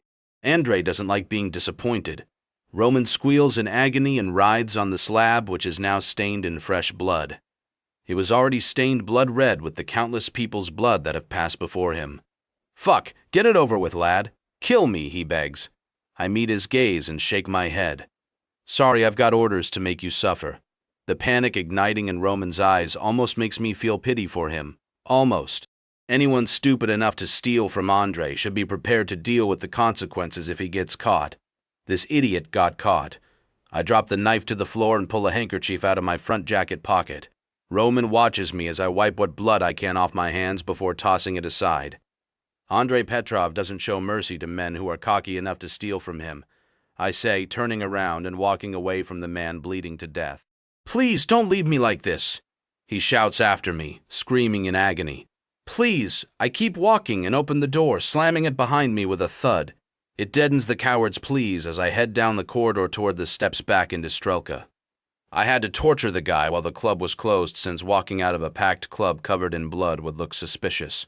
Yakov was standing guard for me, and he nods as I walk out. "All done?" I shrug. He will bleed out within the hour. Andre wanted him to suffer. Yakov's attention moves the blood on my clothes and hands. "Fair enough, so we're done here." "Yes, lock up." I walk past him without another word and head out of the basement, leaving him to deal with shutting up the club. He is merely a soldier for the Bratva and below me in rank. I breathe a sigh of relief as I walk out onto the street. Strelka isn't a place I enjoy spending my time anymore, not after the shit I've done in that club. My work as an assassin was thrilling and challenging. As an enforcer, it's pure brutality. I unlock my Chevy Impala parked in front of the club and get inside. Ava is at home waiting for me, and I can't wait to see her. Hopefully I get a chance to wash up before she sees me. I glance at my hands stained with blood as I grip the steering wheel. The morality of what I do never bothered me before I met Ava. Then she came along, questioning me, and I got a conscience. Sure, I still do what I have always done. Kill. Ava makes me wonder if I should be, which is something I've never even paid a moment's thought to. The traffic isn't too bad as I head the short drive toward our penthouse in Manhattan. Ava moved in with me shortly after the incident at Enzo's mansion. She insisted she only agreed because it was dangerous for her to go back to her apartment while Enzo wanted revenge. She said it was a temporary arrangement, and 1 year later she's still there. I feel a sense of relief as I pull into the building's parking complex. Nearly home, nearly back to Ava. It's the same every day. All I can think about is her and being near her. I step into the apartment and walk straight to the kitchen, which is open plan. I turn on the faucet and place my bloodied hands under the running water, knowing it won't be easy to get off. Ava hates it when I come back in a state like this, but there is no hiding it. The brutality is a part of me, and in time she will become accustomed to it. Andre has her on an investigation at the moment into a brotherhood in another state. He keeps her busy with work, but I know she misses the freedom like I do. We both made sacrifices for each other, but I wouldn't have it any other way. She was worth any sacrifice. Yuri? Ava says my name. I smile at the sound of her voice. Dobry večer, Malishka. I say good evening in Russian. Kak pоживаешь? I ask how she is. Spasiba prekrasna, she replies. Fine, thanks. I smile at how well she has perfected the accent. Well done, you've been practicing, haven't you? She approaches me. Yes, Daddy, She stops when she sees the blood all over my shirt. Is that your blood? Or she trails off because she knows the answer. I shake my head. No, it's not. I clench my jaw as I see that all too familiar conflict ignite in her eyes, a conflict that has been with us ever since we met. No matter how much she loves me, she'll never love what I do for Andre. Andre is keeping you busy with a lot of punishment lately, Ava says, wincing at the word hit. Why? I shrug. Andre has a lot of enemies, and it's my job to keep them in line. When they step out of line, I enforce the power of the Bratva. I move toward her. Do we always have to have this conversation? She swallows hard and shakes her head. No, I'm sorry. She fidgets with the hem of her cute pink t-shirt. I'm on edge because I have some news. What is it? She glances up at me, and there is uncertainty in her beautiful blue eyes. Yuri, I'm pregnant. I blink, wondering if I heard her right. Pregnant. It feels like my world starts to spin as it sinks in. Ava stares at me, her nerves growing the longer the silence stretches between us. I'm not sure how to react as it's such a surprise. We weren't trying for kids. There's no way I'm father material. I'm damaged, and the last thing I want is to damage another human being. Ava is the same. Can we be parents? Say something, Ava says, her dazzling blue eyes brimming with unshed tears. I swallow hard, not wanting to hurt her. If we're going to be parents, then somehow We have to prepare ourselves. Sorry. I walk toward her and take her hands. It's a surprise. I'm not sure I'm ready to be a father. Ava bites her bottom lip. So you don't want children? The emotion lacing her question cuts me. A part of me does want children and always expected to have them if I found the right woman. But it's not something I ever thought would happen. Ava is the right woman. I nod. Of course, it's just unplanned. I squeeze her hand. You know I love to have plans for everything. Ava doesn't look convinced. Tell me what's bothering you. I swallow hard. I'm not exactly father material. I look down at the blood staining my shirt and skin. Look at what I do for a living. Ava walks toward me, closing the gap between us. She takes my hand in hers, not bothered by the bloodstains, and meets my gaze with confidence. You will make a perfect father, Yuri. You're protective and caring, and there's no one else I'd rather raise a family with. I shake my head. I'm damaged, Ava. I swallow hard, wondering what she will think of my fears. What if I damage our kid? Ava wraps her arms around me. Impossible. You love me, and all you've done is heal me, Yuri. Her bright blue eyes are wide and innocent as she stares into mine. You healed me, so if you love our child, it'll be impossible to damage him or her. We've healed each other in our relationship, but I fear some of my damage is irreparable. Ava's argument makes sense as I already love the child growing in her belly despite my fear. I smile at her. You're right, together we can do this.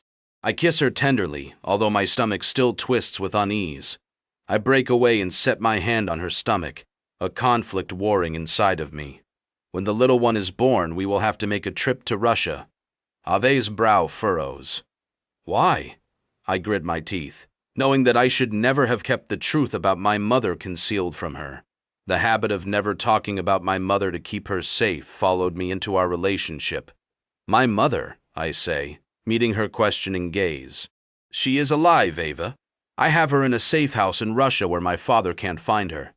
I didn't say because I shake my head, knowing that I'm still unable to speak freely about my childhood, even with Ava. The hurt is buried too deep. You know, my childhood wasn't great, even if I haven't been able to talk about it in depth. Ava nods. Yes, I know. I've told you about my experiences, but I understand it's hard for you. She looks a little unsure. Your mother will be happy to have a grandchild? I nod with absolute certainty. Yes, my mother is a kind woman, Ava.